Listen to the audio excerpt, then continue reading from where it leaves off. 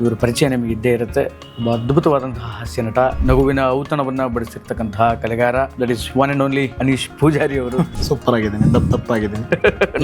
ನೋಡಿದ್ರೆ ಗೊತ್ತಾಗುತ್ತೆ. ಎಕ್ಸಲ್ಲ ನೀವು ಡಬಲ್ ಎಕ್ಸಲ್ ಆಗಿದೆ ಈಗ. ಕಮಾನ್ ಮೈ ಡಿಯರ್ ಫ್ರೆಂಡ್ಸ್, ನಾವು ಅಲರ್ಟ್ ಇರಬೇಕು. ನಮಗೋಸ್ಕರ ಅಲ್ಲದೆ ಇದ್ರು ಎದುರು ಮನೆ ಹುಡುಗಿರಿಗೋಸ್ಕರನಾದ್ರೂ ನಾವು ಈ ಮನೆನ ಕ್ಲೀನ್ ಮಾಡ್ಬೇಕು.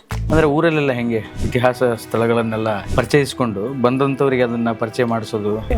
ಇಲ್ಲ, ಅಂದ್ರೆ ನಾನು ಈಗ ಹೇಳಿದ್ದಷ್ಟೇ, ನನಗೆ ಗೊತ್ತಿರೋ ಮಾಹಿತಿಯನ್ನು ಹೇಳಿದೆ. ಸೊ ಬರೋರನ್ನ ನೋಡಿದೀನಿ ನಾನು. ಪ್ರವಾಸಿಗರು ಬರ್ತಾರೆ, ಅಲ್ಲಿಗೆ ನೋಡ್ತಾರೆ, ಅಲ್ಲಿ ಕೈ ಮುಗಿತಾರೆ, ಪ್ರಾರ್ಥನೆ ಮಾಡ್ತಾರೆ, ಹೋಗ್ತಾರೆ, ಹಾಗೆಲ್ಲ ಇರ್ತದೆ.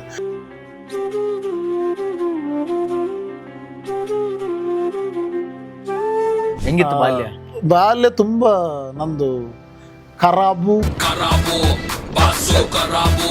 ನಾನು ಅದು ಅಂದ್ರೆ ಜನರಿಗೆ ಅಲ್ಲಿ ನಾನು ಸ್ಕೂಲಲ್ಲಿ ಇರ್ಬೇಕಾದ್ರೆ ಒಂದು ಪ್ರೈಮರಿ ಲೆವೆಲ್ ಅಲ್ಲಿ ತುಂಬಾ ಸಾಫ್ಟ್, ಅಂದ್ರೆ ಸ್ಕೂಲಲ್ಲಿ ಮಾತ್ರ. ಮನೆಯಲ್ಲಿ ತುಂಬಾ ಚೇಷ್ಟೆ ಮಾಡ್ತಿದ್ದೆ. ಅಂದ್ರೆ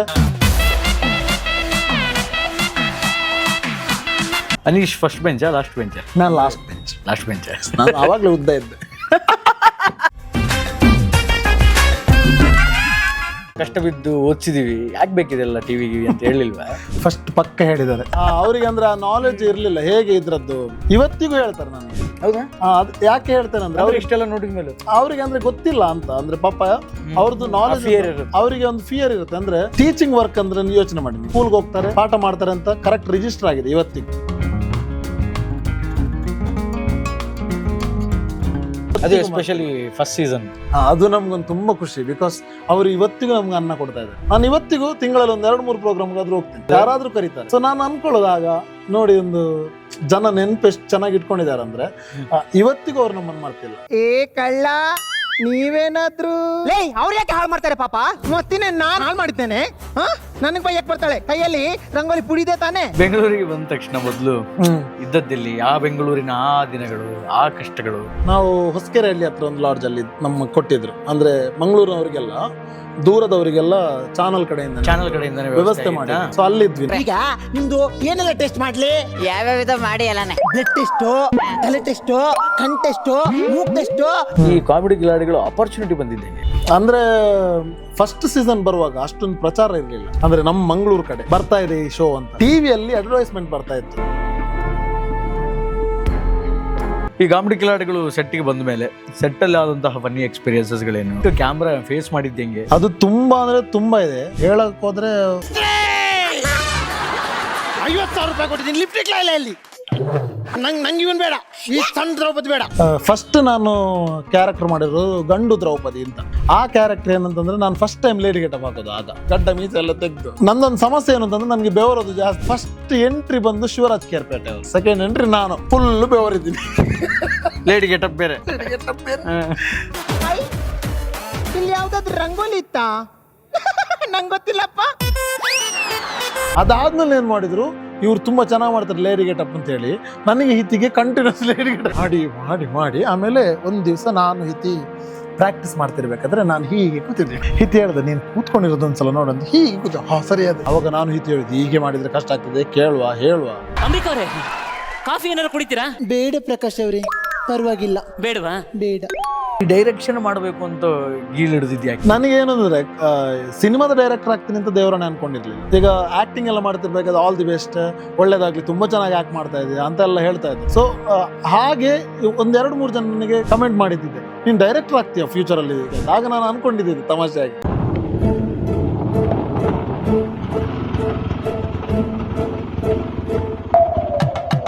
ಫ್ಯೂಚರ್ ಅಲ್ಲಿ ನಾನು, ಸ್ಮಿತೇಶ್ ಮತ್ತೆ ನಮ್ಮ ಟೀಮ್ ಎಲ್ಲ ಡಿಸ್ಕಸ್ ಮಾಡಿದ್ವಿ, ನಾವ್ ಯಾಕೆ ಸಿನಿಮಾ ಎಲ್ಲ ಮಾಡಬಾರ್ದು. ಶಾರ್ಟ್ ಫಿಲ್ಮ್ ಇಂದ ಶುರು ಮಾಡಿದ್ವಿ. ಶಾರ್ಟ್ ಫಿಲ್ಮ್ ಮಾಡಿದ್ವಿ. ಅದ್ರಲ್ಲಿ ಏನು ಅಂದ್ರೆ ಏನು ಗೊತ್ತಿರ್ಲಿಲ್ಲ. ವೈಟ್ ಎಲ್ಲ ಬಳ್ಕೊಂಡು ನಾನು ಅಜ್ಜನ ಕ್ಯಾರೆಕ್ಟರ್ ಮಾಡಿದ್ವಿ. ಅದಕ್ಕೊಂದು 5-6 ಸ್ಟೇಟ್ ಅವಾರ್ಡ್ಗಳೆಲ್ಲ ಬಂದಿದೆ, ಸ್ಟೇಟ್ ಲೆವೆಲ್ ಅವಾರ್ಡ್ಗಳೆಲ್ಲ ಸಿಕ್ಕಿದೆ.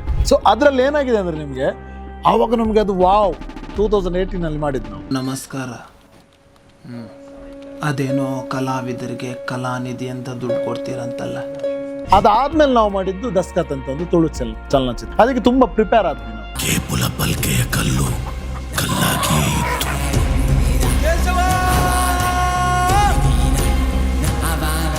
ನಾವು ಮಾಡಿದ ಹಳೆಯ ತಪ್ಪುಗಳನ್ನೆಲ್ಲ ಸರಿ ಮಾಡಬೇಕು. ಇದರಲ್ಲಿ ಯಾವುದು ಕೂಡ ತಪ್ಪಾಗಬಾರ್ದು. ಅದಕ್ಕೆ ಫಸ್ಟ್ ಪ್ರಾಜೆಕ್ಟ್ ನಮ್ದು 72 days ಸ್ಕೆಡ್ಯೂಲ್, ಕನಸು ಅದಾದ ನಂತರ ವನಜ ಮಾಡಿದ್ದು 9 ದಿನ, 6 ಎಪಿಸೋಡ್ ಇದೆ. ವೃಷ್ಟಿ ಅಂತ ಒಂದು ಮೂವಿ ಮಾಡಿದ್ವಿ, ಅದು ಇನ್ನು ರಿಲೀಸ್ ಆಗ್ಬೇಕಷ್ಟೇ. ಆರ್ಟಿಸ್ಟಿಕ್ ಮೂವಿ ಅದು 10 ದಿನದಲ್ಲಿ ಮುಗಿಸಿದ್ವಿ. 72 ದಿನದಿಂದ 10ಕ್ಕೆ ಬಂದಿದ್ವಿ. ದಸ್ಕತ್ ಮಾಡಿದ್ವಿ, ಅದು ಫುಲ್ ಫ್ಲೆಜ್ಡ್ ಮೂವಿ ಆಗಿರೋದ್ರಿಂದ 22 ದಿನದಲ್ಲಿ ಮುಗಿಸಿದ್ವಿ. ಬಿಕಾಸ್ ಎಲ್ಲ ಅಲ್ಲಿಂದಲೇ ನಾವು ಕಲ್ತ್ಕೊಂಡ್ ಬಂದಿದ್ವಿ. ಪಂಚಾಯತ್ ನೀವು ಎಂತೆಲ್ಲ ಮಾಡ್ತಾ ಇದ್ದೀರಿ ಅಂತ ಎಲ್ಲರಿಗೂ ಗೊತ್ತುಂಟು. ನವರಸ ನಾಯಕರ ಬಗ್ಗೆ ಏನ್ ಹೇಳ್ತೀರಿ? ನನ್ನ ಪ್ರಕಾರ ಒಂದು ದೊಡ್ಡ ಧನಾತ್ಮಕ ಶಕ್ತಿ ಇದೆ ಅವ್ರ ಹತ್ರ, ಅಂದ್ರೆ ವೈಬ್ ಇದೆ ಅವರಲ್ಲಿ ಒಂದು. ನಾನು ಫಸ್ಟ್ ಇಂದ ನೋಡಿದ್ದೆ ಅದನ್ನ. ದೆನ್ ಅವರ ಮಾತುಗಳಲ್ಲಿ ತುಂಬಾ ನಾಲೆಡ್ಜ್ ಇದೆ. ಅವ್ರು ಸುಮ್ಮನೆ ಬಂದು ಮಾತಾಡಿದ್ದಿಲ್ಲ ಕೂತ್ಕೊಂಡು. ಅಂದ್ರೆ ಕಾಮಿಡಿ ಕಿಲಾಡಿಗಳು ಆದ್ಮೇಲೆ ಸಿನಿಮಾಕ್ಕೆ ಚಾನ್ಸ್ ಬೇಕು ಅಂತ ಹೋಗಿದ್ದೇನೆ, ಅಥವಾ ಏನಾದ್ರು ಅಪಮಾನಗಳು ಅವಮಾನಗಳು? ಅದು ಎಕ್ಸಾಕ್ಟ್ಲಿ ಇದ್ದೇ ಇರ್ತದೆ ಎಲ್ಲ ಕಡೆಗಳಲ್ಲಿ. ಅಂದ್ರೆ ಯಾವ ತರ ಈಗ ನಾವು ಕಾಮಿಡಿ ಕಿಲಾಡಿಯಲ್ಲಿ ಇರುವಾಗ್ಲೂ ನಮ್ಗೆ ಹಂಗಾಗಿರುತ್ತೆ. ಅಂದ್ರೆ ಇನ್ನು ನೆಕ್ಸ್ಟ್ ಲೈಫ್ ಲೀಡ್ ಮಾಡಬೇಕು ಅನ್ನುವಾಗ ಯಾರಾದ್ರದ್ದು ಆಪರ್ಚುನಿಟಿ ಕೊಡೋರು ಇರ್ತಾರೆ. ಕೆಲವರಿಗೆ ನಮ್ಮ ಎಬಿಲಿಟಿ ಗೊತ್ತಿರೋದಿಲ್ಲ, ಇವನಿಂದ ಆಗುತ್ತಾ ಅನ್ನುವಂತ ಒಂದು ಕ್ವಶನ್ ಇರುತ್ತೆ. ಆವಾಗ ಆಬ್ವಿಯಸ್ಲಿ ನಮ್ಗೊಂದು ಅವಮಾನ ಆಗೇ ಆಗಿದೆ. ಅಂತದ್ದು ತುಂಬಾ ಕಡೆ ಆಗಿದೆ ನನಗೂ ಕೂಡ. Watching TV, reading books. Watching TV ಅಂದ್ರಲ್ಲ, ಏನೇನ್ ನೋಡ್ತೀರಾ? ನಾನು ರಾತ್ರೋರಾತ್ರಿ ಹಿಂಗ್ ವೈರಲ್ ಆಗ್ಬಿಡ್ತಾರೆ, ಫೇಮಸ್ ಆಗ್ಬಿಡ್ತಾರೆ. ಕಂಟೆಂಟ್ ಇರಲ್ಲ, ಏನೂ ಇರಲ್ಲ, ಸುಮ್ನೆ ಅದಕ್ಕೊಂದು ಕಾಮಿಡಿ ಅನ್ನೋ ಲೇಬಲ್ ಕೊಟ್ಟಿರ್ತಾರೆ. ಅದು ನೋಡಿದ್ರೆ ನಗಬೇಕು ಅಂತ ಅನ್ಸಲ್ಲ, ಆಯ್ತಾ? ಅಕ್ವರ್ಡ್ ಕಂಟೆಂಟ್ ತರ, ಕ್ರಿಂಜ್ ಕಂಟೆಂಟ್ ತರ ಇರುತ್ತೆ. ಸೊ ಅಂತವ್ರು ನೋಡಿದಾಗ ಏನನ್ಸುತ್ತೆ? ಹೆಂಗ್ ರೀಚ್ ಆದ ಅಂತ ನಾನು ಹೇಳುದು. ಈಗ ಏನ್ ಹೇಳ್ತೀರಿ, 1 million ರೀಚ್ ಆದವ. 1 million ಅಲ್ಲಿ ಒಂದು 100K ಜನರಿಗೆ ಇಷ್ಟ ಆಗಿರ್ಲಿಕ್ಕಿಲ್ಲ, ಅದಕ್ಕೆ ನೋಡಿರ್ತಾರೆ, ಸ್ಕ್ರೋಲ್ ಮಾಡಿರ್ತಾರೆ. 900K ಜನರಿಗೆ ಇಷ್ಟ ಆಗಿರೋದು ಶೇರ್ ಆಗಿರೋದು. ತುಂಬಾ ಟ್ರೈ ಮಾಡಿರ್ತೀನಿ. ನನ್ನಂತವ್ರು ತುಂಬಾ ಜನ ಇರ್ತಾರೆ, ಕಷ್ಟಪಟ್ಟಿರ್ತಾರೆ. ನಾನು ಕಷ್ಟಪಟ್ಟಿರೋದು ಕರೆಕ್ಟ್, ಬಟ್ ನನ್ನ ಒಂದು ಅಸ್ತಿತ್ವವನ್ನು ಉಳಿಸೋದಕ್ಕೆ ನಾನೇ ಟ್ರೈ ಮಾಡ್ಬೇಕು, ಇನ್ನೊಬ್ಬ ಟ್ರೈ ಮಾಡಕ್ ಆಗೋದಿಲ್ಲ. ಕರಡಿ ಕೂದಲಲ್ಲಿ ಮಾಡಿರೋ ಒಂದು ಆಯಿಂಟ್ಮೆಂಟ್ ಇದೆ, ಅದನ್ನ ಡೈಲಿ ಬ್ರಷ್ ಅಲ್ಲಿ ಅಪ್ಲೈ ಮಾಡ್ತಾ ಇರಿ, ಎಲ್ಲ ಸರಿ ಹೋಗುತ್ತೆ. ರಾಕೇಶ್ ಪೂಜಾರಿ ಪರಿಚಯ ಐತೆ ನಿಮಗೆ? ಅದು ಮರೆಯಕ್ಕಾಗಲ್ಲ ಆಕ್ಚುಲಿ ನಮ್ಗೆ ಈಗ. ಬಿಕಾಸ್ ಅವನು ಮಾಡ್ತಿದ್ದ ಚೇಷ್ಟೆ ಇದೆಯಲ್ಲ, ಹೌದಾ?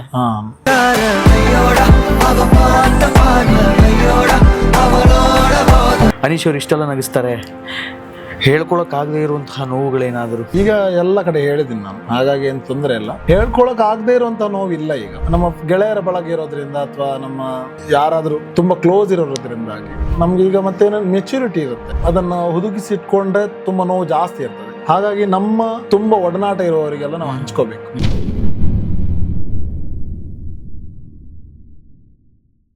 ಕಾಮಿಡಿ ಕಿಲಾಡಿಗಳಾಯ್ತು, ಶಾರ್ಟ್ ಸಿನಿಮಾ ಆಯ್ತು, ದಸ್ಕತ್ ಆಯ್ತು, ಡೈರೆಕ್ಷನ್ ಮಾಡ್ತಾ ಇದೀರಿ. What next? ಮುಂದೇನು? ನೆಕ್ಸ್ಟ್ ಕೂಡ ಮೂವಿ ಮಾಡ್ತೀವಿ, ಡೈರೆಕ್ಷನ್ ಮಾಡ್ತೀವಿ. ನಾನು ದಸ್ಕತ್ ಮಾಡುವಾಗ ನಾವು ಒಂದು ಡಿಸೈಡ್ ಮಾಡಿದ್ವಿ ನಮ್ಮ ಟೀಮಲ್ಲಿ, ಒಂದು ವೇಳೆ ಈ ಸಿನಿಮಾ ಗೆಲ್ಲದೆ ಇದ್ರೆ ನಾವು ನೆಕ್ಸ್ಟ್ ಸಿನಿಮಾ ಮಾಡೋದು ಬೇಡ ಅಂತ. ಹೊಸದಾಗಿ ಸಿನಿಮಾಗೆ ಬರೋರಿಗೆ ಅಥವಾ ಹೊಸದಾಗಿ ಡೈರೆಕ್ಷನ್ ಮಾಡ್ತೀನಿ ಅಂತ ಬರೋರಿಗೆ, ಆಕ್ಟಿಂಗ್ ಮಾಡ್ತೀನಿ ಅಂತ ಬರೋರಿಗೆ ಫೈನಲಿ ಏನು ಹೇಳಕ್ಕೆ ಇಷ್ಟಪಡ್ತೀರಿ? ಅದ್ರ ಅನುಭವದ ಮಾತೇನಂದ್ರೆ ಟ್ರೈ ಮಾಡ್ಬೇಕಷ್ಟೇ, ಒಂದೇ ವರ್ಡ್. ನಾವು ಟ್ರೈ ಮಾಡಿ ಮಾಡಬೇಕು, ದೆನ್ 100% ಅದಕ್ಕೆ ಕೊಡಬೇಕು. ಆ ಜನದ ಸುದ್ದಿಗೆ ನಾವು ಹೋಗುದು ಬೇಡ.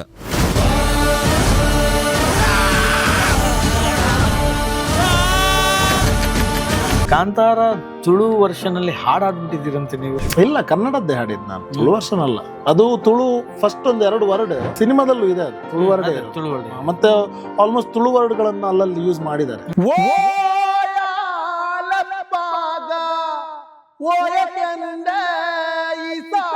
ಪಾರ್ವತಿ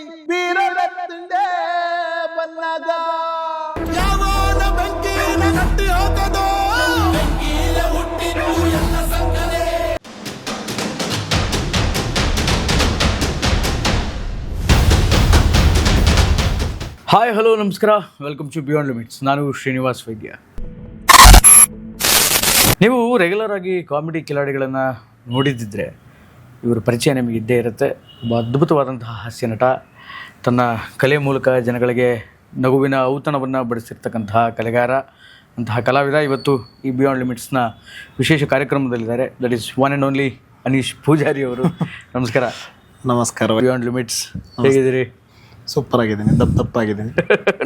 ನೋಡಿದ್ರೆ ಗೊತ್ತಾಗುತ್ತೆ. ಸೂಟ್ ಆಗುತ್ತೆ ಕರೆಕ್ಟ್ ಮಾತಾಡಕ್ಕೆ. ಎಕ್ಸೆಲ್ ನೀವು? ಡಬಲ್ ಎಕ್ಸೆಲ್ ಆಗಿದೆ ಈಗ. ನನ್ನ 3XL, ನನ್ಕಿನ್ನ ಸ್ವಲ್ಪ ತೆಳಗಿದ್ದೀರಿ ನೀವು. ಮೋಸ್ಟ್ಲಿ ಬರ್ಲಕ್ಕೂ ಸಾಧ್ಯತೆ ಇದೆ ನೆಕ್ಸ್ಟ್ ಫ್ಯೂಚರ್ ಅಲ್ಲಿ. ಆಗ್ಲಿ ಒಳ್ಳೇದು.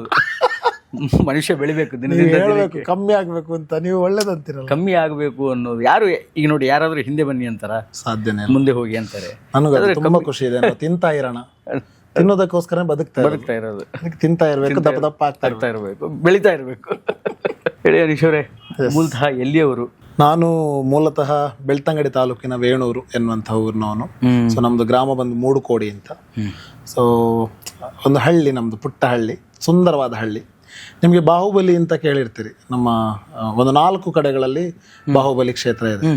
ಒಂದು ಧರ್ಮಸ್ಥಳದಲ್ಲಿದೆ, ವೇಣೂರಲ್ಲೂ ಇದೆ, ಆಮೇಲೆ ಕಾರ್ಕಳದಲ್ಲಿದೆ, ಶ್ರವಣಬೆಳಗೊಳದಲ್ಲಿದೆ. ಸೊ ನಮ್ಮದು ವೇಣೂರು ಬಾಹುಬಲಿ ಕ್ಷೇತ್ರನೇ. 1400 ವರ್ಷಗಳ ಇತಿಹಾಸ ಇರುವಂತ ಒಂದು ಮಹಾಲಿಂಗೇಶ್ವರ ದೇವರ ದೇವಸ್ಥಾನ ಕೂಡ ಇದೆ. ಕಲ್ಲು ಬಸದಿ ಇದೆ, ಸುಮಾರು 500 ವರ್ಷಗಳ ಹಿಂದಿನದ್ದು. ಪ್ರವಾಸಿ ತಾಣ ತರ ಒಂದು ಹಳ್ಳಿಯಲ್ಲಿ ತುಂಬಾ ಸ್ವಚ್ಛಂದವಾಗಿ ಬೆಳೆದಂತಹ ಮಗು ನಾನು. ಈಗಲೂ ಮಗುನ? ಈಗಲೂ ಮಗುವಿನ ಮನಸ್ಸು. ಎಲ್ರು ಜನ ನೋಡಿ ಕಮೆಂಟ್ ಹಾಕ್ತಾರೆ, ಮಗುವಿನ ಮನಸ್ಸು ಅಂತ. ಮಗುವಿನ ಮನಸ್ಸು, ಇತಿಹಾಸ ಪ್ರಜ್ಞೆ ಇದೆ ಮಗುವಿಗೆ. ಕರೆಕ್ಟ್ ಕರೆಕ್ಟ್ ಆಗಿ ಹೇಳಿದ್ರಿ. ಅಂದ್ರೆ ಊರಲ್ಲೆಲ್ಲ ಹೆಂಗೆ ಅಂದ್ರೆ ಈ ತರ ಇತಿಹಾಸ ಸ್ಥಳಗಳನ್ನೆಲ್ಲ ಪರಿಚಯಿಸ್ಕೊಂಡು ಬಂದಂಥವ್ರಿಗೆ ಅದನ್ನ ಪರಿಚಯ ಮಾಡಿಸೋದು ಅಥವಾ ಅದನ್ನ ತೋರಿಸೋದು, ಆ ಥರದ್ದೆಲ್ಲ ಮಾಡಿದ್ದೇನಾ ಚೈಲ್ಡ್ಹುಡ್ ಅಲ್ಲಿ? ಇಲ್ಲ, ಅಂದ್ರೆ ನಾನು ಈಗ ಹೇಳಿದ್ದಷ್ಟೇ, ನನಗೆ ಗೊತ್ತಿರೋ ಮಾಹಿತಿಯನ್ನು ಹೇಳಿದೆ. ಸೊ ಬರೋರನ್ನ ನೋಡಿದ್ದೀನಿ ನಾನು. ಪ್ರವಾಸಿಗರು ಬರ್ತಾರೆ, ಅಲ್ಲಿಗೆ ನೋಡ್ತಾರೆ, ಅಲ್ಲಿ ಕೈ ಮುಗಿತಾರೆ, ಪ್ರಾರ್ಥನೆ ಮಾಡ್ತಾರೆ, ಹೋಗ್ತಾರೆ, ಹಾಗೆಲ್ಲ ಇರ್ತದೆ. ಸೊ ನನ್ನ ಚೈಲ್ಡ್ಹುಡ್ ಅಲ್ಲೇ ಕಳೆದಿರೋದು ನಾನು. ಅಂದರೆ ವೇಣೂರಲ್ಲೇ ನಾನು ಪ್ರೈಮರಿ ಇರ್ಬೋದು, ಹೈಸ್ಕೂಲ್ ಇರ್ಬೋದು, PUC ಇರ್ಬೋದು, ಎಲ್ಲವನ್ನು ಮುಗಿಸಿರೋದು ಅಲ್ಲೇ. ಹಾಗಾಗಿ ನನಗೆ ನನ್ನ ಊರಿನ ಸುತ್ತಮುತ್ತಲಿನೆಲ್ಲ ಒಂದು ಪರಿಚಯ ಮತ್ತು ಅಲ್ಲಿನ ಒಡನಾಟ ಜಾಸ್ತಿ. ಮತ್ತು ಆ ಊರಿನ ಜನರು ಕೂಡ ನನಗೆ ತುಂಬ ಹತ್ತಿರವಾಗಿದ್ದಾರೆ. ಇವತ್ತು ಕೂಡ ಅಷ್ಟೇ. ಅಂದರೆ ನಾನೀಗ 7, 8, 9 ವರ್ಷ ಆಯಿತು ಕಾಮಿಡಿ ಕಿಲಾಡಿಗಳು ಜರ್ನಿ ಸ್ಟಾರ್ಟ್ ಮಾಡಿ. ಸೊ 9 ವರ್ಷಗಳಲ್ಲೂ ಅಂದರೆ 9 ವರ್ಷಗಳು ನಾನೇನು ಜರ್ನಿ ಸ್ಟಾರ್ಟ್ ಮಾಡಿದ್ನೋ ಅಲ್ಲಿ ನನಗೆ ಜನರ ಪ್ರೀತಿ ತುಂಬ ದೊಡ್ಡ ಮಟ್ಟಕ್ಕೆ ಸಿಕ್ಕಿದೆ. ಇವತ್ತಿಗೂ ನಾನು ಅಲ್ಲಿ ಇಳಿದು ದಾರಿಯಲ್ಲಿ ಹೋಗ್ತಿರ್ಬೇಕಾದ್ರೆ ತುಂಬ ರೆಸ್ಪೆಕ್ಟ್ ಮಾಡ್ತಾರೆ, ತುಂಬ ಖುಷಿ ಪಡ್ತಾರೆ ನಮ್ಮ ಊರಿನ ಪ್ರತಿಭೆ ಅಂತ. ಸೊ ಅಲ್ಲಿ ಗುರುತಿಸಿದ್ರಿಂದಾಗಿ ನಾನು ಇವತ್ತು ಬೆಂಗಳೂರು ತನಕ ಬರೋದಕ್ಕಾಗಿದೆ ಅಂತ. ಅಂದ್ರೆ ಊರಿನ ಜನ ಸಪೋರ್ಟ್ ಸಿಕ್ಕಾಪಟ್ಟೆ ಇದೆ, ತುಂಬಾ ಚೆನ್ನಾಗಿದೆ. ಅಂದ್ರೆ ಅಲ್ಲಿ ಏನು ಗೊತ್ತಾ, ಎಲ್ಲರೂ ಕೂಡ ತುಂಬಾ ಖುಷಿ ಪಡ್ತಾರೆ. ಈಗ ನಾನು ಕಾಮಿಡಿಯನ್ ಆಗಿರೋದ್ರಿಂದ, ಸೊ ಈಗ ನಾನು ನಿರ್ದೇಶಕನ ಸ್ಥಾನಕ್ಕೆ ಬಂದಿದ್ದೀನಿ. ಅಂದ್ರೆ ಕಾಮಿಡಿ ಕಿಲಾಡಿ ಅನ್ನುವ ವೇದಿಕೆ ನನಗೆ ಆ ಒಂದು ಸ್ಥಾನವನ್ನು ಕೊಟ್ಟಿರೋದು.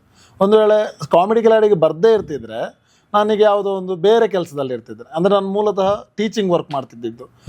MA ಇನ್ ಕನ್ನಡ ಮಾಡಿ B.Ed ಮಾಡಿ ಒಂದು ಸ್ಕೂಲಲ್ಲಿ ವರ್ಕ್ ಮಾಡ್ತಾ ಇದ್ದೆ, ಪ್ರೈವೇಟ್ ಸ್ಕೂಲಲ್ಲಿ ವರ್ಕ್ ಮಾಡ್ತಿರ್ಬೇಕಾದ್ರೆ ಸಡನ್ಲಿ ಆಪರ್ಚುನಿಟಿ ಅಂತಾರಲ್ಲ, ಅಂದ್ರೆ ಕೆಲವೊಂದ್ಸಲ ಅವಕಾಶ, ಕೆಲವೊಂದ್ಸಲ ನಾವು ಬಯಸಿ ಬರುತ್ತೆ, ಕೆಲವೊಂದ್ಸಲ ಪ್ರಯತ್ನ ಪಟ್ಟು ಬರುತ್ತೆ. ಸೊ ನನಗೆ ಆಕಸ್ಮಿಕ ಅಂತ ಹೇಳ್ಬೋದು. ನಾನು ಸ್ಕೂಲ್ ಡೇಸಲ್ಲಿ, ಕಾಲೇಜ್ ಡೇಸ್ಗಳಲ್ಲೆಲ್ಲ ಸ್ಟೇಜಲ್ಲಿ ನಾವು ಪರ್ಫಾರ್ಮ್ ಮಾಡ್ತೀವಿ, ನಿಮಗೂ ಗೊತ್ತಿರುತ್ತೆ. ಸ್ಕೂಲ್ ಡೇಗೆ ಅಥವಾ ಯಾವ್ದಾರ ಒಂದು ಸ್ಪೆಷಲ್ ಒಕೇಶನ್ ಇದ್ದಾಗ ಎಲ್ಲ ಹೋಗಿ, ಫ್ರೆಷರ್ಸ್ ಡೇಗೆ ಎಲ್ಲ ಹೋಗಿ ಸುಮ್ಮನೆ ಕಾಮಿಡಿ ಮಾಡ್ತಿದ್ದವ ನಾನು. ಸೊ ಅಲ್ಲಿಂದ ಡೈರೆಕ್ಟಾಗಿ ಇಂಥ ಒಂದು ದೊಡ್ಡ ಸ್ಟೇಜಿಗೆ ಬರುವಂಥ ಅವಕಾಶ ಸಿಕ್ತು. ಅಲ್ಲೂ ಕೂಡ ಒಂದು ಪ್ರಯತ್ನ ಇದೆ. ಸೊ ಆಡಿಷನ್ ಮೂಲಕ ನಾನು ಬಂದಿರೋದು. ಇಲ್ಲಾಂದರೆ ಈಗ ಯಾವುದಾದ್ರೊಂದು ಕಾಲೇಜಲ್ಲೋ ಅಥವಾ ಸ್ಕೂಲಲ್ಲೂ ಟೀಚ್ ಮಾಡ್ತಾ ಇದ್ದೆ, ಕಂಟಿನ್ಯೂ ಮಾಡ್ತಾ ಇದ್ದೆ ಅದನ್ನು. ಅಂದರೆ ಕಾಮಿಡಿ ಕಿಲಾಡಿಗೆ ಬರದೇ ಇರ್ತಿದ್ರೆ. ಈ ಕಾಮಿಡಿಯನ್ಸಿಗೆ ಸ್ಪಾಂಟೇನಿಯಸ್ ಅನ್ನೋದು ಭಾಳ ಇಂಪಾರ್ಟೆಂಟ್ ಆಗುತ್ತೆ. ಸ್ಪಾಂಟೇನಿಯಸ್ ಇದ್ರೆ ಅಥವಾ ಸೆನ್ಸ್ ಆಫ್ ಹ್ಯೂಮರ್ ಇದ್ರೆ ಕರೆಕ್ಟಾಗಿ ಪಂಚ್ ಹಾಕಕ್ ಬರುತ್ತೆ, ಕರೆಕ್ಟಾಗಿ ಕಾಮಿಡಿ ಮಾಡಕ್ ಬರುತ್ತೆ. ಚಿಕ್ಕ ವಯಸ್ಸಲ್ಲಿ ಇದೆಲ್ಲ ಇತ್ತಾ, ಈ ಸ್ಪಾಂಟೇನಿಯಸ್ ಸೆನ್ಸ್ ಆಫ್ ಹ್ಯೂಮರ್ ಅದೆಲ್ಲ ಇತ್ತಾ? ಹೌದು, ನಂದೇನಂತಂದ್ರೆ ಹೆಂಗಿತ್ತು ಬಾಲ್ಯ ತುಂಬಾ ನಂದು ಖರಾಬು ಖುಷಿ ಎಲ್ಲ ಇತ್ತು. ನಾನು ಅದು ಅಂದ್ರೆ ಜನರಿಗೆ ಅಲ್ಲಿ ನಾನು ಸ್ಕೂಲಲ್ಲಿ ಇರ್ಬೇಕಾದ್ರೆ ಒಂದು ಪ್ರೈಮರಿ ಲೆವೆಲ್ ಅಲ್ಲಿ ತುಂಬಾ ಸಾಫ್ಟ್, ಅಂದ್ರೆ ಸ್ಕೂಲಲ್ಲಿ ಮಾತ್ರ. ಮನೆಯಲ್ಲಿ ತುಂಬಾ ಚೇಷ್ಟೆ ಮಾಡ್ತಾ ಇದ್ದೆ. ತುಂಬಾ ಚೇಷ್ಟೆ ಮಾಡ್ತಿದ್ದೆ. ಅಂದ್ರೆ ಮನೆಯಲ್ಲಿ ಕಾಮಿಡಿ ಮಾಡ್ತಾ ಇದ್ದೆ, ಸುಮ್ಮನೆ ತರಲೆ ಮಾಡ್ತಾ ಇದ್ದೆ. ಕೆಳಗೆ ಈಗ ನಮ್ಮ ಮನೆಗಳಲ್ಲೇ ಬೇರೆ ಬೇರೆ ಮನೆ ಇರ್ತದೆ, ಸಂಬಂಧಿಕರ ಮನೆ ಇರ್ತದೆ, ಅವ್ರ ಜೊತೆ ಎಲ್ಲ ಆಟ ಆಡ್ತಾ ಇದ್ದೆ, ಹುಚ್ಚು ಕಾಡ್ತಾ ಇದ್ದೆ. ಆಗ ಅವ್ರು ಕೇಳೋರು ನನ್ನ ಹತ್ರ, ನೀನ್ ಮನೆಯಲ್ಲಿ ಹೇಗಿರ್ತೀಯ ಅಂತ. ಅಂದ್ರೆ ಬೇರೆಯವ್ರ ಮನೆಯಲ್ಲಿ ಆಟ ಆಡ್ತಿರ್ಬೇಕಾದ್ರೆ ಮನೆಯಲ್ಲಿ ಸಹಿಸ್ಕೋತಾರ ನಿನ್ನ ಅಂತ. ಸಹಿಸ್ಕೊಳ್ಳಲ್ಲ, ಏನ್ ಮಾಡೋಕ್ಕಾಗಲ್ಲ ಅಂತ. ಅಂದ್ರೆ ಅಷ್ಟು ಚೇಷ್ಟೆ ಮಾಡ್ತಿದ್ದೆ. ಸ್ಕೂಲಲ್ಲೆಲ್ಲ ತುಂಬಾ ನನಗೆ ನಾಚಿಕೆ ಸ್ವಭಾವ. ಅಂದ್ರೆ ಸ್ಟೇಜ್ ಹೋಗೋದಾದ್ರೆ ತುಂಬಾ ಸಭಾಕಂಪನ, ಫುಲ್ 100 ಮೀಟರ್ ಅಲ್ಲಿ ಓಡ್ತಾ ಇತ್ತು ಎದೆ ಬಡಿತ, ಫಿಯರ್ ಅಂದ್ರೆ ನಿಮ್ಗೆ ಅಲ್ಲಿ ಸ್ಟೇಜಲ್ಲಿ ಹೋಗಿ ನಾನು ಸಿಂಗಿಂಗ್ ಎಲ್ಲ ಮಾಡ್ತಾ ಇದ್ದೆ ಲೈಟ್ ಆಗಿ, ಅಂದ್ರೆ ಭಜನೆ ಎಲ್ಲ ಆಗ್ತಾ ಇತ್ತು. ಶುಕ್ರವಾರ ನಮ್ಮ ಸ್ಕೂಲಲ್ಲಿ ಭಜನೆ ಆಡಿಸ್ತಾ ಇದ್ರು ಸ್ಕೂಲ್ನ ಮಕ್ಕಳಿಗೆಲ್ಲ. ಆಗ ನನಗೊಂದು ಆಸೆ ಆಗುತ್ತೆ ನಾನು ಕೂಡ ಒಂದು ಭಜನೆ ಆಡ್ಬೇಕು ಅಂತ. ಬಟ್ ನನಗೆ ಅರ್ಧ ಮಾತ್ರ ಗೊತ್ತಿದ್ದು ಒಂದು ಭಜನೆ, ಗೊತ್ತಾಯ್ತಾ? ಹಾಡ್ತಾನೆ ಇರಲಿಲ್ಲ ನಾನು ಕೊನೆವರೆಗೂ ಕೂಡ. ಸ್ಕೂಲ್ ಮುಗಿಯವರೆಗೂ ನಾನು ಹಾಡನ್ನು ಆಡ್ಲೇ ಇಲ್ಲ, ಮನೆಯಲ್ಲಿ ಪ್ರಾಕ್ಟೀಸ್ ಮಾಡೋದು ನಾನು. ಕೋಟಿ ಕೋಟಿ ನಮನ ನಿನಗೆ ಮಹಾ ಗಣಪತಿ ಅಂತ ಪ್ರಾಕ್ಟೀಸ್ ಮಾಡೋದು. ಅಲ್ಲಿ ಹಾಡ್ಲಿಕ್ಕೆ ಆಗೋದಿಲ್ಲ, ಬಿಕಾಸ್ ಫುಲ್ ಗಡಗಡ ಆಗಿ ಬೆವರು ಕಿತ್ಕೊಂಡು ಬರೋದು. ಸೊ ಒಂದು ದಿನ ಏನಾಯ್ತು ಅಂದ್ರೆ ನಮ್ದೊಂದು ಸ್ಕೂಲ್ ಟೀಚರ್, ನಾನು ಇದನ್ನು ತುಂಬಾ ಇಂಟರ್ವ್ಯೂಗಳಲ್ಲಿ ಹೇಳಿದ್ದೀನಿ, ನಂಗೆ ಇದನ್ನ ಹೇಳಕ್ ತುಂಬಾ ಖುಷಿ ಆಕ್ಚುಲಿ. ಶಶಿಪ್ರಭಾ ಅಂತ ನನ್ನ ಟೀಚರ್, ಅವ್ರು ನನ್ನನ್ನು ಫಸ್ಟ್ ಸ್ಟೇಜ್ಗೆ ಹತ್ತಿಸಿದ್ದು. ಸೊ ಅವ್ರು ಏನ್ ಮಾಡಿದ್ರು, ಒಂದು ಪ್ರಾಕ್ಟೀಸ್ ಮಾಡಿಸಿದ್ರು ನನಗೆ ಶ್ರವಣಕುಮಾರನ ವೇಷ. ಈಗ ನನಗೆ ಗೊತ್ತಿದೆ ಅದು ಶ್ರವಣಕುಮಾರ ಅಂತ, ಅವತ್ತು ಫಸ್ಟ್ ಗೊತ್ತಿರಲಿಲ್ಲ. ಶ್ರವಣಕುಮಾರನ ಅವತಾರದಲ್ಲಿ ವೇಷ ಅದು, ಆಯ್ತಾ? ಅಲ್ಲಿ ಏನಂತಂದ್ರೆ ತುಂಬಾ ಒಳ್ಳೆ ಕಥೆ ಅದು. ನನಗೆ ಈಗ ತುಂಬಾ ಚೆನ್ನಾಗಿ ಗೊತ್ತಿದೆ, ಆ ಕಥೆ ಎಲ್ಲ ಗೊತ್ತಿದೆ. ಆ ಟೈಮಲ್ಲಿ ಗೊತ್ತಿರಲಿಲ್ಲ. ಟೀಚರ್ ಹೇಳಿದ್ರು 2 ಬುಟ್ಟಿಯಲ್ಲಿ ಅಪ್ಪ ಅಮ್ಮನ ಬೊಂಬೆ ಇಡ್ತೀನಿ, ಅದನ್ನ ಹೆಗಲಲ್ಲಿ ಹೊತ್ಕೊಂಡು ಸಭೆಯಲ್ಲಿ ನಡ್ಕೊಂಡು ಹೋಗ್ಬೇಕು, ನಡ್ಕೊಂಡು ಹೋಗಿ ಸ್ಟೇಜಲ್ಲಿ ಅದನ್ನ ಇಡಬೇಕು. ಅದೆಲ್ಲ ನನಗೆ ಸ್ಕ್ರೀನ್ ಪ್ಲೇ ಯಾಕೆ ನೆನಪಿದೆ ಅಂದ್ರೆ ಅವ್ರು ಅಷ್ಟು ಚೆನ್ನಾಗಿ ಹೇಳ್ಕೊಟ್ಟಿದ್ದಾರೆ. ಮಗುಗೆ ಹೇಳ್ಕೊಟ್ಟ ಹಾಗೆ. ಒಂದು 5ನೇ ಕ್ಲಾಸಲ್ಲಿ ಇದ್ನೇನು, ಪ್ರತಿಭಾ ಕಾರಂಜಿ ಬರ್ತದಲ್ಲ ಹಾಗೆ, ಅಲ್ಲಿ ತಗೊಂಡು ಹೋಗಿ ಇಡಬೇಕು. ಇಟ್ಟಾಗ ಏನಾಗ್ತದೆ, ನಾನೊಂದು ಬಾಣ ಹೀಗೆ ಬಿಸಾಡ್ತೇನೆ, ಅದು ಟೀಚರ್ ಬಿಸಾಡೋದು. ಬಿಸಾಡುವಾಗ ಎದೆಗೆ ಹೀಗೆ ಹಿಡಿದು ನೀನು ಬೀಳ್ಬೇಕು, ನೀನೇ ಹಿಡ್ಕೊಂಡು ನೀನೇ ಬೀಳ್ಬೇಕು. ಅದು ಸಿಂಗಲ್ ಅಲ್ವಾ. ಅದು ಎಲ್ಲ ಆಯ್ತು, ಆಕ್ಟಿವಿಟಿ ಮಾಡಿದೆ, ಅಲ್ಲಿ ತಗೊಂಡು ಹೋಗಿಟ್ಟೆ. ಹೀಗೆ ಎಲ್ಲ ಮಾಡಿ ಅಪ್ಪ ಅಮ್ಮನ ಹತ್ರ ನೀರು ತಗೊಂಡ್ಬರ್ತೀನಿ ಅಂತ ಹೇಳಿ ಒಂದು ಚೊಂಬು ಹಿಡ್ಕೊಂಡು ಹೋಗೋದು. ಹೋಗುವಾಗ ಎದೆಗೆ ಬಾಣ ಬೀಳ್ತದೆ, ಅದು ದಶರಥ ಬೀಳೋದಲ್ವಾ. ಅದು ಈಗ ಗೊತ್ತಿರೋದು ನಂಗೆ, ಅವತ್ತು ಗೊತ್ತಿರಲಿಲ್ಲ. ಬಿಟ್ಟ ಬಾಣ ಬಿಟ್ಟರು ಮೇಡಮ್, ಟೀಚರ್ ಬಾಣ ಬಿಟ್ಟು ಕೂಡಲೇ ನಾನು ಬಿದ್ದೆ, ಸತ್ತ ಮೇಲೆ ಆಗ್ತದೆ, ಅಲ್ಲಿ ಮುಗಿತದೆ ಕಾನ್ಸೆಪ್ಟ್. ಮುಗಿದ ಮೇಲೆ ಸಂಜೆ ಆಗುವಾಗ ಸಮಾರೋಪ ಸಮಾರಂಭ ಮಾಡ್ತಾರೆ. ಅದರದ್ದು ಎಲ್ಲ ಭಕ್ತಿಗೀತೆ, ಲಘು ಸಂಗೀತ, ಅದೆಲ್ಲ ಇರ್ತದೆ, ಚಿತ್ರಕಲೆ ಎಲ್ಲ ಕಾಂಪಿಟೇಷನ್ಸ್, ಪ್ರೈಸ್ ಡಿಸ್ಟ್ರಿಬ್ಯೂಷನ್ ಆಗುವಾಗ ಛದ್ಮವೇಷ ಸ್ಪರ್ಧೆ ಪ್ರಥಮ ಸ್ಥಾನ ಅನೀಶ್ ಅಂತ ಹೇಳಿದ್ರು. ಅವಾಗ ನನಗೆ ಆಕ್ಚುಲಿ ಅನ್ಸಿದ್ದು, ನಮ್ಗೆ ಸಾಕ್ತದೆ, ನಾನು ಮಾಡ್ಬೋದು, ನನಗೂ ಒಂದು ಸ್ಟೇಜಲ್ಲಿ ಆ್ಯಕ್ಟಿಂಗ್ ಎಲ್ಲ ಮಾಡ್ಬೋದು. ಅಲ್ಲಿಂದ ಶುರುವಾಗಿದ್ದು ನನ್ನ ಜರ್ನಿ ಆ್ಯಕ್ಚುಲಿ. ಆಗ ನಾವೇ ಸ್ಕಿಟ್ ಎಲ್ಲ ಕ್ರಿಯೇಟ್ ಮಾಡ್ಕೊಳ್ಳೋದು, ಫ್ರೆಂಡ್ಸ್ ಎಲ್ಲ ಸೇರಿ ಯಾವುದ್ಯಾವುದೋ ಸ್ಕಿಟ್ ಎಲ್ಲ ಮಾಡ್ತೀವಿ, ಏನೇನೋ ಮಾಡ್ತೀವಿ. ನೆಕ್ಸ್ಟ್ ನಮ್ಮೂರಲ್ಲಿ ಒಂದಷ್ಟು ಲೆಜೆಂಡ್ರಿ ಆ್ಯಕ್ಟರ್ಗಳಿದ್ದಾರೆ. ಅಂದ್ರೆ ತುಳು ರಂಗಭೂಮಿ ಕೇಳಿರ್ಬೋದು, ತುಳು ಚಲನಚಿತ್ರ ರಂಗ ಕೇಳಿರ್ತೀರಿ. ಸೊ ಅಲ್ಲಿ ಒಂದಷ್ಟು ಜನ ಲೆಜೆಂಡ್ರಿ ಆಕ್ಟರ್ಗಳಿದ್ದಾರೆ. ದೇವದಾಸ್ ಕಾಪಿಕಾಡ್ ಅಂತ, ಮತ್ತೆ ಅರವಿಂದ್ ಬೋಳಾರ್ ಸರ್, ಮತ್ತೆ ವಾಮಂಜೂರ್ ಅವರು, ನವೀನ್ ಡಿ ಪಾಟೀಲ್, ಹೀಗೆ ಸಾಲು ಹೆಸರುಗಳಿದ್ದಾವೆ. ರೈಟರ್ಗಳಲ್ಲೂ ವಿಜಯ್ ಕುಮಾರ್ ಕೊಡಿಯಾಲ್ ಬೈಲ್ ಅಂತ.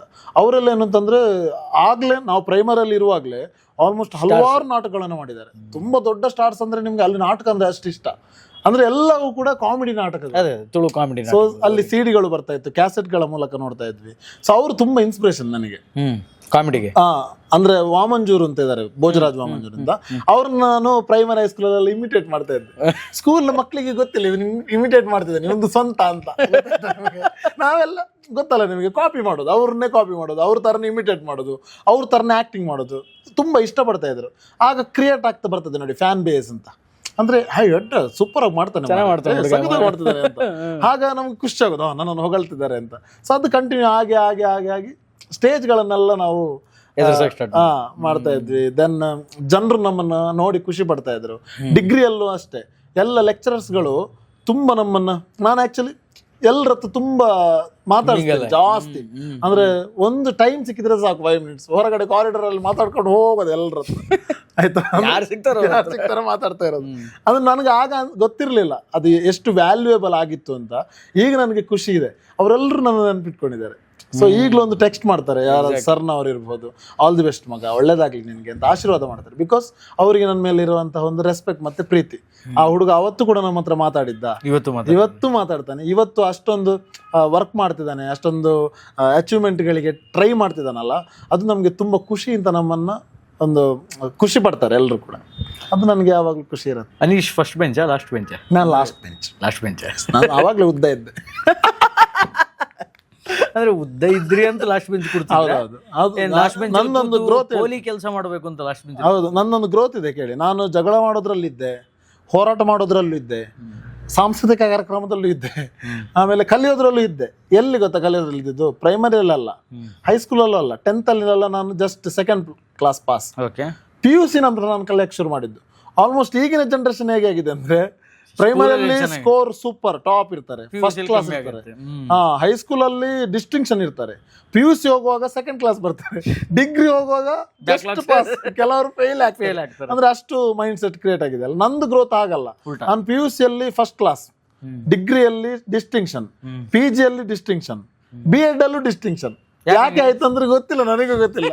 ಕಲಿಯಕ್ಕೆ ಮೋಸ್ಟ್ಲಿ ಇಂಟ್ರೆಸ್ಟ್ ಬಂತು ನನಗೆ, ಕಲಿತೆ. ಬಟ್ ಲಾಸ್ಟ್ ಬೆಂಚೆ ನಾನು ಅಂಟಿಲ್ ಇದು PG ಪ್ರೈಮರಿಯಿಂದ ಹಿಡಿದು PG ವರ್ಗು ನಾನು ಲಾಸ್ಟ್ ಬೆಂಚ್. ಅದು ಕರೆಕ್ಟ್ ನೆನಪಿದೆ ನಂಗೆ. ಅಂದ್ರೆ ಲಾಸ್ಟ್ ಬೆಂಚಲ್ಲಿ ಏನೇನು ಪೋಲಿ ಕೆಲಸ ಮಾಡ್ತಿದ್ರಿ? ಏನು ಕ್ಲಾಸ್ ಮಾಡುವಾಗ ತುಂಬಾ ಸ್ಟ್ರಿಕ್ಟ್ ಲೆಕ್ಚರನ್ನು ಕೂಡ ನಾನು ಆಗಿಸಿದ್ದೀನಿ. ಹೌದಾ? ತುಂಬಾ ಸ್ಟ್ರಿಕ್ಟ್ ಆಗಿರ್ತಾರೆ ಅವ್ರು. ಆಕ್ಚುಲಿ ಎಲ್ಲರೂ ಭಯ ಪಡ್ತಾರೆ, ನೋಡ್ತಿರ್ತಾರೆ ಈಗ. ನೋಡ್ತಿರ್ತಾರೆ, ಪಕ್ಕ ನೋಡ್ತಿರ್ತಾರೆ. ಒಬ್ರು ವಿದ್ಯಾ ಮೇಡಮ್ ಅಂತ ಎಕನಾಮಿಕ್ಸ್ ಲೆಕ್ಚರರ್, ಅವ್ರು ತುಂಬಾ ಸ್ಟ್ರಿಕ್ಟ್, ಪಾಠ ಮಾಡುವಾಗೆಲ್ಲ ತುಂಬಾ ಸ್ಟ್ರಿಕ್ಟ್. ಬಟ್ ನಾನೇನ್ ಮಾಡ್ತೀನಿ ಅಂದ್ರೆ ಸುಮ್ಮನೆ ಹೀಗೆಲ್ಲ ಮಾಡಿ ಅವ್ರು ನಗ್ತಿದ್ದೆ. ಅವ್ರು ಮತ್ತೆ ಹೊರಗೆ ಬರೋದು, ಯಾಕೆ ಮಾರ ಸುಮ್ಮನೆ ಎಲ್ಲರ ಮುಂದೆ ಮಾನವರಿ ತೆಗಿತೆ, ಸುಮ್ಮನೆ ಕೂರಕ್ಕಾಗಲ್ಲ ನಿಂಗೆ. ಇಲ್ಲ ಮೇಡಮ್, ಅದು ನಂಗೆ ನಿಜವಾಗ್ಲೂ ಕೆರ್ತಾ ಆಯ್ತು, ಅದಕ್ಕೆ ನಾನು ಕೆರ್ದಿದ್ದು ಅಂತ. ಅಂದ್ರೆ ಅಂಥದ್ದೆಲ್ಲ ಚೇಷ್ಟೆ ಮಾಡ್ತಿರ್ಬೇಕಾದ್ರೆ ಅಂದ್ರೆ ಅವ್ರು ಯಾಕೆ ನನಗೆ ಅಲ್ಲಿ ಬೈತಾ ಇರಲಿಲ್ಲ ಅಂದ್ರೆ ನಾನು ಕಲಿತಿದ್ನಲ್ಲ, ಮಾರ್ಕ್ ತಗೋತಿದ್ದೆ ಅಂತ ಅನ್ನೋ ಕಾರಣಕ್ಕಷ್ಟೇ. ಇದೆಲ್ಲ ಇರ್ತದೆ, ಚೇಷ್ಟೆಗಳು ಬೇಕಲ್ವಾ ಲೈಫಲ್ಲಿ. ಚೇಷ್ಟೆ ಇಲ್ಲ ಅಂದ್ರೆ ಮಜನೇ ಬರಲ್ಲ, ಸಾಧ್ಯವೇ ಇಲ್ಲ. ಇಲ್ಲಾಂದ್ರೆ ಇಂಟರ್ವ್ಯೂ ಅಲ್ಲಿ ಏನ್ ಮಾತಾಡ್ಬೇಕು? ಮತ್ತೆ ಏನ್ ಗೊತ್ತಾ, ನಂದೊಂದು ಹ್ಯಾಬಿಟ್ ಇದೆ. ನಂಗೆ ತುಂಬ ಕೋಪ ಬಂದಾಗ, ತುಂಬ ಬೇಜಾರಾದಾಗ ಆ ಸ್ಪಾಟ್ ಬಿಟ್ಟು ಬೇರೆ ಕಡೆ ಹೋಗ್ತೀನಿ. ಆ ಮೂಮೆಂಟಲ್ಲಿ ತುಂಬ ಕಿರಿಕಿರಿ ಆಗಿರುತ್ತೆ, ಬಟ್ ಒಂದು 5 ನಿಮಿಷ ಬಿಟ್ಟು ಅಲ್ಲಿಂದ ಹೊರಗಡೆ ಹೋಗ್ತೀನಲ್ಲ, ಇದನ್ನು ಫುಲ್ ಮರ್ತೇ ಬಿಡೋದು ನಾನು.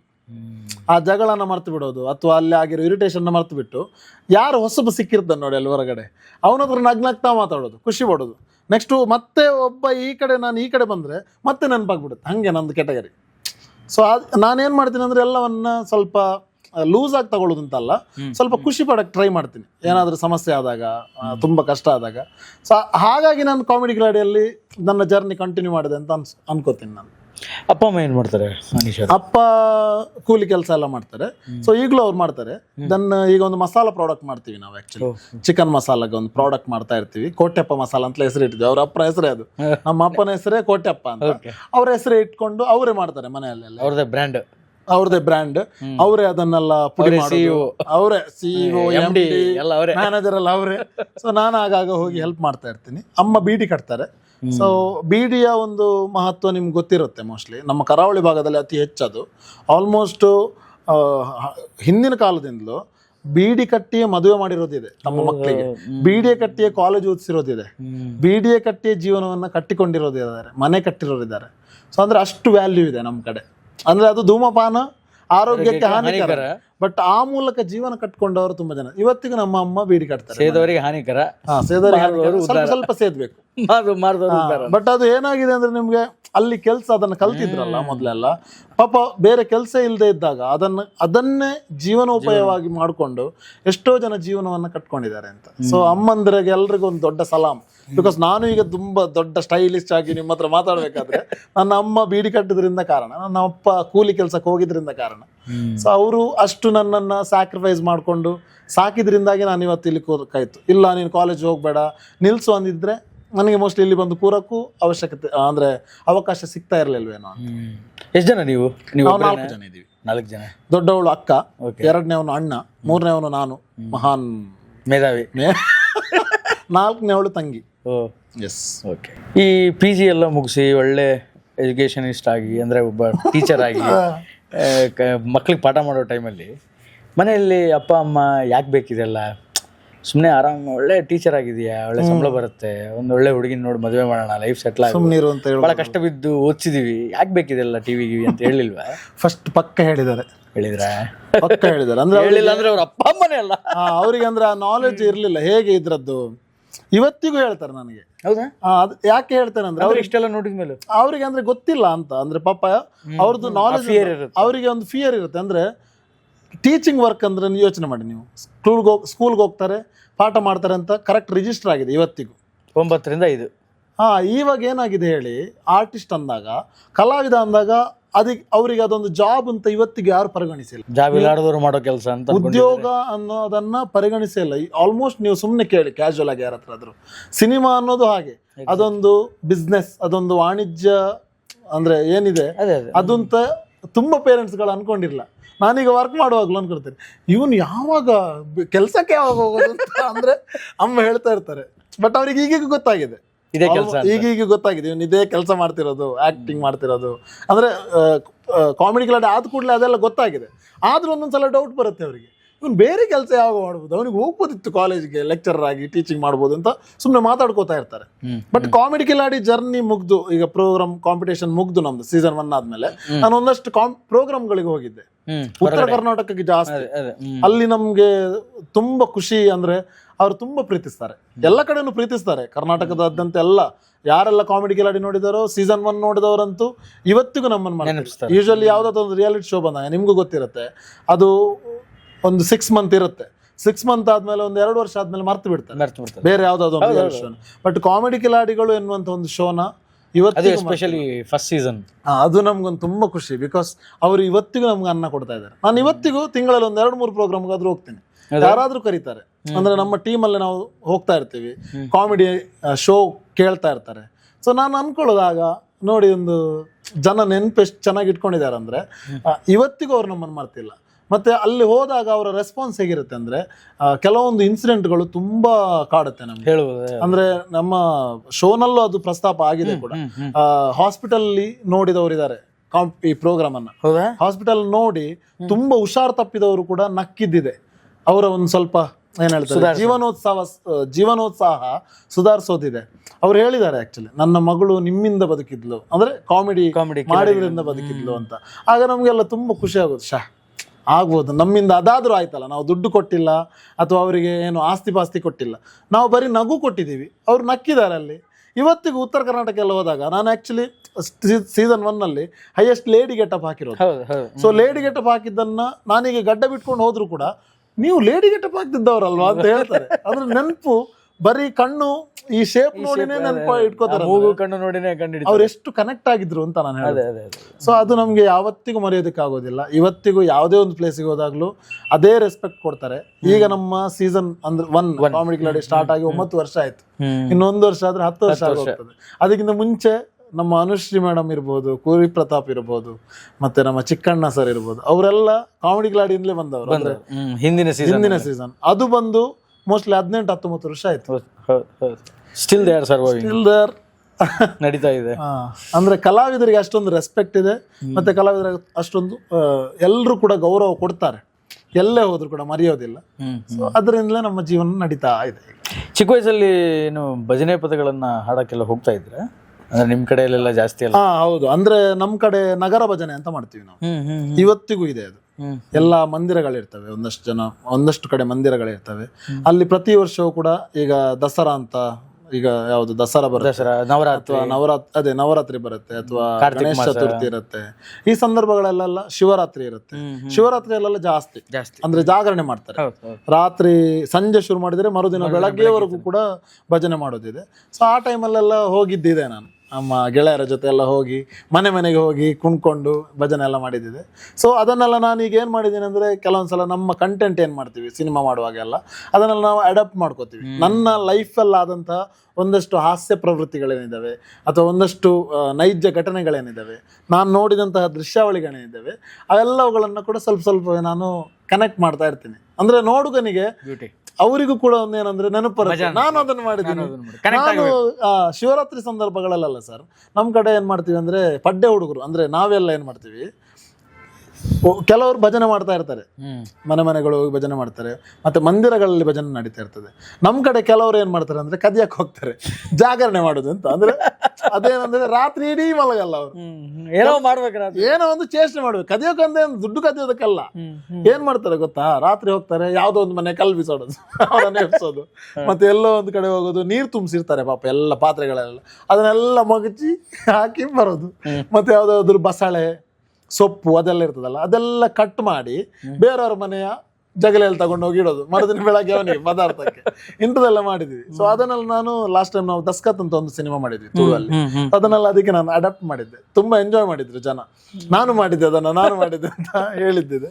ಸೊ ಲೈಫಲ್ಲಿ ನೀವು ಶಿವರಾತ್ರಿ ಮಾಡಿದಿರಿ ಅಂತ ಊರ್ ಜನಕ್ಕೆಲ್ಲ ಗೊತ್ತಾಗ್ಬೇಕು ಬೆಳಗ್ಗೆ ಆಗೋದ್ರಲ್ಲಿ. ಅದು ಹಂಗೆ ಪೋಲಿ ಗ್ಯಾಂಗ್ ಒಂದು ಶಿವರಾತ್ರಿ ಮಾಡಿದೆ ಅಂತ. ಈಗ ಸ್ವಲ್ಪ ಕಮ್ಮಿ ಮಾಡಿದ್ದಾರೆ ಕೆಲವೊಂದ್ ಕಡೆ, ಮೊದಲೆಲ್ಲ ಜಾಸ್ತಿ ಅದು.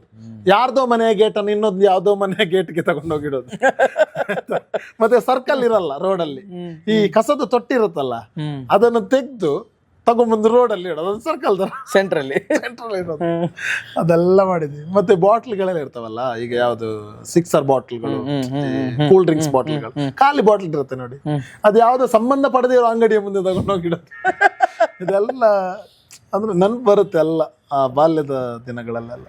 ಹಾಗೆ ಈ ಟೀಚರ್ ಆಗಿದ್ದಂಥ ಸಂದರ್ಭದಲ್ಲಿ ಈ ಕಾಮಿಡಿ ಕಿಲಾಡಿಗಳು ಅಪರ್ಚುನಿಟಿ ಬಂದಿದ್ದಂಗೆ, ಅಂದರೆ ಹೌದು ಟಿ ವಿ ಒಂದು ಶೋ ನಡೀತಾ ಇದೆ, ಇದರಲ್ಲಿ ಪಾರ್ಟಿಸಿಪೇಟ್ ಮಾಡಬೇಕು ಹೋಗಬೇಕು ಅಂತ ಗೊತ್ತಾಗಿದ್ದಂಗೆ? ಅಂದ್ರೆ ಫಸ್ಟ್ ಸೀಸನ್ ಬರುವಾಗ ಅಷ್ಟೊಂದು ಪ್ರಚಾರ ಇರಲಿಲ್ಲ. ಅಂದ್ರೆ ನಮ್ಮ ಮಂಗಳೂರು ಕಡೆ ಬರ್ತಾ ಇದೆ ಈ ಶೋ ಅಂತ ಟಿವಿಯಲ್ಲಿ ಅಡ್ವರ್ಟೈಸ್ಮೆಂಟ್ ಬರ್ತಾ ಇತ್ತು. ಆವಾಗ ನಿಮ್ಗೆ ಫೇಸ್ಬುಕ್ ಇರ್ಬೋದು ಅಥವಾ ಬೇರೆ ಯಾವುದೋ ಸೋಷಿಯಲ್ ಮೀಡಿಯಾ ಅಷ್ಟೊಂದು ಸ್ಟ್ರಾಂಗ್ ಇರಲಿಲ್ಲ. ಮತ್ತೆ ತುಂಬಾ ದೊಡ್ಡ ದೊಡ್ಡ ಚಾನಲ್, ಈಗ ಅವ್ರದ್ದು ಜಿ ಇರ್ಬೋದು, ಕಲರ್ಸ್ ಇರ್ಬೋದು, ಅದರದೆಲ್ಲ ಪೇಜಸ್ ಇತ್ತು, ಪೋಸ್ಟರ್ಸ್ ಅದು ಮಾತ್ರ ಜಾಸ್ತಿ ಇದ್ದಿದ್ದು. ಈಗೇನಾಗಿದೆ ಹೇಳಿ, ತುಂಬಾ ಬೇರೆ ಲೆವೆಲಲ್ಲಿದೆ ಸೋಷಿಯಲ್ ಮೀಡಿಯಾ. ಆ ಟೈಮಲ್ಲಿ ನಾನೆಲ್ಲ ಅಷ್ಟೊಂದು ಸೋಷಿಯಲ್ ಮೀಡಿಯಾ ಯೂಸ್ ಮಾಡ್ತಿಲ್ಲ, ನಾವೆಲ್ಲ ಇನ್ಬಾಕ್ಸಲ್ಲಿ ಮತ್ತು ವಾಟ್ಸಪ್ಪಲ್ಲಿ ಜಾಸ್ತಿ ಆ್ಯಕ್ಟಿವ್ ಆಗಿದ್ದಿದ್ದು. ಸೊ ಆಗ ಏನಾಗಿದೆ ಅಂದರೆ ಟಿ ವಿಯಲ್ಲಿ ಅಡ್ವರ್ಟೈಸ್ಮೆಂಟ್ ಬರ್ತಾ ಇತ್ತು. ಅದನ್ನು ನೋಡಿದ್ದು ಫಸ್ಟ್ ನಮ್ಮ ಹಿತೇಶ್ ಅವ್ರದ್ದು ಯಾರೋ ಫ್ಯಾಮಿಲಿ ಮೆಂಬರ್, ಈಗ ಲಾಸ್ಟ್ ಟೈಮ್ ನೀವು ಇಂಟರ್ವ್ಯೂ ಮಾಡಿದ್ದೀರಿ ಅವ್ರದ್ದು. ಸೊ ಅವ್ರದ್ದು ಯಾರೋ ಫ್ಯಾಮಿಲಿ ಮೆಂಬರ್ ಹೇಳಿ ಹಿತೇಶ್ ಹೋಗಿರೋದು ಆಡಿಷನ್ಗೆ, ನಾನು ಹೋಗಿಲ್ಲ. ನೀವು ಹೋಗಿ? ಅದು ಮಂಗಳೂರಲ್ಲಿ ಒಂದು ಶಾರದಾ ಕಾಲೇಜ್ ಅಂತ. ತುಂಬಾ ಅಂದ್ರೆ ತುಂಬಾ ಕಮ್ಮಿ ಇದ್ರಂತೆ ಜನ ಅವತ್ತು, ತುಂಬಾ ಕಮ್ಮಿ ಇದ್ರು ಆಡಿಷನ್ಗೆ ಬಂದಿರೋರು. ಒಂದು ನನ್ನ ಪ್ರಕಾರ 30-40 ಜನ ಇದ್ರೇನೋ ಮಂಗಳೂರಲ್ಲಿ ಅಷ್ಟೇ ಜನ ಇದ್ದಿದ್ದು.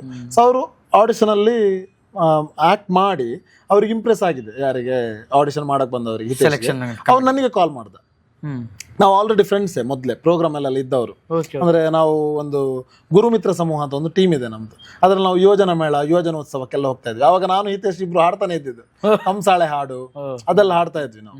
ಸೊ ಆ ಸಂದರ್ಭದಲ್ಲಿ ನನಗೆ ಕಾಲ್ ಮಾಡಿದ್ದ, ನೀನ್ ಕೂಡ ಕೊಡು, ಇಲ್ಲಿ ಜನವೇ ಇಲ್ಲ, ನೀನು ಬಂದಿದ್ದು ನಿನಗೊಂದು ಸಿಗ್ಬೋದು, ಹಾಗೆ ಆ ಫೀಲಲ್ಲಿ ಮಾತಾಡಿದ್ದು. ಸೊ ಅವನ ಮೂಲಕ ನನಗೆ ಆಪರ್ಚುನಿಟಿ. ನಾನು ಅವಾಗ ಏನ್ ಮಾಡ್ತಿದ್ದೆ ಅಂದ್ರೆ ಯಾವುದೋ ಒಂದು ಪ್ರೋಗ್ರಾಮ್ ಅಲ್ಲಿ MC ಮಾಡ್ತಾ ಇದ್ದೆ, ತುಂಬಾ ಇಂಪಾರ್ಟೆಂಟ್ ಪ್ರೋಗ್ರಾಮ್. ಅಲ್ಲಿಂದ ಬಿಟ್ಟು ಬರಕ್ಕಾಗಲ್ಲ, ಇವತ್ತಾಗ್ಲಿಕ್ಕಿಲ್ಲ, ನಾನು ಬರೋದಿಲ್ಲ ಅಂತ ಕ್ಯಾನ್ಸಲ್ ಆಯ್ತು.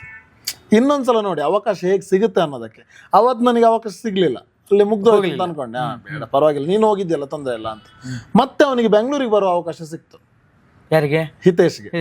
ಇನ್ನೊಂದು ರೌಂಡ್, ನೀವು ಸೆಕೆಂಡ್ ರೌಂಡ್ ಬರಬೇಕು, ಬಟ್ ನೀವು ಗ್ರೂಪ್ ಅಲ್ಲಿ ಸ್ಕಿಟ್ ಮಾಡ್ಬೇಕು ಅಂತ ಅವ್ರಿಗೆ ಹೇಳಿದ್ರು. ಆಗ ಮತ್ತೆ ನನಗೆ ಕಾಲ್ ಮಾಡ್ದ, ನಾವು ಗ್ರೂಪ್ ಅಲ್ಲಿ ಒಂದು ಸ್ಕಿಟ್ ಮಾಡ್ಬೇಕಂತೆ, ನನ್ನನ್ನು ಕರೆದಿದ್ದಾರೆ ಅಂತ. ಅದಕ್ಕೆ ನಾನು ಇನ್ನೊಬ್ಬ ಜಗ್ಗ ಅಂತ ಇನ್ನೊಬ್ಬ ಫ್ರೆಂಡ್ ಇದ್ದಾನೆ, 3 ಜನ ಬೆಂಗಳೂರಿಗೆ ಬಂದ್ವಿ. ಆಕ್ಚುಲಿ ಸ್ಟಾರ್ಟಿಂಗ್ ಡೇಸ್ ಅದು, ಬೆಂಗಳೂರಿದ್ದು ಪರಿಚಯ ಏನಿಲ್ಲ, ಯಾವತ್ತೋ ಒಂದ್ಸಲ ಬಂದಿದ್ದೆ ಯಾವುದೋ ಒಂದು ಪ್ರೋಗ್ರಾಮ್ ಬಿಟ್ರೆ ನನಗೆ ಗೊತ್ತೇ ಇಲ್ಲ. ಇಲ್ಲಿ ಸತ್ಯವಾಗಿ ಹೇಳ್ಬೇಕಂದ್ರೆ 9 ವರ್ಷಗಳ ಹಿಂದೆ ನಂದು ಪರಿಸ್ಥಿತಿ ಹೇಗಿದೆ ಅಂದ್ರೆ, ನಂದು ಹಿತ್ತಿದೆ ಎಲ್ರದ್ದು ಸೇಮ್.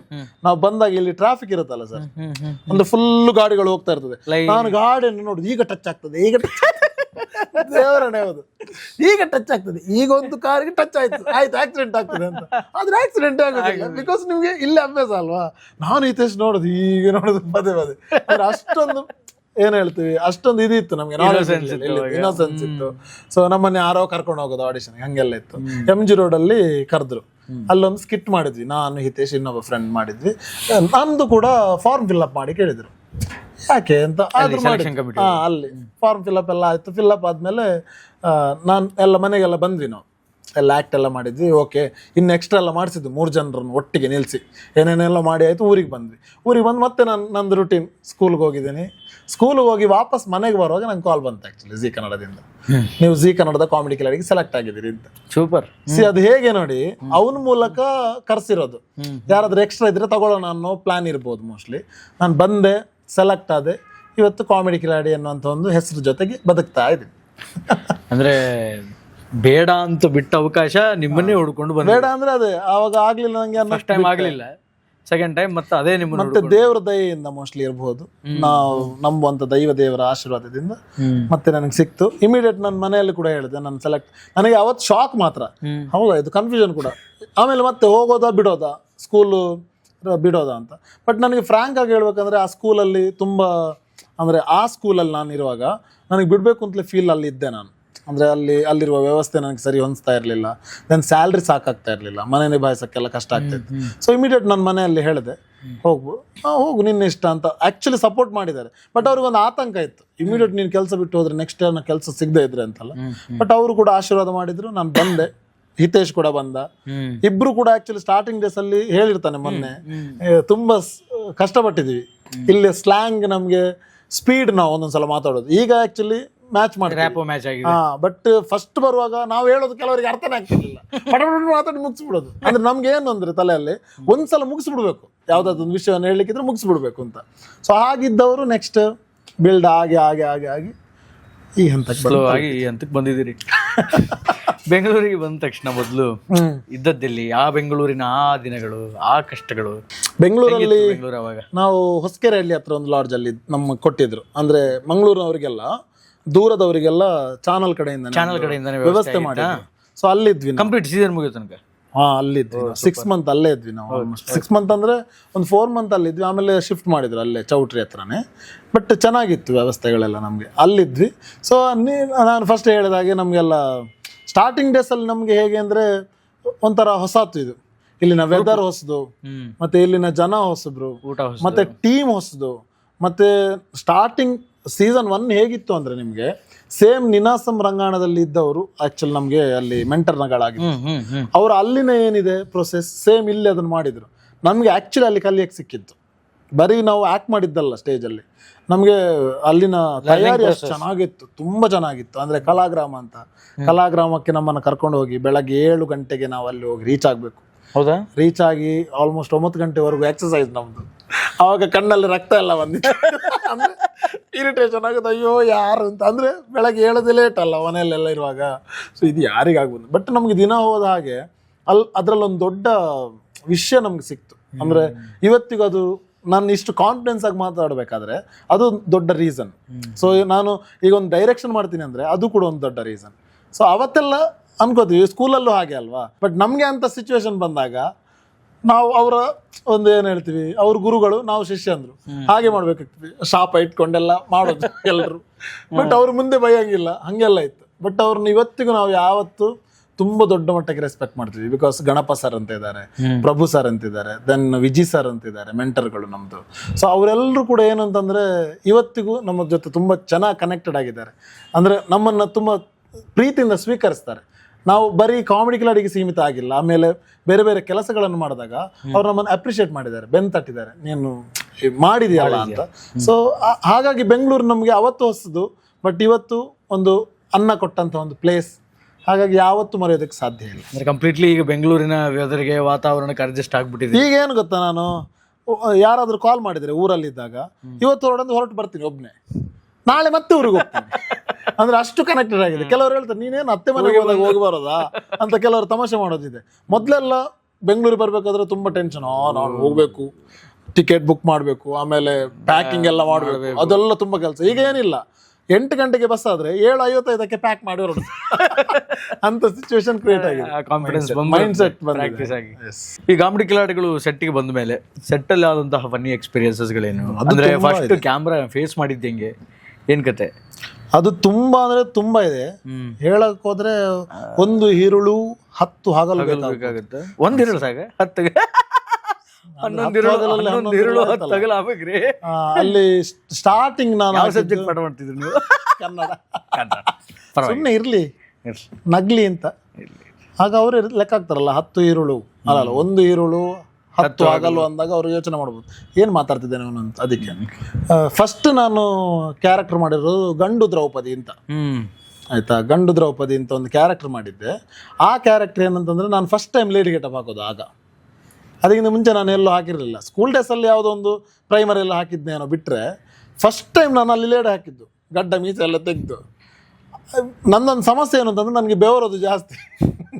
ನಿಮಗೆ ಫುಲ್ ಬೆವರೋದು. ಫಸ್ಟ್ ಎಂಟ್ರಿ ಬಂದು ಶಿವರಾಜ್ ಕೇರ್ಪೇಟೆ ಅವರು ತುಂಬಾ ವಂಡರ್ಫುಲ್ ಆಗಿ ಒಂದು ಮಂಡ್ಯ ಸ್ಲ್ಯಾಂಗ್ ಅಲ್ಲಿ ಅವ್ರದ್ದು ಸ್ಕಿಟ್ ಮುಗೀತು. ನೆಕ್ಸ್ಟ್ ಸೆಕೆಂಡ್ ಎಂಟ್ರಿ ನಂದು ಆಕ್ಚುಲಿ ಸೀಸನ್ 1 ಅಲ್ಲಿ.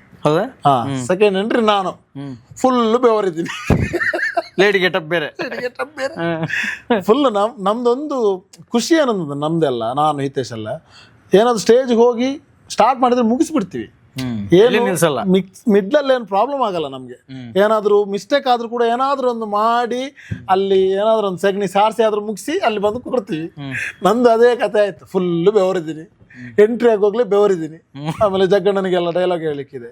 ಆಮೇಲೆ ಅಲ್ಲೊಂದು ಅಳೋ ತರ, ಅಂದ್ರೆ ನಂಗೆ ಗಂಡಿಗೆ ದ್ರೌಪದಿ ವೇಷ ಹಾಕಿದ್ದಾರೆ, ನಾನು ಏನ್ ಮಾಡೋದು ಗೊತ್ತಾಗೋದಿಲ್ಲ. ಮಂಗಳೂರು ಸ್ಲ್ಯಾಂಗ್ ಅಲ್ಲೇ ಮಾತಾಡಿದ್ದೆ ಫುಲ್. ಎಲ್ಲ ಆದ್ಮೇಲೆಲ್ಲ ಕಮೆಂಟ್ ಎಲ್ಲ ಆಯ್ತು, ಸೂಪರ್ ಆಗಿ ಆಯ್ತು ಅಂತೆಲ್ಲ ಹೇಳಿದ್ರು. ಕೂತಿದ್ದೀನಿ. ಕೂತಾಗ ನಮ್ಮ ಡೈರೆಕ್ಟರ್ ಶರಣ ಹೆಸರು ಅಂತ, ಅವ್ರೀಗ ಇದು ನಾನ್ ಫಿಕ್ಷನ್ ಹೆಡ್ ಆಗಿದ್ದಾರೆ. ಸೊ ಅವರು ಏನು ಅಂತಂದ್ರೆ ಬಂದ್ರು, ಏನೋ ಫುಲ್ ಬೆವರು ಹೋಗಿದ್ಯಾ ಅಂತಂದ್ರು. ಅದು ನಿಂದು ರೀಶೂಟ್ ಆಗ್ಬೇಕು ಅಂದ್ರು. ಅಯ್ಯೋ ದೇವ್ರ, ಅದನ್ನೇ ಮಾಡಿದ್. ಅದೇನ್ ಗೊತ್ತಾ, ನಮ್ಗೆ ಉತ್ಸಪ್ ಅಂತ ಆಗಿರುತ್ತೆ, ಹಬ್ಬ ಮುಗೀತಲ್ಲಪ್ಪ. ನಮ್ದು ಸ್ಟಾರ್ಟ್ ಆಗೋಗ್ಲೇ 4 ಗಂಟೆ ಆಗಿದೆ ಮೋಸ್ಟ್ಲಿ ಬೆಳಗ್ಗೆ. ಶೋ ಅಲ್ವಾ, ಫಸ್ಟ್ ಅಲ್ವಾ ನಿಮ್ಗೆ, ಎಲ್ಲ ಎಂಟ್ರಿಗಳು ಅದೆಲ್ಲ ಇರ್ತದೆ. ಆಲ್ಮೋಸ್ಟ್ ಬೆಳಗ್ಗೆ ಆಗಿದೆ, 4 ಗಂಟೆ ಆಗಿದೆ ಆಗುವಾಗಲೇ. ಅಯ್ಯೋ ರೀಶೂಟ ಯಾರಿಗ್ ಬೇಕು ಅಂತ ದೇವ್ರ ಹತ್ರ ಬೇಡೋದು ನಾನು, ಅದನ್ನೇ ಫೈನಲ್ ಮಾಡ್ಲಿ ಸ್ವಾಮಿ ದೇವ್ರೆ ಅಂತ. ದೇವ್ರ ದಯದಿಂದ ಅದನ್ನ ಅವ್ರು ಶೂಟ್ ಮಾಡ್ಲಿಲ್ಲ. ಆಮೇಲೆ ರೀಶೂಟ್ ಮಾಡಲಿಲ್ಲ. ಇನ್ನೊಬ್ರದ್ದು ಯಾರಾದ್ರು ರೀಶೂಟ್ ಮಾಡಿದ್ರು, ಯಾರೋ ಇನ್ನೊಬ್ರು ಆರ್ಟಿಸ್ಟ್ ಇದ್ರು, ಅವರು ರೀಶೂಟ್ ಮಾಡಿದ್ರು. ಅಲ್ಲಿಂದ ಆಯ್ತು, ಸ್ಟಾರ್ಟ್ ಆಯ್ತು. ನೆಕ್ಸ್ಟ್ ನಮ್ಗೆ ಗೊತ್ತಿಲ್ಲಲ್ಲ ಹೇಗೆ ಇರುತ್ತೆ ಅಂತ. ನೆಕ್ಸ್ಟ್ ಏನಾಯ್ತಂದ್ರೆ ಇಬ್ರಿಬ್ರದ್ದು ಕಾಂಬಿನೇಷನ್. ನೆಕ್ಸ್ಟ್ ನನಗೆ ಮತ್ತೆ ನಯನನಿಗೆ ಕಾಂಬಿನೇಷನ್ ಹಾಕಿದ್ರು. ನಯನ ಮಾತಾಡೋದು ಗೊತ್ತಲ್ವಾ, ಈಗ ನಾವು ತುಂಬಾ ಕ್ಲೋಸ್ ಇದೀವಿ, ತುಂಬಾ ಕ್ಲೋಸ್ ಫ್ರೆಂಡ್ಸ್ ಎಲ್ಲರೂ ಕೂಡ. ಬಟ್ ಅವಾಗ ಏನಂತಂದ್ರೆ ಅವಳು ಹುಬ್ಳಿ ಸ್ಲ್ಯಾಂಗ್ ಅವಳದು ಜಾಸ್ತಿ, ಅಂದ್ರೆ ಬೆಂಗಳೂರಲ್ಲಿ ಇದ್ದಿದ್ದು. ಅವಳು ತುಂಬಾ ಸ್ಪೀಡ್ ಮಾತಾಡೋದು, ಮತ್ತೆ ಕಾನ್ಫಿಡೆನ್ಸ್ ನಮ್ಗಿಂತ ಹೈ ಲೆವೆಲ್ ಅವಳಿಗೆ. ಸ್ಟಾರ್ಟಿಂಗ್ ಇಂದಲೇ ಫಸ್ಟ್ ಎಪಿಸೋಡ್ ಕೂಡ ಧೂಳು ಎಪಿಸಿದ್ಲು ಅವಳು. ಅವಳಿಗೆ ಮತ್ತೆ ನನಗೆ ಡ್ರೈವಿಂಗ್ ಸ್ಕೂಲ್ ಇದ್ದೊಂದು ಸ್ಕಿಟ್ ಕೊಟ್ಟಿದ್ದು. ನಾನು ಡ್ರೈವಿಂಗ್ ಸ್ಕೂಲು ಇದು ಕಲಿಯೋ ಥರ ಅವಳು ಹೇಳ್ಕೊಡು ಅಂಥದ್ದೆಲ್ಲ ಇತ್ತು. ಸೊ ನಾನು ಫುಲ್ ನರ್ವಸ್ ಅದರಲ್ಲಿ, ನಂದು ಫೇಸ್ ಕೂಡ ನರ್ವಸ್ ಅದರಲ್ಲಿ. ಆ ಸ್ಕಿಟ್ಟಲ್ಲಿ ಎಲ್ಲ ಆಗಿದೆ, ಮುಗ್ದೋಗಿದೆ. ಸ್ಕಿಟ್ಟಲ್ಲಿ ಕೂಡ ಅವಳನ್ನು ಫುಲ್ಲು ಹೊಗಳಿದ್ದಾರೆ. ನಾನು ಆದರೂ ಕೂಡ ಸಮರ್ಥಿಸ್ಕೊಳ್ಳೋದು, ಇಲ್ಲ ನಾನು ನರ್ವಸ್ ಆಗಲಿಲ್ಲ ಅಂತ. ಮನೆಯಿಂದ ಫೋನ್ ಬಂತು ಒಂದ್ಸಲ, ನಿಂದು ಯಾಕೆ ಮುಖ ಫುಲ್ ಸಪ್ಪೆ ಅಂದ್ರೆ ಇವಾಗ ನನಗೂ ಕೂಡ ನಗು ಬರುತ್ತೆ ನೆನ್ಪು ಮಾಡ್ಕೊಳ್ಳುವಾಗ. ಬಟ್ ಅವತ್ತು ಫುಲ್ ದೊಡ್ಡ ಅವಮಾನ ಥರ, ನಾನೀಗ ಎಲಿಮಿನೇಷನ್ ಆಗ್ತೀನಿ ಅಂತ. ಯಾವಾಗಲೂ ಡೇಂಜರ್ ಝೋನ್ ಬರೋದು ನಾನು ಹಿತೇಶ್, ಪ್ರತಿ ಎಪಿಸೋಡಲ್ಲಿ ಡೇಂಜರ್ ಝೋನ್ ಬರೋದು. ಯಾವಾಗ ಎಲಿಮಿನೇಷನ್ ಇರಲ್ವೋ ಅವತ್ತು ನಾವು ಸೇಫ್ ಆಗೋದು. ಎಲಿಮಿನೇಷನ್ ಇಲ್ಲ, ಗೊತ್ತಾಯ್ತಾ? ಈಗ ಈ ವೀಕ್ ಎಲಿಮಿನೇಷನ್ ಕ್ಯಾನ್ಸಲ್ ಅಂದಾಗ ನಾವು ಡೇಂಜರ್ ಝೋನ್ ಅಲ್ಲಿ ಇರ್ತೀವಿ. ನೆಕ್ಸ್ಟ್ ಒಂದು ಡೇಂಜರ್ ಝೋನ್ ಬರುತ್ತಲ್ಲ, ಅವಾಗ ನಾವು ಡೇಂಜರ್ ಝೋನ್ ಇರಲ್ಲ, ಎಲಿಮಿನೇಷನ್ ಇರೋ ಟೈಮಲ್ಲಿ. ಅವಾಗ ಮೋಸ್ಟ್ಲಿ ಗೊತ್ತಿಲ್ಲ ದೇವರೇ ನಮಗೆ ಅಂತ ಒಂದು ಅವಕಾಶವನ್ನು ಕಲ್ಪಿಸಿಕೊಟ್ಟಿದ್ದಾರೆ. ಈಗ ನನಗೆ ಒಂದೊಂದ್ಸಲ ನೆನಪಾಗುತ್ತೆ, ಆಗ ವೈಬ್ ಆಯ್ತೇನೋ ಮೋಸ್ಟ್ಲಿ, ದೇವ್ರ ದಯೆಯಿಂದ ನಾವು ಉಳ್ಕೊಂಡ್ವಿ ಅಂತ.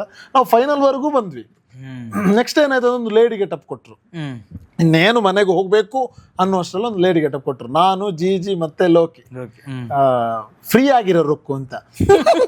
ಇಷ್ಟು ಸಾಕೇನ್ರಿ ಅಂತ ಒಂದು ಮಾಡಿದ್ವಿ ನಾವು, ಗೊತ್ತಾಯ್ತು? ತುಂಬಾ ದೊಡ್ಡದಾಗಿ ಆರೋದು, ಇಷ್ಟು ಫ್ರೀ ಸಾಕೇನ್ರಿ ಅಂತ. ಅದು ಕ್ಲಿಕ್ ಆಯ್ತು ಸ್ಕಿಟ್.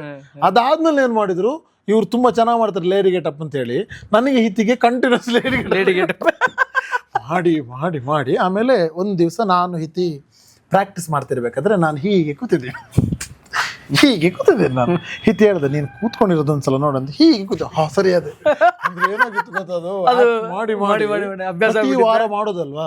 ಅವಾಗ ನಾನು ಹಿತಿ ಹೇಳಿದ್ವಿ, ಹೀಗೆ ಮಾಡಿದ್ರೆ ಕಷ್ಟ ಆಗ್ತದೆ, ಹೇಳುವ ದಿನ ಯಾಕೆ ಕೊಡ್ತೀರಿ ಅಂತ ಹೇಳಿದ್ವಿ. ಬಾಯಿಗಳು ತಿಂದ್ವಿ, ಆದ್ರೆ ಮಾಡ್ತಾ ಇದ್ವಿ. ಬಟ್ ಏನಾಯ್ತು ಅಂದ್ರೆ ನಮ್ಗೆ ಬರೀ ಅದನ್ನೇ ಕೊಡ್ಲಿಲ್ಲ, ಬೇರೆ ಬೇರೆ ಕ್ಯಾರೆಕ್ಟರ್ ಕೊಟ್ರು. ಆಕ್ಚುಲಿ ಒಂದು ಅಜ್ಜನ ಕ್ಯಾರೆಕ್ಟರ್ ಮಾಡಿದ್ದೆ ನಾನು ಮತ್ತೆ ನಯನ. ಅದು ಇವತ್ತಿಗೂ ಆಕ್ಚುಲಿ ಎಲ್ಲರೂ ನೆನಪಿಟ್ಕೋತಾರೆ. ಎಲ್ಲರೂ ಹೇಳ್ತಾರೆ, ನೀವು ಅವತ್ತು ನೀನು ಮತ್ತೆ ನಯನ ಮಾಡಿದ್ದು ನಾವು ತುಂಬಾ ಹತ್ತಿದ್ವಿ ಅಂತ. ನೆಕ್ಸ್ಟ್ ಒಂದು ಮನ್ವಿತ್ ಅಂತ ಒಬ್ಬ ಸರಿಗಮಪದಲ್ಲಿ ಒಬ್ಬ ಹುಡುಗ ಈಗ ಒಂದು ತುಂಬಾ ದೊಡ್ಡದಾಗಿದೆ ಹುಡುಗ, ಅವನದೊಂದು ಕ್ಯಾರೆಕ್ಟರ್ ಮಾಡಿದ್ದೆ ಒಂದು ಈವೆಂಟ್ ಅಲ್ಲಿ, ತುಮಕೂರು ಈವೆಂಟ್ ಅಲ್ಲಿ. ಅದು ಕ್ಲಿಕ್ ಆಯ್ತು. ಆಗ ನನಗೆ ಏನ್ ಅನ್ಸಿದೆ ಅಂದ್ರೆ, ಬೇರೆ ಬೇರೆ ಕ್ಯಾರೆಕ್ಟರ್ಗಳೆಲ್ಲ ಕೊಟ್ಟಾಗ ಕಾನ್ಫಿಡೆನ್ಸ್ ಲೆವೆಲ್ ಬೆಳೀತಾ ಬಂತು. ಬೇರೆ ಬೇರೆ ಕ್ಯಾರೆಕ್ಟರ್ಗಳು ಕೊಟ್ಟರು. ಇಡೀ ಥ್ರೂ ಔಟ್ ಜರ್ನಿ ಅದು 4 ತಿಂಗಳಾಗೋ ಶೋ 6 ತಿಂಗಳಿಗೆ ಹೋಯ್ತು. ನಂಬರ್ 1 TRP ಬಂತು. ಇಡೀ ಟೋಟಲ್ ಒಂದು ಜೀ ಕನ್ನಡದ ಒಂದು ಇದರಲ್ಲಿ ಕಾಮಿಡಿ ಕಿಲಾಡಿಗಳು ರಿಯಾಲಿಟಿ ಶೋ ಟಾಪ್ 1 ಅಂದರೆ ಸೀಸನ್ 1 ತುಂಬ ಟಾಪ್ 1 ಬಂತು ಅಂತ. ಆಮೇಲೆ ಸೀಸನ್ 2 ಬಂತು, 3 ಆಯಿತು, 4 ಬಂತು, ಈಗ ಸೀಸನ್ 5 ನಡೀತಾ ಇದೆ. ಆಲ್ಮೋಸ್ಟ್ ನನ್ನ ಪ್ರಕಾರ ಒಂದು ಈಗಿನದ್ದು ಸೇರಿ ಒಂದು 80 ಕಲಾವಿದರು ಕಾಮಿಡಿಯನ್ಸ್ ಹೊರಗೆ ಬಂದರು ಇಂಡಸ್ಟ್ರಿಗೆ. ಸೊ ಈಗ ಆಲ್ಮೋಸ್ಟ್ ನನ್ನ ಪ್ರಕಾರ ಒಂದು 20-30 ಜನ ತುಂಬ ಟಾಪಲ್ಲಿ ಬೇರೆ ಬೇರೆ ಕ್ಯಾರೆಕ್ಟರ್ ಮಾಡ್ತಿದ್ದಾರೆ, ಸೀರಿಯಲಲ್ಲಿದ್ದಾರೆ, ಸಿನಿಮಾಗಳಿದ್ದಾರೆ. ಸೊ ನಾವೀಗ ಅದೇ ಜರ್ನಿಯನ್ನು ಕಂಟಿನ್ಯೂ ಮಾಡಿ ಸಿನಿಮಾಗಳಿಗೆಲ್ಲ ರೈಟಿಂಗ್ ಇರ್ಬೋದು ಅಥವಾ ಡೈರೆಕ್ಷನ್ ಇರ್ಬೋದು, ಇದನ್ನೆಲ್ಲ ಮಾಡ್ತಾ ಇದ್ವಿ. ಒಂದು ಇನಿಷಿಯಲ್ ಸ್ಟೇಜಲ್ಲಿ ಈ ಸ್ಕಿಟ್ಗಳನ್ನೆಲ್ಲ ಮಾಡುವಾಗ ನೀವು ಮಂಗಳೂರು ಕನ್ನಡ ಅಂದರೆ ಆ ಕರಾವಳಿಯ ಕನ್ನಡವನ್ನು ಮಾತಾಡಿದಾಗ, ಇಲ್ಲ ಅದನ್ನು ಮಾತಾಡಬೇಡಿ, ವಿ ನೀಡ್ ಬೆಂಗಳೂರು ಕನ್ನಡ, ನಮಗೆ ಬೆಂಗಳೂರು ಕನ್ನಡ ಬೇಕು ಅಂತ ಹೇಳಿದ್ದೇನಾ, ಅಥವಾ ಅದನ್ನು ಪ್ರಾಕ್ಟೀಸ್ ಮಾಡೋ ಪ್ರಯತ್ನ ಏನಾದರೂ ಮಾಡಿ ಟ್ರೈ ಮಾಡಿದ್ದೀವಿ ನಾವು ಬೇರೆ ಕ್ಯಾರೆಕ್ಟರ್ ಮಾಡುವಾಗ? ಅಂದ್ರೆ ಕೆಲವೊಂದು ಕ್ಯಾರೆಕ್ಟರ್ ನಮಗೆ ಮಂಗಳೂರು ಸ್ಲ್ಯಾಂಗ್ಗೆ ಸಿಗ್ತಾ ಇತ್ತು. ಕೆಲವೊಂದು ಈಗ ಅಜ್ಜನ ಕ್ಯಾರೆಕ್ಟರ್ ಎಲ್ಲ ಮಾಡುವಾಗ ಆ ಡೈಲಾಗ್ ಏನ್ ಕೊಟ್ಟಿರ್ತಾರೆ ಅದರ ಮೇಲೆ ಫೋಕಸ್ ಹೋಗಿ ಕೆಲವೊಂದ್ಸಲ ಮಂಗಳೂರು ಸ್ಲ್ಯಾಂಗ್ ಇರಲಿಲ್ಲ ಅದರಲ್ಲಿ. ಕೆಲವೊಂದ್ಸಲ ಉತ್ತರ ಕರ್ನಾಟಕ ಸ್ಲ್ಯಾಂಗ್ ಕೊಟ್ಟಿದ್ದಾರೆ, ಅದು ಮಾಡಿದ್ದಾರೆ. ಸಣ್ಣ ಸಣ್ಣ ರೋಲ್ ಎಲ್ಲ ಕೊಟ್ಟಿರುವಾಗ ಅದು ಇದ್ರಲ್ಲಿ ಯಾಕ್ಲೆ ಏನ್ ಮಾಡಕತ್ತೀಯೋ ಅದೆಲ್ಲ ಟ್ರೈ ಮಾಡಿ ಅಂತದೆಲ್ಲ ಮಾಡ್ತಾ ಇದ್ವಿ. ಅದು ಬಿಟ್ರೆ ಮಾಡಲೇಬಾರ್ದು ರಿಸ್ಟ್ರಿಕ್ಷನ್ ಎಲ್ಲ ಮಾಡಿರಲಿಲ್ಲ. ಬಿಕಾಸ್ ಕೆಲವೊಂದ್ಸಲ ಕ್ಯಾರೆಕ್ಟರ್ ಬಯಸುತ್ತೆ ಅನ್ನೋದಾದ್ರೆ ಮಂಗಳೂರು ಸ್ಲ್ಯಾಂಗ್ ಇತ್ತು. ಕೆಲವೊಂದ್ಸಲ ಅನಿವಾರ್ಯವಾಗಿ ನಾವು ಬೇರೆ ಲ್ಯಾಂಗ್ವೇಜ್ ಅಂದ್ರೆ ಬೇರೆ ಸ್ಲ್ಯಾಂಗ್ ಇರುತ್ತಲ್ಲ ಕನ್ನಡದ್ದು, ಅದನ್ನ ಮಾತಾಡಿದಾಗ ನಮಗೂ ಕಲ್ತಂಗ ಆಗ್ತಾ ಇತ್ತು. ಮತ್ತೆ ಎಲ್ಲ ಸ್ಲ್ಯಾಂಗಿನ ಒಂದು ಕಲಾವಿದರು ಅಲ್ಲಿ ಇದ್ರು. ಆ ಕಡೆ ಶಿವಮೊಗ್ಗದ ಒಂದು ಸ್ಲ್ಯಾಂಗ್ ಆದ್ರೆ ಉದಯ ಅಂತ ಇದ್ದ, ಉದಯ ಸೊರಬ. ನೆಕ್ಸ್ಟ್ ನಯನ ಹುಬ್ಳಿದ್ದು ನಯನಂದೊಂದು ಪ್ಲಸ್ ಏನು ಅಂತಂದ್ರೆ ಅವಳು ಆಲ್ಮೋಸ್ಟ್ ಎಲ್ಲ ಸ್ಲ್ಯಾಂಗ್ ಕವರ್ ಮಾಡ್ತಾಳೆ. ತಮಿಳಿಯನ್ಸ್ ತರ ಕನ್ನಡ ಮಾತಾಡೋದು, ಮುಸ್ಲಿಂ ತರ ಕನ್ನಡ ಮಾತಾಡೋದು, ಅಥವಾ ಹುಬ್ಳಿಯವ್ರ ತರ ಕನ್ನಡ, ಉತ್ತರ ಕರ್ನಾಟಕದ ತರ, ದೆನ್ ಮಂಗಳೂರವ್ರ ತರನು ಮಾತಾಡ್ತಾಳೆ. ಅವಳು ಆಲ್ಮೋಸ್ಟ್ ತುಳು ಕೂಡ ಅರ್ಥ ಆಗ್ತದೆ. ತುಳು ಕೂಡ ನಮ್ ಜೊತೆ ಚೆನ್ನಾಗಿ ಮಾತಾಡ್ತಾಳೆ. ಅಂದ್ರೆ ಫ್ಲೂಯೆಂಟ್ ಅಲ್ಲದೆ ಇದ್ರು ಮಾತಾಡಕ್ ಟ್ರೈ ಮಾಡ್ತಾಳೆ. ಅಂದ್ರೆ ಕೆಲವರಿಗೆ ಹೌದು. ಹಾಗಾಗಿ ಎಲ್ಲಾ ಸ್ಲ್ಯಾಂಗ್ ಅವರು ನನಗೆ ಅದು ಖುಷಿ ಏನು ಅಂತಂದ್ರೆ ಈ ಜರ್ನಿಯಲ್ಲಿ ನನಗೆ ಬೇರೆ ಬೇರೆ ಜನರ ಒಡನಾಟ, ಅವರ ಮನಸ್ಥಿತಿ, ಆ ಕ್ಯಾರೆಕ್ಟರ್ಗಳು ಅರ್ಥ ಆಗ್ತಾ ಇತ್ತು. ಇಲ್ಲಾಂದ್ರೆ ನಾನು ಅಲ್ಲಿಗೆ ಸೀಮಿತ ಆಗ್ತಾ ಇದ್ದೆ, ನನ್ನ ಊರಿಗೆ ಸೀಮಿತ ಆಗ್ತಾ ಇದ್ದೆ. ಇಲ್ಲಿಗೆ ಬಂದ ಮೇಲೆ ಸ್ವಲ್ಪ ಬ್ರಾಡ್ ಆಯ್ತು, ಥಿಂಕಿಂಗ್ ಬ್ರಾಡ್ ಆಯ್ತು. ಸೊ ನಾನು ಯೋಚನೆ ಮಾಡುವಂತ ರೀತಿ ಬದಲಾಯಿತು. ಇಲ್ಲಾಂದ್ರೆ ನಂದೊಂದು ಹೇಗೆ ಅಂದ್ರೆ ಸಡನ್ಲಿ ಕೋಪ ಬರೋದು, ಅದು ಈಗಲೂ ಅಷ್ಟೇ. ನನ್ಗೆ ಹೇಳ್ತಾರೆ ಇವರು ಫ್ರೆಂಡ್ಸ್ ಎಲ್ಲ, ಇವನೊಂದು ದೊಡ್ಡ ಒಂದೇ ಸಲ ಕೋಪ ಬರ್ಕೊಡ್ತೀನಿ, ಮತ್ತೆ ನಗ್ತಾ ಮಾತಾಡ್ತೀನಿ. ಮತ್ತೆ ಸ್ಪಾಟ್ ಅಂತ ಬಂದಾಗ ಕೆಲಸ ಮಾಡ್ತಿರ್ಬೇಕಾದ್ರೆ ಕೋಪದಲ್ಲೇ ಇರ್ತೀನಿ ಏನಾದ್ರೂ ಇದ್ರೆ, ಅಥವಾ ಅಲ್ಲಿ ಸ್ಟ್ರಿಕ್ಟ್ ಆಗಿ ಆರ್ಡರ್ ಮಾಡ್ತೀನಿ. ಹೊರಗಡೆ ಬಂದಾಗ ಅವ್ರ ಹತ್ರ ತಮಾಷೆಯಾಗಿ ಮಾತಾಡ್ತಾ ಇರ್ತೀನಿ. ಅಂದ್ರೆ ಆ ರೀತಿ ನಾನು ಡ್ಯುಯಲ್ ತರ ಪರ್ಸನಾಲಿಟಿ ಅಂದ್ರೆ ಆ ರೀತಿ ಇರ್ಬೇಕಾಗ್ತದೆ. ನಾ ಒಂದೊಂದು ಸಂದರ್ಭದಲ್ಲಿ ಒಂದೊಂದು ರೀತಿ ಇರ್ಬೇಕಾಗ್ತದೆ. ಈಗ ನಿಮ್ ಮುಂದೆ ಹೀಗೆ ಕೂತಿದ್ದೀನಿ, ಹೊರಗಡೆ ಹೋದಾಗ ಅವ್ರ ಹತ್ರ ಏನೋ ತಮಾಷೆ ಮಾತಾಡ್ತೀನಿ. ಇನ್ನೊಂದು ಏನು ಅಂದ್ರೆ ಜಗಳ ಆಡ್ಬೇಕಾ? ಅಲ್ಲ ಕಾಮಿಡಿಯನ್ಸ್ಗಳೆಲ್ಲ ಹೆಂಗಾಗ್ಬಿಟ್ಟಿದೆ ಇವಾಗ ಅಂದ್ರೆ ನಾವು ಮಾಡೋ ಕಾಮಿಡಿ ನೋಡಿ ನಗಬೇಕು, ನಮ್ಮನ್ನ ನೋಡಿ ನಗಬಾರ್ದು. ಹೀಗಾಗಿ ನಮ್ಮನ್ನ ನೋಡಿ ನಗಬಾರ್ದು ಅಂದ್ರೆ ಕೆಲವೊಂದು ಸಂದರ್ಭದಲ್ಲಿ ನಾವು ಹಂಗೆ ಸ್ವಿಚ್ ಆಗ್ತಿರ್ಬೇಕು, ಅಂದ್ರೆ ಕೆಲಸ ಆಗುತ್ತೆ. ಹೌದೌದು. ಇಲ್ಲಾಂದ್ರೆ ಏನಾಗುತ್ತೆ ಗೊತ್ತಾ, ಎಲ್ಲಾ ಕಡೆಗಳಲ್ಲಿ ನಾವು ಕೋಪದಲ್ಲೇ ಇರಕ್ ಆಗೋದಿಲ್ಲ. ಕೆಲಸ ಅಂತ ಬಂದಾಗ ಏನಾದ್ರು ಮಿಸ್ಟೇಕ್ ಆದಾಗ ಹೌದು ಕೋಪ ಬರೋದು ಸಹಜ. ಬಟ್ ಸುಮ್ನೆ ನಾವು ಸ್ಟ್ರಿಕ್ಟ್ ಆಗಿ ಇರೋದಾದ್ರೆ ಅದು ಕೆಲಸ ನಡೆಯೋದೇ ಇಲ್ಲ. ಮತ್ತೆ ಟೀಮ್ ವರ್ಕ್ ಈಗ ವರ್ಕ್ ಆಗ್ತಿರೋದು. ಮೊದ್ಲೆಲ್ಲ ಒಬ್ಬೊಬ್ರು ಏನಾದ್ರು ಮಾಡಿ ಆಗ್ತಿತ್ತು. ಬಟ್ ಈಗ ನಾನು ದೇವರನ್ನ ಹೇಳ್ತೀನಿ, ಇಂಡಿವಿಜುವಲ್ ಆಗಿ ಯಾರೇ ಹೋದ್ರು ಕೂಡ ಗೊತ್ತಿಲ್ಲ ಅಂತ ಕಾನ್ಫಿಡೆನ್ಸ್ ಇರೋರು ತುಂಬಾ ಜನ ಇರ್ತಾರೆ, ಮಾಡ್ತಾರೆ. ಬಟ್ ನನ್ನಂತವರಿಗೆ ಸಾಧ್ಯ ಇಲ್ಲ. ನನಗೆ ಟೀಮ್ ಬೇಕು. ನನ್ನ ಜೊತೆ ಒಂದು ಟೀಮ್ ಇದೆ ಸರ್, ಒಂದು ಆಲ್ಮೋಸ್ಟ್ ಒಂದು 7-8 ವರ್ಷಗಳಿಂದ ಜೊತೆಗಿದ್ದೀವಿ ನಾವೆಲ್ಲರೂ ಹಾಗೇ ಇದೀವಿ. ಯಾಕೆಂದ್ರೆ ಆ ಬಾಂಡಿಂಗ್ ಹಾಗೆ ಕ್ರಿಯೇಟ್ ಆಗಿದೆ. ಆಲ್ಮೋಸ್ಟ್ 8 ವರ್ಷದಿಂದ 10 ಜನರು ಕೂಡ ಒಂದು ಪರ್ಮನೆಂಟ್ ಟೀಮ್ ತರ ನಾವು ಕ್ರಿಯೇಟ್ ಆಗಿದ್ದೀವಿ. ಇವತ್ತಿಗೂ ಜೊತೆಗೆ ವರ್ಕ್ ಮಾಡ್ತೀವಿ, ಜೊತೆಗೆ ಇರ್ತೀವಿ. ಏನಾದ್ರು ಕೆಲಸ ಇದ್ದಾಗ ಹಂಚ್ಕೋತೀವಿ, ಏನಾದ್ರು ನೋವಿದ್ದಾಗ ಹಂಚ್ಕೋತೀವಿ. ಅಷ್ಟೇ ಅಲ್ವಾ ಲೈಫ್ ಇರೋದು ಅಂತ.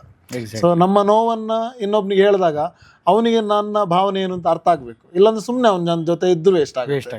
ಸೊ ಅವನ ಭಾವನೆಯನ್ನು ನಾನು ಅರ್ಥ ಮಾಡ್ಕೋಬೇಕು, ಅವನ ನೋವನ್ನು ನಾನು ಅರ್ಥ ಮಾಡ್ಕೋಬೇಕು. ನನ್ನ ಜೊತೆ ಒಬ್ಬ ರೈಟರ್ ಆಗಿ ಬರ್ತಾನೆ ಅಂದ್ರೆ, ನನ್ನ ಜೊತೆ ಒಬ್ಬ ಅಸಿಸ್ಟೆಂಟ್ ಆಗಿ ಡೈರೆಕ್ಟರ್ ಆಗಿ ಬರ್ತಾನೆ ಅಂದ್ರೆ, ಅಥವಾ ಪ್ರೊಡಕ್ಷನ್ ಬಾಯ್ ಆಗಿ ಬರ್ತಾನೆ ಅಂದ್ರೂ ಕೂಡ ಅವನ ಲೈಫ್ ಏನು, ಅವನ ಮನಸ್ಥಿತಿ ಏನು, ಅವನ ಬದುಕಿನ ಕಷ್ಟ ಏನು, ಸುಖ ಏನು ಎಲ್ಲ ನಾನು ತಿಳ್ಕೊಂಡಿದ್ರೆ ನನಗೆ ಅವನ ಜೊತೆ ಕೆಲಸ ಮಾಡೋದಕ್ಕೆ ತುಂಬಾ ಈಸಿ ಆಗುತ್ತೆ. ಇಲ್ಲಾಂದ್ರೆ ನಾನು ಬರೀ ಅವನು ಪ್ರೊಡಕ್ಷನ್ ಬಾಯ್ ಆಗಿ ನೋಡ್ತೀನಿ ಅಂತ. ಅದು ಈಗ ಅಲ್ಲ ಅಂತ, ಹಾಗೆ ನೋಡ್ಲಿಕ್ಕಿಲ್ಲ. ಸೊ ನಮ್ಮ ಪ್ರೊಡಕ್ಷನ್ ಅಲ್ಲಿ ಸರ್ ನಾನು ಯೂಶುವಲಿ ನಾನು ನೋಡ್ತೀನಿ, ತುಂಬಾ ಕಡೆ ನೋಡಿದ್ದೀನಿ. ಅಂದ್ರೆ ಯಾರಾದ್ರೂ ಹೀರೋ ಆದಾಗ ಅಥವಾ ಯಾರಾದ್ರೂ ಡೈರೆಕ್ಟರ್ ಆದಾಗ ಅವರಿಗೆ ಟೇಬಲ್ಗೆ ತಂದು ಕೊಡ್ತಾರೆ. ಅದೊಂದು ಪದ್ಧತಿ ಆಗಿದೆ, ಅದೇನು ತೊಂದರೆ ಇಲ್ಲ. ಅಂದ್ರೆ ಅದು ಇರುತ್ತೆ, ಆ ಫೆಸಿಲಿಟಿ ಇರ್ತದೆ. ಬಟ್ ನಮ್ಮಲ್ಲಿ ಅದು ಇರಲಿಲ್ಲ ಸ್ಟಾರ್ಟಿಂಗ್ ಇಂದಲೂ. ಅಂದ್ರೆ ನಮ್ಮಲ್ಲಿ ಸ್ವಲ್ಪ ಸರಳ, ಅಂದ್ರೆ ಕಮ್ಮಿ ಇದ್ದಿದ್ದು ನಮ್ಮದ ಬಜೆಟ್ ಕೂಡ. ಹಾಗಾಗಿ ನಾವು ಅದನ್ನ ರೂಢಿ ಮಾಡ್ಕೊಂಡಿದ್ವಿ. ನನ್ನ ಬಟ್ಟೆಲ್ಲ ನಾನು ತೊಳಿಲೇಬೇಕು ಅನ್ಕೊಂಡಿದ್ವಿ. ಸೊ ಈಗ ಏನಾಗಿದೆ, ನಾವು ಏನಾದ್ರು ಒಂದು ದೊಡ್ಡ ಕಂಟೆಂಟ್ ಮಾಡಿದಾಗ್ಲೂ ನಾನು ಒಂದು ರಿಕ್ವೆಸ್ಟ್ ಮಾಡ್ತೀನಿ ನಮ್ಮ ಟೀಮಲ್ಲಿ. ಯಾರಾದ್ರೂ ದೊಡ್ಡ ಆಕ್ಟರ್ ಬರ್ತಾರಲ್ಲ ಅವ್ರ ಮುಂದೆ ಅವ್ರಿಗೆ ಹೇಳಲ್ಲ, ಬೇರೆಯವ್ರ ಹತ್ರ ರಿಕ್ವೆಸ್ಟ್ ಮಾಡ್ತೀನಿ, ಪ್ಲೀಸ್ ನಮ್ಮ ಬಟ್ಟೆಲ್ಲ ನಾವೇನು ತೊಳಿಯೋಣ ಅಂತ. ಆಗ ಅವರು ಅದನ್ನು ಕಿವಿ ಕೊಟ್ಟು ಕೇಳ್ತಾರೆ. ಅವ್ರು ಹೇಳ್ತಾರೆ, ಅವ್ರದ್ದು ತಗೊಂಡು ಹೋದ್ರು ಕೂಡ ಇಲ್ಲ ಇದನ್ನ ನಾನೇ ತೊಳಿಬೇಕು, ನಿಮ್ಮ ಟೀಮಲ್ಲಿ ಇಷ್ಟೊಂದು ಒಗ್ಗಟ್ಟಿದೆ ನಾನೇ ತೊಳಿತೀನಿ ಅಂತ. ಅದು ನಮ್ಮಲ್ಲಿ ನಡೆದಿದೆ. ನಾನು ಹೇಳೋದು ಅಂಥದ್ದು ಆದಾಗ ಪ್ರೊಡಕ್ಷನ್ ಬಾಯ್ ಅನ್ನುವಂಥದ್ದು ಬರೀ ಬಟ್ಟಲು ತೊಳೆಯೋದಕ್ಕಂತಲ್ಲ, ಅವನಿಗೊಂದು ಕಲಿಯೋದಕ್ಕೆ ಸಿಗ್ತದೆ ಅಲ್ಲಿ. ಅವನು ಹೆಲ್ಪ್ ಮಾಡ್ತಾನೆ, ತುಂಬ ಚೆನ್ನಾಗಿ ಹೆಲ್ಪ್ ಮಾಡ್ತಾನೆ. ಎಲ್ಲ ಕೆಲಸವನ್ನು ಅವನ ಹತ್ರ ಮಾಡಿಸ್ಬೇಕು ಅಂತ ಇಲ್ಲ ಅಂತ. ಸೊ ಹಾಗಾಗಿ ಡೈರೆಕ್ಟರ್ ಆಗಬೇಕು, ಅವನು ಅಸಿಸ್ಟೆಂಟಾಗಿ ಡೈರೆಕ್ಟರ್ ಆಗಿ ಬಂದಾಗ ಅವನಿಗೆ ನಮ್ಮ ಮನಸ್ಸಲ್ಲಿ ಒಂದಿರಬೇಕು, ಅವ್ನು ಡೈರೆಕ್ಟರ್ ಆಗಿ ಹೋಗಲೇಬಾರ್ದು, ನನ್ನ ಜೊತೆನೇ ಇರಬೇಕು, ನನ್ನ ಅಸಿಸ್ಟೆಂಟ್ ಆಗೇ ಸಾಯಿಲೆ ಅನ್ನೋ ಥರ ಯೋಚನೆ ಮಾಡಬಾರ್ದು. ಅವನು ಒಂದು ಕತೆ ಸೃಷ್ಟಿ ಮಾಡಬೇಕು, ಅವನು ಡೈರೆಕ್ಟರ್ ಆಗಬೇಕು ಅಂತ ತುಂಬ ಜನ ಆ್ಯಕ್ಚುಲಿ ಸೃಷ್ಟಿ ಮಾಡಿದ್ದಾರೆ. ತುಂಬ ಟೀಮ್ ಕ್ರಿಯೇಟ್ ಆಗಿದೆ, ತುಂಬ ಜನ ಡೈರೆಕ್ಟರ್ಸ್ ಆಗಿದ್ದಾರೆ.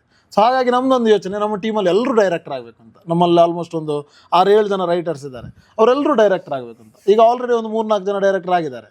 ಬಟ್ ಒಂದು ಪ್ಲಸ್ ಏನು ಅಂತಂದ್ರೆ, ನನಗೆ ನಾನು ಡೈರೆಕ್ಷನ್ ಮಾಡಿದಾಗ ಅವ್ರು ನನಗೆ ಅಸಿಸ್ಟ್ ಮಾಡ್ತಾರೆ, ಅವ್ರು ಡೈರೆಕ್ಟರ್ ಮಾಡಿದಾಗ ನಾನು ಅಸಿಸ್ಟ್ ಆಗ್ತೀನಿ. ಸೊ ಒಂದು ಕ್ರಿಯೇಟ್ ಆಗಿದೆ. ಅಲ್ಲ, ಈ ಡೈರೆಕ್ಷನ್ ಹುಚ್ಚಿಡ್ದಿದ್ದು ಹೆಂಗೆ ಅಂತ, ಯಾಕಂದ್ರೆ ಚೆನ್ನಾಗಿ ಕಾಮಿಡಿ ಮಾಡ್ತಿದ್ರಿ, ನಗಿಸ್ತಿದ್ರಿ, ಆಪರ್ಚುನಿಟಿಗಳು ಬರ್ತಿತ್ತು, ಚಾನ್ಸ್ಗಳು ಸಿಗ್ತಿತ್ತು. ಅಂದ್ರೆ ಅದ್ರ ಕಡೆಗೆ ಒಲವು ಕೊಟ್ಕೊಂಡು ಮನಸ್ಸು ಮಾಡಿ ಹೋಗಿದ್ದಿದ್ರೆ have a wonderful future in acting. But ಈ ಡೈರೆಕ್ಷನ್ ಮಾಡಬೇಕು ಅಂತ ಗೀಳ್ ಹಿಡಿದಿದ್ದು ಯಾಕೆ? ನನಗೇನಂದ್ರೆ ಸಿನಿಮಾದ ಡೈರೆಕ್ಟರ್ ಆಗ್ತೀನಿ ಅಂತ ದೇವರನ್ನ ಅನ್ಕೊಂಡಿರ್ಲಿಲ್ಲ. ಈಗ ಆಕ್ಟಿಂಗ್ ಎಲ್ಲ ಮಾಡ್ತಿರ್ಬೇಕಾದ್ರೆ ಆಲ್ ದಿ ಬೆಸ್ಟ್, ಒಳ್ಳೇದಾಗ್ಲಿ, ತುಂಬಾ ಚೆನ್ನಾಗಿ ಆಕ್ಟ್ ಮಾಡ್ತಾ ಇದೆಯಾ ಅಂತ ಎಲ್ಲ ಹೇಳ್ತಾ ಇದ್ರು. ಸೊ ಹಾಗೆ 1-2-3 ಜನ ನನಗೆ ಕಮೆಂಟ್ ಮಾಡಿದ್ದಿದ್ದೆ, ನೀನು ಡೈರೆಕ್ಟರ್ ಆಗ್ತೀಯ ಫ್ಯೂಚರಲ್ಲಿ, ಪಕ್ಕ ಡೈರೆಕ್ಟರ್ ಆಗ್ತೀಯ ಅಂತ. ಆಗ ನಾನು ಅನ್ಕೊಂಡಿದ್ದೆ ತಮಾಷೆಯಾಗಿ, ಇಲ್ಲ ಅಲ್ಲ, ಅವ್ರು ಹೇಳುವಾಗ ನಾನು ಅನ್ಕೊಂಡಿದ್ದೆ ಕಾರ್ಮ ಡೈರೆಕ್ಟರ್ ಆಗುತ್ತೆ, ಆಕ್ಟಿಂಗ್ ಸರಿ ಮಾಡೋಕ್ಕಾಗಲ್ಲ, ಇನ್ನು ಡೈರೆಕ್ಟರ್ ಯಾರು ಆಗ್ತಾನೆ ಅಂತ ದೇವರನ್ನೇ ಅನ್ಕೊಂಡಿದ್ದೆ. ನಾನು ಅವ್ರ ಹತ್ರ ಹೇಳಿದ್ದು ಇದೆ, ಇಲ್ಲ ಡೈರೆಕ್ಟರ್ ಆಗಲ್ಲ, ಅದೆಲ್ಲ ತುಂಬ ದೊಡ್ಡ ಕೆಲಸ, ಅದು ಕಷ್ಟ ಆಗ್ಬೋದು, ಅವರೆಲ್ಲ ಮಾಡಿದ್ದಿದೆ, ನನ್ನಿಂದ ಸಾಧ್ಯ ಆಗ್ಲಿಕ್ಕಿಲ್ಲ ಅಂತ. ಬಟ್ ಅದು ಹೇಳಿದ್ನಲ್ಲ, ವಿಧಿ ಕೆಲವೊಂದ್ಸಲ ನಮಗೆ ಅಂತ ಒಂದು ಯಾವುದೊಂದು ಆಪರ್ಚುನಿಟಿ ಕ್ರಿಯೇಟ್ ಮಾಡುತ್ತೆ ನಾವು ಮಾಡೋದಾದ್ರೆ ಅಂತ. ಸೊ ನಾವು ಟ್ರೈ ಮಾಡಿದ್ವಿ. ದೆನ್ ನನಗೊಂದು ಏನು ಅಂತಂದ್ರೆ, ನಾನು ಕಾಲೇಜ್ಗಳಿಗೆಲ್ಲ ಸ್ಟೂಡೆಂಟ್ಸ್ಗಳಿಗೆಲ್ಲ ವೆರೈಟಿ ಕಾಂಪಿಟೇಷನ್ಗಳಿಗೆಲ್ಲ ಕೋರಿಯೋಗ್ರಫಿ ಮಾಡ್ತೀನಿ ನಾನು. ಅಂದರೆ ಕಂಟೆಂಟ್ ಕ್ರಿಯೇಟ್ ಮಾಡೋದು, ವೆರೈಟಿ ವಿಷಯಗಳನ್ನು ಹೇಳ್ಕೊಡೋದು, ಆ್ಯಕ್ಟಿಂಗ್ ಹೇಳ್ಕೊಡೋದೆಲ್ಲ ಮಾಡ್ತಾ ಇದ್ದೆ. ಸೊ ಅದೊಂದು ಡೈರೆಕ್ಷನ್ ಅದು ಕೂಡ. ಸೊ ಅಲ್ಲಿ ನನಗೇನು ಅಂದರೆ ಒಂದು ಧ್ಯೇಯ ಇತ್ತು, ನಾನು ಹೇಳಿಕೊಡುವಂಥ ಒಂದು ಕಾನ್ಸೆಪ್ಟ್ ಫಸ್ಟ್ ಬರಬೇಕು ಅಂತ. ಇನ್ನೊಬ್ರು ಫ್ರೆಂಡ್ ಇದ್ದಾರೆ ನಂದು, ಸ್ಮಿತೇಶ್ ಅಂತ, ನಾವಿಬ್ಬರು ಸೇರಿ ಜಾಸ್ತಿ ಮಾಡ್ತೀವಿ ಅದನ್ನು ಕಂಟೆಂಟ್ಗಳನ್ನು. ನಾವು ಅಲ್ಲಿ ಫಸ್ಟ್ ಹೇಳೋದು ಏನಂತಂದರೆ, ಸರ್ಕಲ್ ನಿಲ್ಸಿ ಅವ್ರ ಹತ್ರ, ನೀವು ಫಸ್ಟ್ ಬರಬೇಕು, ನೀವು ಫಸ್ಟ್ ಬರೋದಾದರೆ ಮಾತ್ರ ಇದನ್ನು ನೀವು ಮಾಡಬೇಕು, ಇಲ್ಲಾಂದ್ರೆ ದೇವರನ್ನೇ ಮಾಡೋದು ಬೇಡ, ನಾನು ಮನೆಗೆ ಹೋಗ್ತೀನಿ ನೀವು ಮನೆಗೆ ಹೋಗಿ ಅಂತ. ಸೊ ಅದನ್ನು ಫಸ್ಟ್ ನಾವು ತುಂಬಿಸ್ತೀವಿ ತಲೆಗೆ. ನಾನು ಹೇಳೋದು, ಯಾರೇ ಅಂತ ಕಾಂಪಿಟೇಷನ್ಗಳಿಗೆ ಅಥವಾ ಸ್ಪರ್ಧೆಗೆ ಇಳಿಯೋದಾದ್ರೆ ನಾವು ಗೆಲ್ಲೇಬೇಕು ಅಂತ ಹೋಗ್ಬೇಕು. ಕೆಲವರು ಹೇಳ್ತಾರೆ ನೋಡಿ, ಪಾರ್ಟಿಸಿಪೇಟ್ ಮಾಡಿದ್ರೆ ಓಕೆ, ಯಾಕೆ ಹೇಳೋದಂದ್ರೆ ಅದೊಂದು ಖುಷಿಗೆ, ಅವ್ರಿಗೆ ಬೇಜಾರಾಗಬಾರ್ದು ಅನ್ನೋ ಕಾರಣಕ್ಕೆ. ಸೋತ್ಮೇಲೆ ನಾವು ಹೇಳೋಣ, ತೊಂದರೆ ಇಲ್ಲ, ಬಟ್ ಗೆಲ್ಲೋದಕ್ಕಿಂತ ಮುಂಚೆ ನಾನೇ ಗೆಲ್ಲಬೇಕು ಅಂತ ಹೇಳಿಬೇಕು ಅಂತ ನಾನು ಹೇಳೋದು. ಆಗ ನಾನು ಹೇಳೋದು 100% ಗೆಲ್ಲಕ್ಕಾಗದೇ ಇದ್ರು ಕೂಡ ನಮ್ಮ ಮನಸ್ಥಿತಿ ಒಂದು 75% ಆದ್ರೂ ಗೆಲ್ಲಿಸುತ್ತೆ, ಒಂದು 80% ಆದ್ರೂ ಗೆಲ್ಲಿಸುತ್ತೆ ಅಂತ ನಮ್ದೊಂದು ನಂಬಿಕೆ ಅಷ್ಟೇ. ಅದಾಗುತ್ತೆ ಎಲ್ಲ ಸೆಕೆಂಡ್, ಬಟ್ ಆಗಿದೆ. ನಮ್ಮ ಲೈಫಲ್ಲಿ ಒಂದು 10 ಕಾಂಪಿಟೇಷನ್ ಮಾಡಿದ್ವಿ ಅನ್ಕೊಳ್ಳಿ, 10ರಲ್ಲಿ 8 ಆದ್ರೂ ಗೆದ್ದಿದ್ವಿ ನಾವು.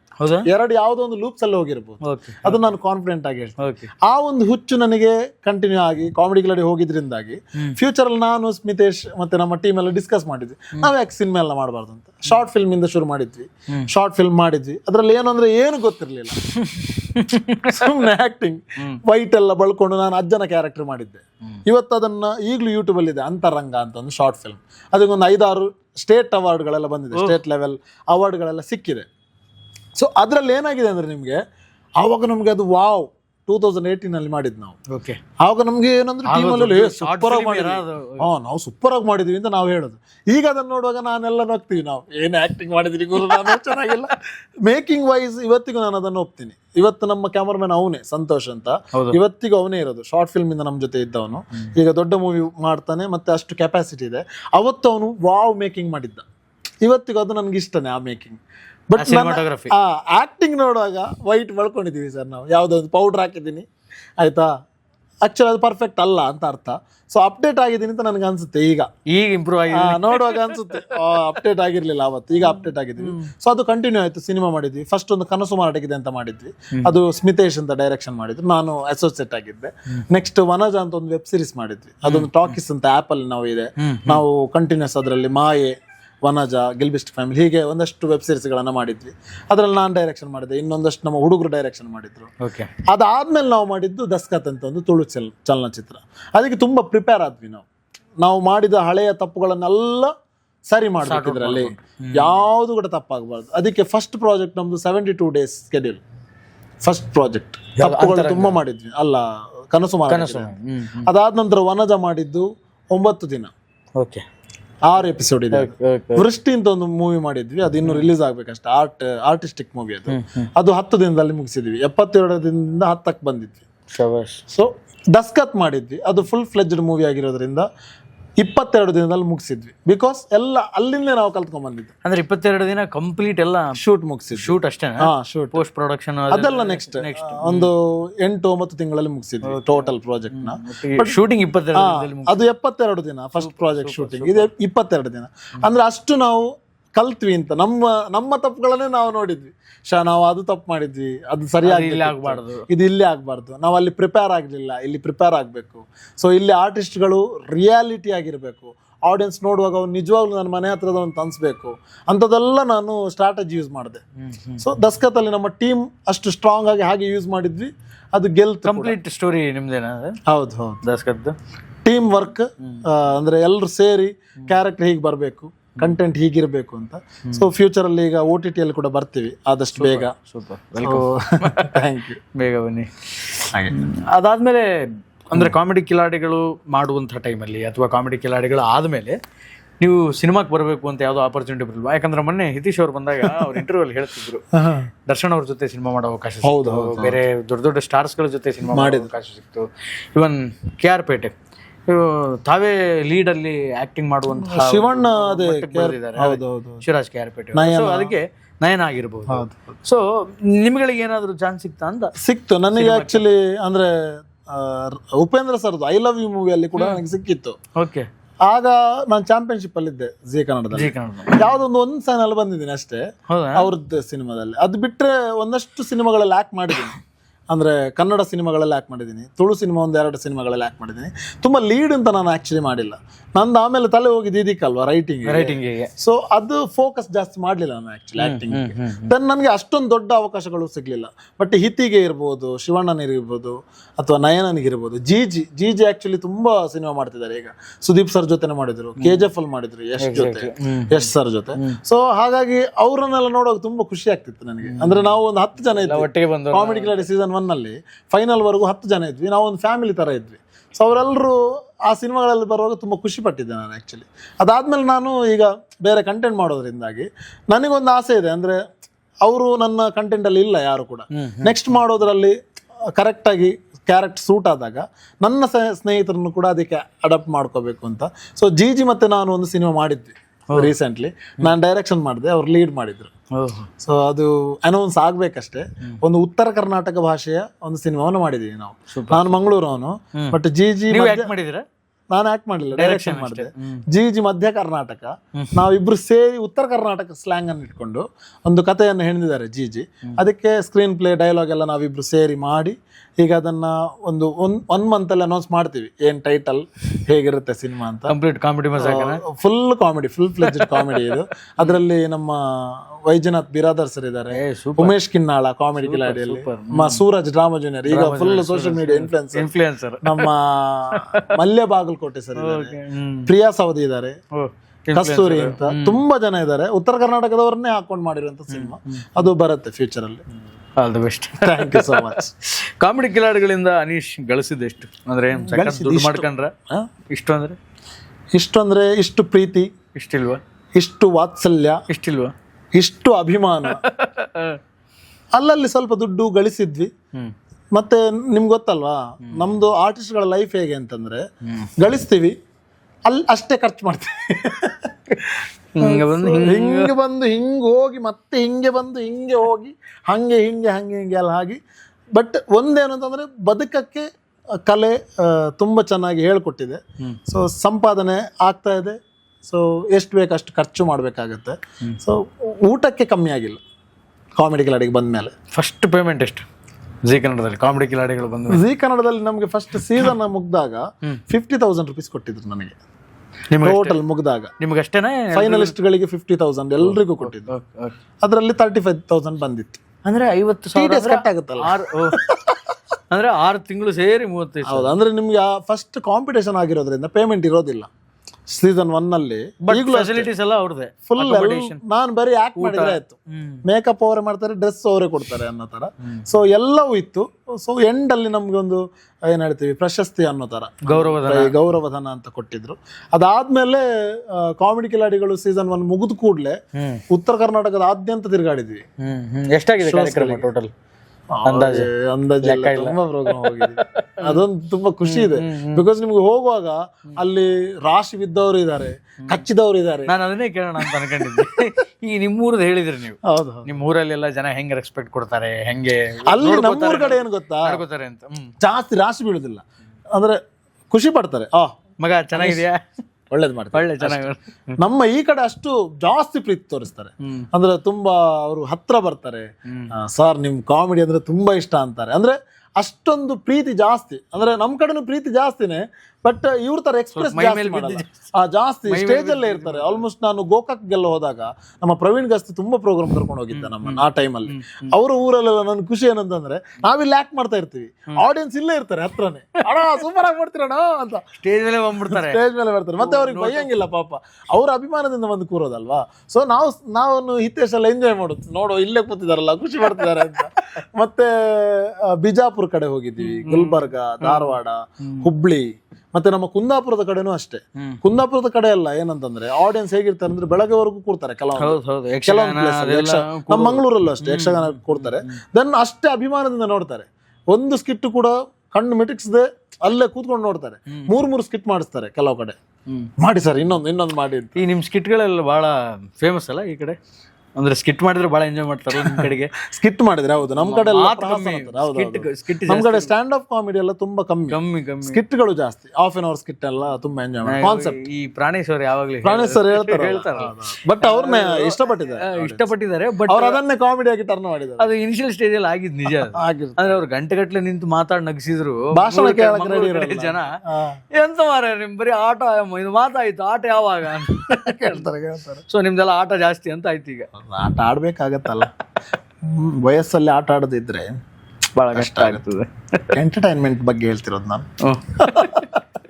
ಸುಮಾರು ಆಟ ಆಡಿದಿರಿ? ಇಲ್ಲಪ್ಪ, ನೀವೇ ಹೇಳಿದ್ರಲ್ಲ ಸ್ವಾಮಿ, ಕಾಮಿಡಿ ಮಾಡಿದೀವಿ. ನಾನು ಅದೇ ಆಟ ಹೇಳಿದ್ದು, ಬೇರೆ ಆಟ ಅಲ್ಲ. ಹುಡುಗಾಟ, ಚೆಲ್ಲಾಟ ಇಷ್ಟ ಆದ್ರೆ ಸಾಕು. ಮಕ್ಕಳ ಆಟ ಅಂದ್ರೆ ಅದೇ, ಹುಡುಗ ಮತ್ತೆ ಮಕ್ಕಳು ಒಂದೇ. ಮಕ್ಕಳ ಆಟ. ಮನುಷ್ಯ ಮಗು ಆಗ್ಬೇಕು ಅವಾಗ. ಹೌದು. ಮಗು ಆಗ್ಲಿಲ್ಲ ಅಂದ್ರೆ ಬಹಳ ಕಷ್ಟ ಆಗುತ್ತೆ. ತುಂಬಾ ಬುದ್ಧಿವಂತರ ತರ ವರ್ತಿಸಿದ್ರೆ ಯಾರು ಮೆಚ್ಕೊಳ್ಳಲ್ಲ. ಯಾವಾಗ್ಲೂ ಮಗು ತರನೇ ಇರ್ಬೇಕು, ಖುಷಿಯಾಗಿರ್ಬೇಕು, ನಗ್ನಗ್ತಾ ಇರಬೇಕು, ಅಳ್ತಾ ಇರಬೇಕು, ಕೋಪ ಮಾಡ್ಕೋಬೇಕು, ಕಿರಿಕಿರಿ ಮಾಡ್ತಾ ಇರಬೇಕು. ಆಗಾದಾಗ ಮಾತ್ರ ನಮ್ಮ ಜೀವನಕ್ಕೊಂದು ಅರ್ಥ ಬರ್ತದೆ ಅಂತ. ಎಲ್ಲ ಮಿಕ್ಸ್ ನವರಸಗಳು ತುಂಬಿ ತುಳುಕಾಡಬೇಕು ಮನುಷ್ಯನಲ್ಲಿ.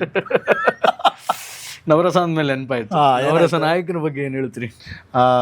ಸೆಟ್ ಅಲ್ಲಿ ಹೆಂಗಿರ್ತಿದ್ರು ಏನು ಅಂದ್ರೆ, ಆನ್ ಸ್ಕ್ರೀನ್ ಅಲ್ಲಿ ಕಾಮಿಡಿ ಕಿಲಾಡಿಗಳು ನೋಡ್ತಾ ಇರ್ಬೇಕಾದ್ರೆ ಒಳ್ಳೊಳ್ಳೆ ಪಂಚ್ ಹಾಕೋರು, ಒಳ್ಳೊಳ್ಳೆ ಜೋಕ್ಸ್ ಗಳನ್ನ ಹೇಳೋರು. ಆನ್ ಸ್ಕ್ರೀನ್ ಅಲ್ಲಿ ಅವ್ರಿಗೊಂದು ಏನು ಗೊತ್ತಾ, ಸೆಟ್ ಅಲ್ಲಿ ನನ್ನ ಪ್ರಕಾರ ಒಂದು ದೊಡ್ಡ ಧನಾತ್ಮಕ ಶಕ್ತಿ ಇದೆ ಅವ್ರ ಹತ್ರ. ಅಂದ್ರೆ ವೈಬ್ ಇದೆ ಅವರಲ್ಲೊಂದು. ನಾನು ಫಸ್ಟ್ ಇಂದಲೂ ನೋಡಿದ್ದೆ ಅದನ್ನ. ದೆನ್ ಅವರ ಮಾತುಗಳಲ್ಲಿ ತುಂಬಾ ನಾಲೆಡ್ಜ್ ಇದೆ. ಅವ್ರು ಸುಮ್ಮನೆ ಬಂದು ಮಾತಾಡಿದ್ದಿಲ್ಲ, ಕೂತ್ಕೊಂಡು ತುಂಬಾ ಓದ್ತಿದ್ರು ಅವರು. ಅಂದ್ರೆ ನಾವು ಹೇಳುವಾಗ ನೀವು ಕೇಳಿರ್ತೀರಿ ನೋಡಿ, ಅವರ ಒಂದೊಂದು ಪದಪುಂಜ ಕೂಡ ಕೇಳ್ಬೇಕು ಅನ್ಸುತ್ತೆ. ಬಿಕಾಸ್ ಕೆಲವೊಂದು ಇನ್ಸಿಡೆಂಟ್ ಹೇಳ್ತಾ ಇದ್ರು, ಅಷ್ಟು ನೆನಪಿರ್ಬೇಕಲ್ಲ. ಸುಮಾರು ಒಂದು 40 ವರ್ಷಗಳ ಹಿಂದಿನ ಇನ್ಸಿಡೆಂಟ್ ಗಳನ್ನೆಲ್ಲ ಆಮೇಲೆ ಅದನ್ನ ಹೆಂಗೆ ಹೇಳ್ಬೇಕು ಅನ್ನೋದು ಸ್ವಾರಸ್ಯಕರವಾಗಿ ಹೇಳ್ತಾರೆ. ಅದು ತುಂಬಾ ಬ್ಯೂಟಿ. ಅದ್ರಲ್ಲಿ 3 ಜನರು ತುಂಬಾ ಸೂಪರ್. ಬಿಕಾಸ್ ಭಟ್ರು ಕೂಡ ಹಾಗೆ, ಅವರು ಹೆಣಿತಾ ಇದ್ದಂತಹ ಪದ ಬಳಕೆ, ಬರಿತಾ ಇದ್ದಂತು, ರಕ್ಷಿತಾ ಮೇಡಮ್ ಮಾತಾಡ್ತಿದ್ದ ಶೈಲಿ. ಸೊ ಅವ್ರು 3 ಜನ ಕೂಡ ಒಂದು ಪ್ಯಾಕೇಜ್ ಕಾಮಿಡಿ ಕಿಲಾಡಿಯಲ್ಲಿ. ಅವರು ಇದ್ದಾಗ ನಮ್ಗೆ ಸೀಸನ್ 1 ಅಲ್ಲಿ ಅಥವಾ ಎಲ್ಲ ಸೀಸನ್ಗಳು ಅಷ್ಟೇ ಅದೊಂದು ಬ್ಯಾಂಗ್. ಬಿಕಾಸ್ ಅವರು ಕೂಡ ಎಂಟರ್ಟೈನ್ ಮಾಡ್ತಾ ಇದ್ರು, ಬರೀ ನಾವು ಸ್ಕಿಟ್ ಮಾಡೋದಲ್ಲ, ಸ್ಕಿಟ್ ಆದ್ಮೇಲೆ ಒಂದಷ್ಟು ನಿಮಗೊಂದು ರಿಲೀಫ್. ಅವರು ಅದರಲ್ಲಿ ಜಗ್ಗೇಶ್ ಸರ್ದು ನಾನು ತುಂಬಾ ಖುಷಿ ಪಡ್ತೀನಿ. ಅಂಡ್ ಅವ್ರು ರಾಯರ ಭಕ್ತರು ಕೂಡ. ಸೊ ಆ ಒಂದು ಸ್ಪಿರಿಚುವಲ್ ಏನಿದೆ ಇಡೀ ಸೆಟ್ಟಿಗೆ ಪಸರಿಸ್ತಾ ಇದ್ರು ಅವರು. ಅದು ತುಂಬಾ ಖುಷಿ ಆಗ್ತಿತ್ತು. ಮತ್ತೆ ಮಾತು ಎಲ್ಲವೂ ಕೂಡ ಅವರೊಂದು ವೇಳೆ ರಿಪೀಟ್ ಹೇಳಿದ್ರು ಕೂಡ ಯಾವತ್ತಾದ್ರೂ ಇನ್ನೊಂದು ಸೀಸನ್ ಕೇಳ್ಬೇಕೆ ಅನ್ಸುತ್ತೆ. ಬಿಕಾಸ್ ಇಲ್ಲ ಹೇಳಿದಾರಲ್ಲ ಅಂತ ಅನ್ಸ್ತಿರ್ಲಿಲ್ಲ. ಇನ್ನೊಂದ್ಸಲ ತಪ್ಪಿ ಹೇಳಿದ್ರು ಕೂಡ ಚೆನ್ನಾಗಿದೆ, ಅದು ಕೇಳೋಣ, ಅದು ಹೇಳಿದ್ದು ಒಳ್ಳೇದಾಯ್ತು ಅಂತ ಫೀಲ್ ಆಗ್ತಾ ಇತ್ತು. ಅಂದ್ರೆ ಪರ್ಸನಲ್ ರ್ಯಾಪ್ ಬಾಂಡೇಜ್ ಹೆಂಗಿತ್ತು ನಿಮಗೆ? ಎಲ್ರಿಗೂ ಒಳ್ಳೆ ರೆಸ್ಪೆಕ್ಟ್ ಕೊಡ್ತಾ ಇದ್ರು. ಅಂದ್ರೆ ಆರ್ಟಿಸ್ಟ್ಗಳೆಲ್ಲರನ್ನು ಕೂಡ ಹತ್ರ ಕರೆದು ಅವರ ಒಂದು ವಿಷಯಗಳನ್ನ ಪ್ರಸ್ತಾಪಿಸ್ತಾ ಇದ್ರು. ಏನಾದ್ರೂ ತೊಂದರೆ ಇದ್ದಾಗ ಅದನ್ನ ಕೇಳ್ತಾ ಇದ್ರು. ಸೊ ಎಲ್ಲ ವಿಷಯಗಳಲ್ಲೂ ಕೂಡ ಒಂದು ಸಪೋರ್ಟಿವ್ ಆಗಿತ್ತು. ಅಂದ್ರೆ ಕಾಮಿಡಿ ಕಿಲಾಡಿಗಳು ಆದ್ಮೇಲೆ ನೀವೇ ಪರ್ಟಿಕ್ಯುಲರ್ ಆಗಿ ಸಿನಿಮಾಕ್ಕೆ ಚಾನ್ಸ್ ಬೇಕು ಅಂತ ಹೋಗಿದ್ದೇನಾ, ಅಥವಾ ಏನಾದ್ರು ಅಪಮಾನಗಳು, ಅವಮಾನಗಳು ಎಕ್ಸೆಟ್ರಾ? ಅದು ಎಕ್ಸಾಕ್ಟ್ಲಿ ಇದ್ದೇ ಇರ್ತದೆ ಎಲ್ಲ ಕಡೆಗಳಲ್ಲೂ. ಅಂದ್ರೆ ಯಾವ ತರ ಈಗ ನಾವು ಕಾಮಿಡಿ ಕಿಲಾಡಿಯಲ್ಲಿ ಇರುವಾಗ್ಲೂ ನಮ್ಗೆ ಹಂಗಾಗಿರುತ್ತೆ. ಅಂದ್ರೆ ಏನಾದ್ರೂ ಒಂದು ಕಾನ್ಸೆಪ್ಟ್ ಮಾಡುವಾಗ ನಮ್ಮ ಮಿಸ್ಟೇಕ್ ಇಂದ ಅಥವಾ ನಮ್ಗೆ ಒಂಥರ ಇರಿಟೇಷನ್ ಆಗುವಂಥದ್ದು ಇರ್ತದೆ. ಅದಾದ್ಮೇಲೆ ಏನು ಅಂತಂದ್ರೆ, ಇನ್ನು ನೆಕ್ಸ್ಟ್ ಲೈಫ್ ಲೀಡ್ ಮಾಡಬೇಕು ಅನ್ನುವಾಗ ಯಾರಾದ್ರದ್ದು ಆಪರ್ಚುನಿಟಿ ಕೊಡೋರು ಇರ್ತಾರೆ. ಕೆಲವರಿಗೆ ನಮ್ಮ ಎಬಿಲಿಟಿ ಗೊತ್ತಿರೋದಿಲ್ಲ, ಅಂದ್ರೆ ಇವನಿಂದ ಆಗುತ್ತಾ ಅನ್ನುವಂಥ ಒಂದು ಕ್ವಶನ್ ಇರುತ್ತೆ. ಆವಾಗ ಆಬ್ವಿಯಸ್ಲಿ ನಮ್ಗೊಂದು ಅವಮಾನ ಆಗುತ್ತೆ. ಅಂಥದ್ದು ತುಂಬ ಕಡೆ ಆಗಿದೆ ನನಗೂ ಕೂಡ. ಬಟ್ ಅದನ್ನು ಮರ್ತು ಮುಂದೆ ಸಾಗಬೇಕು ಅಷ್ಟೇ. ಅಂದರೆ ಮರೆಯೋದಕ್ಕಿಂತಲೂ ಆ ಅವಮಾನನ ಸ್ಟ್ರಾಂಗ್ ಆಗಿ ತಗೊಂಡಿದ್ದೀನಿ ನಾನು ಕೆಲವೊಂದು ಕಡೆ. ಮಾಡಿದ್ದೀನಿ. ಅಂದರೆ ಅಲ್ಲಿ ನನಗೆ ಅನಿಸಿದ್ದು ಮತ್ತೆ ಏನು ಅಂತಂದ್ರೆ, ನಾನು ಸ್ಟ್ರೈಟ್ ಫಾರ್ವರ್ಡ್ ಕೆಲವೊಂದ್ಸಲ ಹೇಳಿದ್ದು ಇದೆ, ನನಗೆ ಹೀಗೆ ಹೇಳಿದ್ದಾರೆ ಅವರು, ಬಟ್ ಅವ್ರ ಮುಂದೆ ನಾನು ಬೆಳೆದು ತೋರಿಸ್ತೀನಿ ಅನ್ನೋವಂಥದ್ದು ಹೇಳಿದ್ದು ಇದೆ. ಸೊ ಮತ್ತೆ ಅವ್ರದ್ದು ತಪ್ಪು ಅಂತ ಹೇಳಕ್ಕಾಗಲ್ಲ. ಮೋಸ್ಟ್ಲಿ ಅವರಿಂದಾಗಿ ನಾನು ಇಷ್ಟರ ಮಟ್ಟಕ್ಕೆ ಬಂದಿದ್ದೀನಿ ಅಂತ ಹೇಳಕ್ ಅಲ್ವಾ. ಅವ್ರೇನಾದ್ರು ಆ ದಿವಸ ಅವಮಾನ ಮಾಡದೇ ಇರ್ತಿದ್ರೆ ಇಷ್ಟು ಕಿಚ್ಚತ್ತಿ ಏನೋ ಒಂದು ಕೆಲಸ ಮಾಡಕ್ ಆಗ್ತಾ ಇರ್ಲಿಲ್ಲ. ಸೊ ಸಿನಿಮಾ ಮಾಡುವಾಗ್ಲೂ ಹಾಗೆ, ನಮ್ಮ ದಸ್ಕತ್ ಮಾಡುವಾಗ್ಲೂ ಆಗ್ಲಿ, ಅದಕ್ಕಿಂತ ಮುಂಚೆ ಏನೋ ಒಂದು ನಮ್ಗೆ ಅವಮಾನ ಆಗಿತ್ತು, ನನಗೂ ಸ್ಮಿತೇಶ್ ಅವರಿಗೂ ಕೂಡ ಆಡ್ಕೊಂಡಿದ್ರು. ಮತ್ತೆ ನಿಮ್ಗೆ ಗೊತ್ತಲ್ಲ, ನಾನು ಹೇಳಿದ್ನಲ್ಲ, ನಮ್ಮ ತಪ್ಪುಗಳು ಇರ್ತವೆ ಅಲ್ಲಿ. ಆಡ್ಕೊಂಡಾಗ ನಮ್ಗೊಂದು ಚಾಲೆಂಜ್ ಬರುತ್ತೆ, ಯಾಕೆ ನಮ್ಮಿಂದ ಆಗಲ್ಲ, ನಾವು ಮಾಡೋಣ ಅಂದಾಗ ನಾವು ಗೆಲ್ತೀವಲ್ಲ, ಗೆದ್ದಾಗ ಅನ್ಸುತ್ತೆ ಸೂಪರ್ ಮಾರ, ಅವರೀಗ ನೋಡಿ ಖುಷಿ ಪಟ್ಟಿರ್ಬೋದು, ಅಥವಾ ಆಗ್ಬೋದು ಅವನು ಮಾಡಿದ ಅಲ್ಲ ಅನ್ನೋಂಥ ಕ್ವಶನ್ ಇನ್ನೊಂದ್ಸಲ ಮಾಡ್ಕೊಂಡಿರ್ಬೋದು. ಇದು ಆಗಿದೆ ಲೈಫಲ್ಲಿ. ಮದುವೆ ಮಕ್ಕಳು ಇತ್ಯಾದಿ. ಮದುವೆ ಆಗ್ಬೇಕಷ್ಟೇ. ಮಕ್ಕಳು ತುಂಬಾ ಜನ ಇದ್ದಾರೆ, ಬೇರೆಯವರ ಮಕ್ಕಳು, ಬೇರೆಯವರಿಗೆ ಮಕ್ಕಳಿದ್ದಾರೆ ಅಂತ. ನಮ್ಮ ಮನೆಯಲ್ಲೂ ಮಕ್ಕಳಿದ್ದಾರೆ. ಪ್ರೋಮೋ ಇದೆಲ್ಲ ಹಾಕ್ಬಿಡಿ. ಮದುವೆ ಆಗಿಲ್ಲ ಯಾರ್ದು ಅಂತ ಹೇಳಿದ್ರಿ, ಮಕ್ಕಳು ಬೇಜಾನಿದ್ದಾರೆ ಅಂತ ಹೇಳಿದ್ರಿ. ಯಾರಿಗೋ ಮದುವೆ ಆಗಿರುತ್ತೆ, ಹಂಗೆಲ್ಲ ಅದು ಕನ್ಫ್ಯೂಸ್ ಮಾಡ್ಬೇಡಿ. ಯಾರ್ದು ಕೇಳ್ತಿರೋದು ನೀವು? ನಿಮ್ದೇ ಸ್ವಾಮಿ. ಹಾ ನನ್ಗೆ ಮದುವೆ ಆಗಿಲ್ಲ. ನಾನು ಸ್ಟಿಲ್ ಬ್ಯಾಚುಲರ್. ಈಗ ಜಸ್ಟ್ ನನಗೆ 23 ಅಂತ ಹೇಳಿ. ಈಗ ಹುಟ್ಟಿದಿರಿ ಅಂತ ಹೇಳಿಲ್ಲ ನಮ್ಮ ಪುಣ್ಯ. ಮದುವೆ ಫಿಕ್ಸ್ ಆಗಿದೆ. ಓಹ್ ಸೂಪರ್. ಆಲ್ರೆಡಿ ಅನೌನ್ಸ್ ಮಾಡಿದ್ದೀನಿ. ಈಗಾಗಲೇ ಎಲ್ಲರೂ ಸೋಷಿಯಲ್ ಮೀಡಿಯಾದಲ್ಲಿ ಹಾಕೊಂಡು ಚರ್ಚ್ತಾ ಇದ್ದಾರೆ ಫ್ರೆಂಡ್ಸ್ ಮದುವೆ ಆಗ್ತಿದ್ದಾರೆ ಅಂತ. ಆದಷ್ಟು ಬೇಗನೆ ಮದುವೆ ಆಗಿ ಆಮೇಲೆ ನಾವು ಚತುರ್ಭುಜರಾಗ್ತಿದ್ದೀರಿ. 4 ಜನ, 4 ಕೈ ಆಗ್ತದೆ, 4 ಕೈ ಆಗ್ತದೆ, ಚತುರ್ಭುಜರಾಗ್ತಿದ್ದೀರಿ ಅಂತ. ಒಳ್ಳೇದಾಗ್ಲಿ. Yes, thank you so much. ಈ ಸೋಷಿಯಲ್ ಮೀಡಿಯಾಗಳೆಲ್ಲ ಒಂದಿಷ್ಟು ತಮ್ನೇಲ್ಸ್ಗಳೆಲ್ಲ ಬರುತ್ತೆ. ತಮಗೆ ಸಂಬಂಧಪಟ್ಟಂತೆ ತಮ್ಲೇನ್ ಏನಾದ್ರು ಬಂದಿದೆ. ಕಾಮಿಡಿ ಕಿಲಾಡಿಗಳು ಅನೀಶ್ ಅವರು ಬಿಗ್ ಬಾಸ್ ಹೋಗ್ತಾ ಇದಾರೆ ಅಂತ ಬಂದಿತ್ತು. ಆಕ್ಚುಲಿ ರೇಂಜ್ ರೋವರ್ ಕಾರ್ ತಗೊಂಡಿದ್ದಾರೆ, ದೊಡ್ಡ ಬಂಗ್ಲೆ ಕಟ್ಬಿಟ್ಟಿದ್ದಾರೆ ಊರಲ್ಲಿ. ಅದು ಬಂದಿಲ್ಲ ನಂದು. ರೀಸೆಂಟ್ಲಿ ಬಿಗ್ ಬಾಸ್ ಇದೊಂದು ಬಂದಿತ್ತು ಆಫರ್. ನನಗೆ ಅಲ್ಲ, ಆಫರ್ ಬಂದಿಲ್ಲ ನನಗೆ, ನಾನು ಮಾತಾಡುವಿಲ್ಲ. ಸೋಷಿಯಲ್ ಮೀಡಿಯಾದಲ್ಲಿ ಬಂದಿತ್ತು ಆಫರ್. ಅದನ್ನ ನೋಡಿ ಆಕ್ಚುಲಿ ಫಸ್ಟ್ ನೋಡಿ ನಕ್ಕಿದ್ದೆ ನಾನು, ಖುಷಿ ಆಗ್ಬಿಟ್ರಿ. ಅದಕ್ಕೆ ಒಬ್ಬ ಫ್ರೆಂಡ್ ಕೇಳಿದ, ಹೌದು ಹೋಗ್ತಾ ಇದೆಯಾ? ಹೌದು ಹೋಗ್ತಾ ಇದ್ದೀನಿ ಅಂತ ಹಾಕಿದೆ ಸುಮ್ಮನೆ. ಅವನೇನ್ ಮಾಡ್ದ, ಇನ್ನೊಂದಷ್ಟು ಜನರಿಗೆ ಹೇಳ್ದ ಹೋಗ್ತಿದ್ದಾರೆ ಅಂತ. ಆಯ್ತಾ, ನೋಡಿದೆ ಏನಾಗಿದೆ, ನಾನು ಅನ್ಕೊಂಡೆ ಅದು ರೀಚ್ ಆಗಲ್ಲ ಯಾರಿಗೆ. ಅದು ಎಲ್ರಿಗೂ ರೀಚ್ ಆಗಿ ಕ್ವಶನ್ ಮೇಲೆ ಕ್ವಶನ್, ಯಾವಾಗ ವೈಲ್ಡ್ ಗಾರ್ಡ್ ಎಂಟ್ರಿ ಅಂತ. ನಾನು ಹೇಳಿದೆ, ನಾನು ಹೋಗ್ದೇನೆ ವೈಲ್ಡ್ ಗಾರ್ಡ್ ಎಂಟ್ರಿ ಮಾಡಿದ್ರಲ್ಲ ಅವ್ರಿಗೊಂದು ದೊಡ್ಡ ನಮಸ್ಕಾರ, ಖುಷಿ ಆಯ್ತು ನನಗೆ ಅಂತ. ಬಿಕಾಸ್ ಏನಾಗಿದೆ, ಎಲ್ಲರೂ ಕ್ವಶನ್ ಅಲ್ವಾ, ಅದಕ್ಕೆ ಇನ್ಸ್ಟಾದಲ್ಲಿ ಹಾಕಿದೆ, ಇಲ್ಲ ದೇವ್ರ ಆಣೆ ನಾನು ಹೋಗ್ತಾ ಇಲ್ಲ ಅಂತ, ದೇವ್ರ ಮೇಲೆ ಆಣೆ ಹಾಕಿದೆ ಹೋಗ್ತಾ ಇಲ್ಲ ಅಂತ. ಇಂಥದ್ದೆಲ್ಲ ಬರ್ತದೆ. ಮತ್ತೆ ದುಡ್ಡಿನ ವಿಷಯದೆಲ್ಲ ಹಾಕಿಲ್ಲ, ದುಡ್ಡು ಬರ್ತಾ ಇದೆ, ಕಾರ್ ತಗೊಂಡಿದ್ದೆಲ್ಲ ಹಾಕಿಲ್ಲ. ಬಟ್ ಅದನ್ನೆಲ್ಲ ಎಂಜಾಯ್ ಮಾಡ್ತೀವಿ. ಯಾಕೆ ಗೊತ್ತಾ, ಅದೆಲ್ಲ ಅವರು ಬೇಕು ಅಂತ ಏನು ಹೇಳ್ತೀವಿ, ನಮಗೆ ಹರ್ಟ್ ಆಗ್ಬೇಕು ಅಂತ ಮಾಡೋದಲ್ಲ. ಯಾರೋ ಖುಷಿಗೆ ಹಾಕ್ತಾರೆ. ಕೆಲವೊಂದ್ಸಲ ಅವರಿಗೆ ಆ ವಿಷಯ ಸುಮ್ಮನೆ ಯಾರೋ ಗಾಸಿಪ್ ಮಾಡಿರ್ತಾರೆ, ಇರ್ಬೋದೇನೋ ಅಂತ ಹಾಕಿರ್ತಾರೆ. ಮತ್ತೆ ನಾನು ಹೇಳೋದು, ಟ್ರೋಲ್ ಇರ್ಬೋದು, ಅದೆಲ್ಲ ತಪ್ಪು ಈ ಸಿಚುವೇಶನ್ ಅಲ್ಲ. ಈಗ ಏನ್ ಹೇಳ್ತೀವಿ ನಾವು, ಕೆಲವೊಂದ್ಸಲ ಮೊನ್ನೆ ನನ್ಗೆ ಯಾರೋ ಒಬ್ರು ಕ್ವಶನ್ ಕೇಳಿದ್ರು, ಈಗ ಸೋಷಿಯಲ್ ಮೀಡಿಯಾ ಇನ್ಫ್ಲುಯೆನ್ಸರ್ಗಳೆಲ್ಲ ತುಂಬಾ ದೊಡ್ಡ ದೊಡ್ಡ ಏನ್ ಹೇಳ್ತೀವಿ ಸ್ಟಾರ್ಸ್ಗಳಾಗ್ತಿದ್ದಾರೆ, ಸ್ಟಾರ್ಸ್ ಅಂತ ಹೇಳ್ತಿದ್ದಾರೆ, ಅದು ನಿಮ್ಗೆ ಬೇಜಾರಾಗಲ್ವಾ ಅಂತ. ನನಗೆ ಯಾಕೆ ಬೇಜಾರಾಗ್ಬೇಕು ಸ್ವಾಮಿ, ಅಲ್ವಾ? ಅವ್ರದ್ದೊಂದು ಟ್ಯಾಲೆಂಟ್ ಅದು. ನಾನು ಹೇಳೋದು, ಈಗ ಈಗಿನ ಸಿಚುವೇಶನ್ ಆಗಿದೆ, ಸೋಷಿಯಲ್ ಮೀಡಿಯಾ ಅಷ್ಟು ಸ್ಟ್ರಾಂಗ್ ಇದೆ. ಆಯ್ತಾ, ಒಬ್ಬ ಯೂಟ್ಯೂಬರ್ನ ನಾವು ಸೀಸನ್ 1 ಇರುವಾಗ ಪಂಚಿಗೆ ಯೂಸ್ ಮಾಡ್ತಾ ಇದ್ರು, ಗೊತ್ತಾ? ನನ್ನೊಂದು ಚಾನಲ್ ಇದೆ, ಯಾವುದು ಯೂಟ್ಯೂಬ್ ಚಾನಲ್ ಅಂತ. ಬಟ್ ಈಗ ಅದೇ ಯೂಟ್ಯೂಬ್ ಚಾನಲ್ ಇಂದ ಕೋಟ್ಯಾನುಕೋಟಿ ದುಡ್ಡು ಸಂಪಾದಿಸೋರಿದ್ದಾರೆ, ದೊಡ್ಡ ಮಟ್ಟಕ್ಕೆ ಬೆಳೆದವರಿದ್ದಾರೆ. ಸೊ ಹಾಗಾಗಿ ಯಾವುದನ್ನು ಕೂಡ ನಾವು ಡಿಗ್ರೇಡ್ ಮಾಡುವಂತಿಲ್ಲ ಅಂತ. ಇನ್ಸ್ಟಾಗ್ರಾಮ್ ಅಲ್ಲಿ ಒಬ್ಬ ಫಾಲೋವರ್ಸ್ ಪಡ್ಕೊಂಡಿದ್ದಾರೆ, ಅದು ಅವನ ಸಾಮರ್ಥ್ಯ. ಇನ್ಸ್ಟಾಗ್ರಾಮ್ ಅಲ್ಲಿ ದೊಡ್ಡ ಇವತ್ತು ರಾತ್ರಿ ಫ್ಯಾಮಿಲಿ ನಡೆಸ್ತಿದ್ದಾರೆ ಅವರು. ಅಲ್ಲ ಸರ್, ಇವತ್ತು ರಾತ್ರಿನೇ ಒಂದು ದೊಡ್ಡ ಸ್ಟಾರ್ ಆದ್ರೆ ಅಂದ್ರೆ ನಾನು ಅದನ್ನ ಬೇಜಾರು ಮಾಡ್ಕೊಂಡು ಏನು ಪ್ರಯೋಜನ ಇಲ್ಲ. ನಾನು ಟ್ರೈ ಮಾಡ್ಬೇಕು ಅವನ ಸ್ಥಾನಕ್ಕೆ ಬರಕ್ಕೆ ಅಂತ. ಕೆಲವ್ರು ಏನಂದ್ರೆ, ಕೆಲವರೆಲ್ಲ ಅಷ್ಟೊಂದು ಫಾಲೋವರ್ಸ್ ಇರೋದಿಲ್ಲ, ಬಟ್ ಒಳ್ಳೆ ಆಕ್ಟರ್ ಆಗಿರ್ತಾರೆ. ನಾನು ಅದನ್ನೇ ಕೇಳಕ್ ಬಂದೆ. ಕಂಟೆಂಟ್ಗಳನ್ನ ಬರೆದು ಕಂಟೆಂಟ್ಗಳನ್ನ ಕ್ರಿಯೇಟ್ ಮಾಡಿ ಅದನ್ನ ಮಾಡಿ ಫ್ಯಾನ್ ಫಾಲೋಯಿಂಗ್ ಅನ್ನ ಗಳಿಸೋದು ಒಂದು ವರ್ಗ, ಅದು ಸಪರೇಟ್, ಅದು ಬೇರೆ. ಆದ್ರೆ ನೀವು ಇಷ್ಟೆಲ್ಲ ಸ್ಕಿಟ್ ಮಾಡಿ ಪ್ರಾಕ್ಟೀಸ್ ಮಾಡಿ ಕಷ್ಟ ಬಿದ್ದು ಊಟ ನಿದ್ರೆ ಅದೆಲ್ಲ ಬಿಟ್ಟು ಹೆಸರು ಮಾಡೋದಕ್ಕೊಂದು ಹಪಾಪಿಯಲ್ಲಿದ್ದೀರಿ, ಒಂದು ಕಾಂಪಿಟೇಷನ್ಲಿದ್ದೀರಿ. ಬಟ್ ಯಾರೋ ಒಬ್ರು ಸಡನ್ ಆಗಿ ರಾತ್ರಿ ಹಿಂಗೆ ವೈರಲ್ ಆಗ್ಬಿಡ್ತಾರೆ, ಫೇಮಸ್ ಆಗ್ಬಿಡ್ತಾರೆ, ಕಂಟೆಂಟ್ ಇರಲ್ಲ, ಏನೂ ಇರಲ್ಲ, ಸುಮ್ಮನೆ ಅದಕ್ಕೊಂದು ಕಾಮಿಡಿ ಅನ್ನೋ ಲೇಬಲ್ ಕೊಟ್ಟಿರ್ತಾರೆ. ಅದು ನೋಡಿದ್ರೆ ನಗಬೇಕು ಅಂತ ಅನ್ಸಲ್ಲ. ಆಯ್ತಾ, ಅಕ್ವರ್ಡ್ ಕಂಟೆಂಟ್ ತರ, ಕ್ರಿಂಜ್ ಕಂಟೆಂಟ್ ತರ ಇರುತ್ತೆ. ಸೊ ಅಂಥವ್ರು ನೋಡಿದಾಗ ಏನನ್ಸುತ್ತೆ, ಹೆಂಗ್ ರೀಚ್ ಆದ ಅಂತ ನಾನು ಹೇಳೋದು. ರೀಚ್ ಆದ್ರಲ್ಲ ಸರ್, ಈಗ ಏನ್ ಹೇಳ್ತೀರಿ, 1 ಮಿಲಿಯನ್ ರೀಚ್ ಆದ ಅವನು. 1 ಮಿಲಿಯನ್ ಅಲ್ಲಿ ಒಂದು 100K ಜನರಿಗೆ ಇಷ್ಟ ಆಗಿರ್ಲಿಕ್ಕಿಲ್ಲ, ಅದಕ್ಕೆ ನೋಡಿರ್ತಾರೆ, ಸ್ಕ್ರೋಲ್ ಮಾಡಿರ್ತಾರೆ. ಬಟ್ ಅದ್ರಲ್ಲೂ 900 ಜನರಿಗೆ ಇಷ್ಟ ಆಗಿರ್ತಾರೆ ಅಂತ. 900K ಜನರಿಗೆ ಇಷ್ಟ ಆಗಿರೋದು ಅದು ಶೇರ್ ಆಗಿರೋದು, ಇಷ್ಟ ಆಗಿರೋದು ಶೇರ್ ಆಗ್ತಿತ್ತ ಇಲ್ಲ. ಬಟ್ ಇನ್ನೊಂದೇನು ಅಂತಂದ್ರೆ, ನಾನು ಅದೇ ನೀವು ಹೇಳಿದಾಗೆ ತುಂಬಾ ಟ್ರೈ ಮಾಡಿರ್ತೀನಿ. ನನ್ನಂತವ್ರು ತುಂಬಾ ಜನ ಇರ್ತಾರೆ, ಕಷ್ಟಪಟ್ಟಿರ್ತಾರೆ. ನಾನು ಕಷ್ಟಪಟ್ಟಿರೋದು ಕರೆಕ್ಟ್, ಬಟ್ ನನ್ನ ಒಂದು ಅಸ್ತಿತ್ವವನ್ನು ಉಳಿಸೋದಕ್ಕೆ ನಾನೇ ಟ್ರೈ ಮಾಡಬೇಕು, ಇನ್ನೊಬ್ಬ ಟ್ರೈ ಮಾಡೋಕ್ಕಾಗೋದಿಲ್ಲ. ಅವನು ಯಾರೋ ಬಂದ ಅಂತ ಹೇಳಿ ಅವನಿಗೆ ನಾನು ಟ್ರೈ ಮಾಡಿದ್ದೀನಿ, ಅವನು ಏನು ಟ್ರೈ ಮಾಡಿಲ್ಲ, ತುಂಬ ದೊಡ್ಡ ಸ್ಟಾರ್ ಆದ ಅಂತ ನಾನು ಶಾಪ ಇಟ್ಕೊಳ್ಳೋ ಬದಲು, ಅವನ ಬಗ್ಗೆನೇ ಚಿಂತೆ ಮಾಡೋ ಬದಲು ನನ್ನ ಅಸ್ತಿತ್ವವನ್ನು ನಾನು ಉಳಿಸೋದಕ್ಕೆ ಏನಾದರೂ ಒಂದು ಟ್ರೈ ಮಾಡಲೇಬೇಕು. ಇತ್ತೀಚಿನ ಅವರ್ ಬೆಸ್ಟ್ ಅಂತೀರಿ. ಮೊನ್ನೆವರೆಗೂ ತುಂಬಾ ಜನ ಹೇಳ್ತಾ ಇದ್ರು ಅಂತ ಒಂದು ನಮ್ಮಂತ ಇವ್ರಿಗೆ. ನನಗೆ ಎಷ್ಟು Instagram ಅಲ್ಲಿ ಒಂದು 32,000 ಜನ ಏನೋ ಇದ್ದಾರೆ.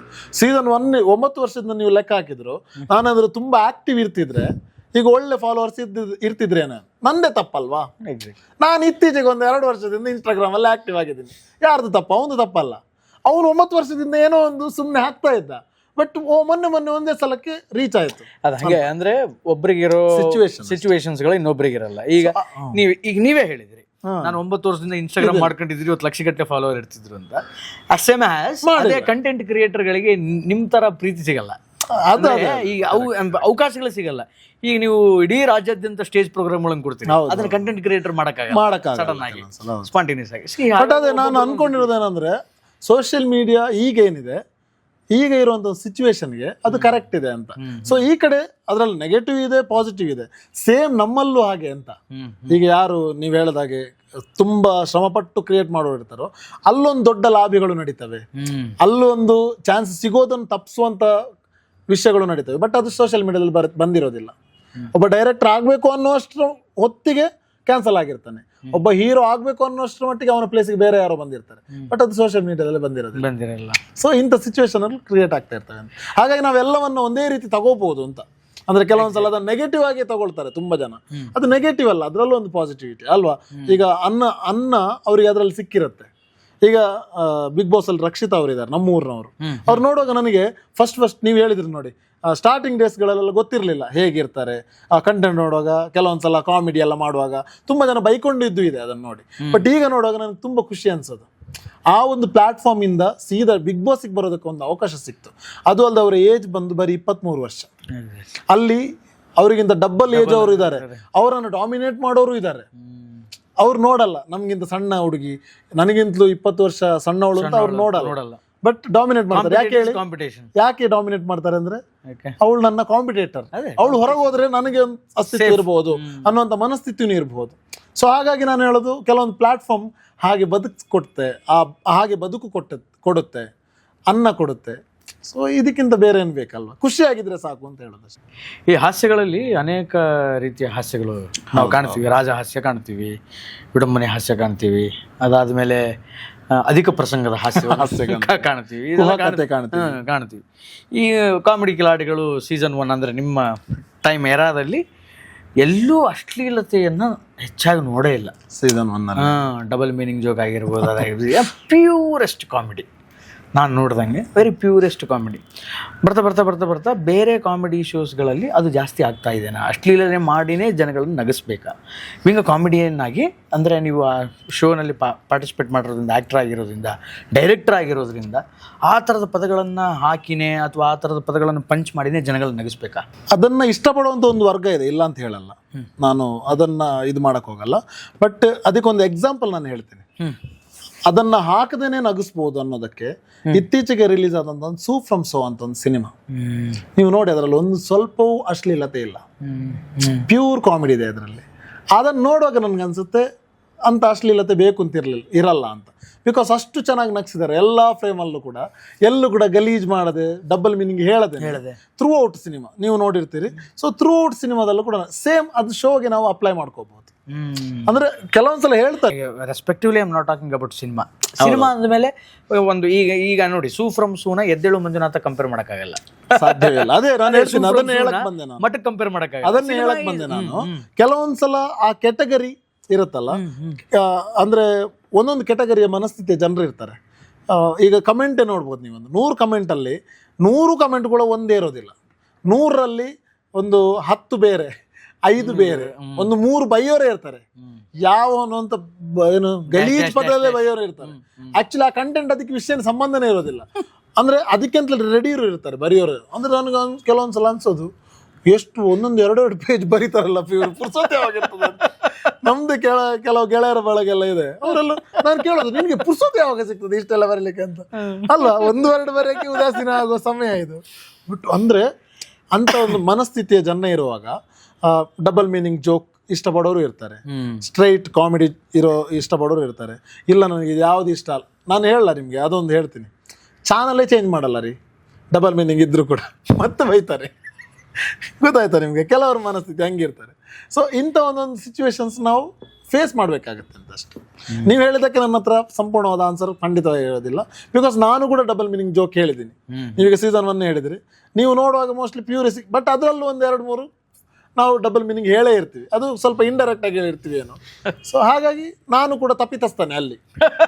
ನಾನು ಡೈರೆಕ್ಟ್ ಆಗಿ ನಿಮ್ಮ ಹತ್ರ ಇಲ್ಲ ನಾವು ಪ್ಯೂರ್ ಕಾಮಿಡಿ ಮಾಡಿದ್ದೀನಿ ಅಂತ ಹೇಳಕ್ ಹೋಗಲ್ಲ, ನಾನು ಡಬಲ್ ಮೀನಿಂಗ್ ಹೇಳಿದ್ದೀನಿ, ನಂದು ತಪ್ಪಿದೆ, ಸಾರಿ. ಹಂಗೇನಿಲ್ಲ, ಅಂದ್ರೆ ಡಬಲ್ ಮೀನಿಂಗ್ ಜೋಕ್, ನಾನು ಡಬಲ್ ಮೀನಿಂಗ್ ಜೋಕ್ ವಿರೋಧಿ ಅಲ್ಲ. ನಾನು ಆಯ್ತಾ, ಡಬಲ್ ಮೀನಿಂಗ್ ಜೋಕ್ ಬೇಕು, ಇಲ್ಲ ಅಂತ ಅದನ್ನ ಮಾಡಿನೇ ನಗಿಸ್ತೀನಿ ಅನ್ನೋ ಒಂದು ವರ್ಗ ಇದೆ, ಅದು ಏನ್ ಬೇಕು ಅಂತ ಅದು ಬೇಕು ಅಂತ ಕೇಳಿದ್ದೆ ನಾನು. ಅದಕ್ಕೆ ನಾನು ಹೇಳಿದ್ದು, ಅದಕ್ಕೆ ಎಕ್ಸಾಂಪಲ್ ಕೊಟ್ಟಿದ್ದು, ಅದು ಇಲ್ದೇನು ನಾವು ನಗಬಹುದು ಅಂತ. ರಾಕೇಶ್ ಪೂಜಾರಿ ಪರಿಚಯ ಐತೆ ನಿಮಗೆ, ಬಹಳ ಒಳ್ಳೆ ಕಲಾವಿದ.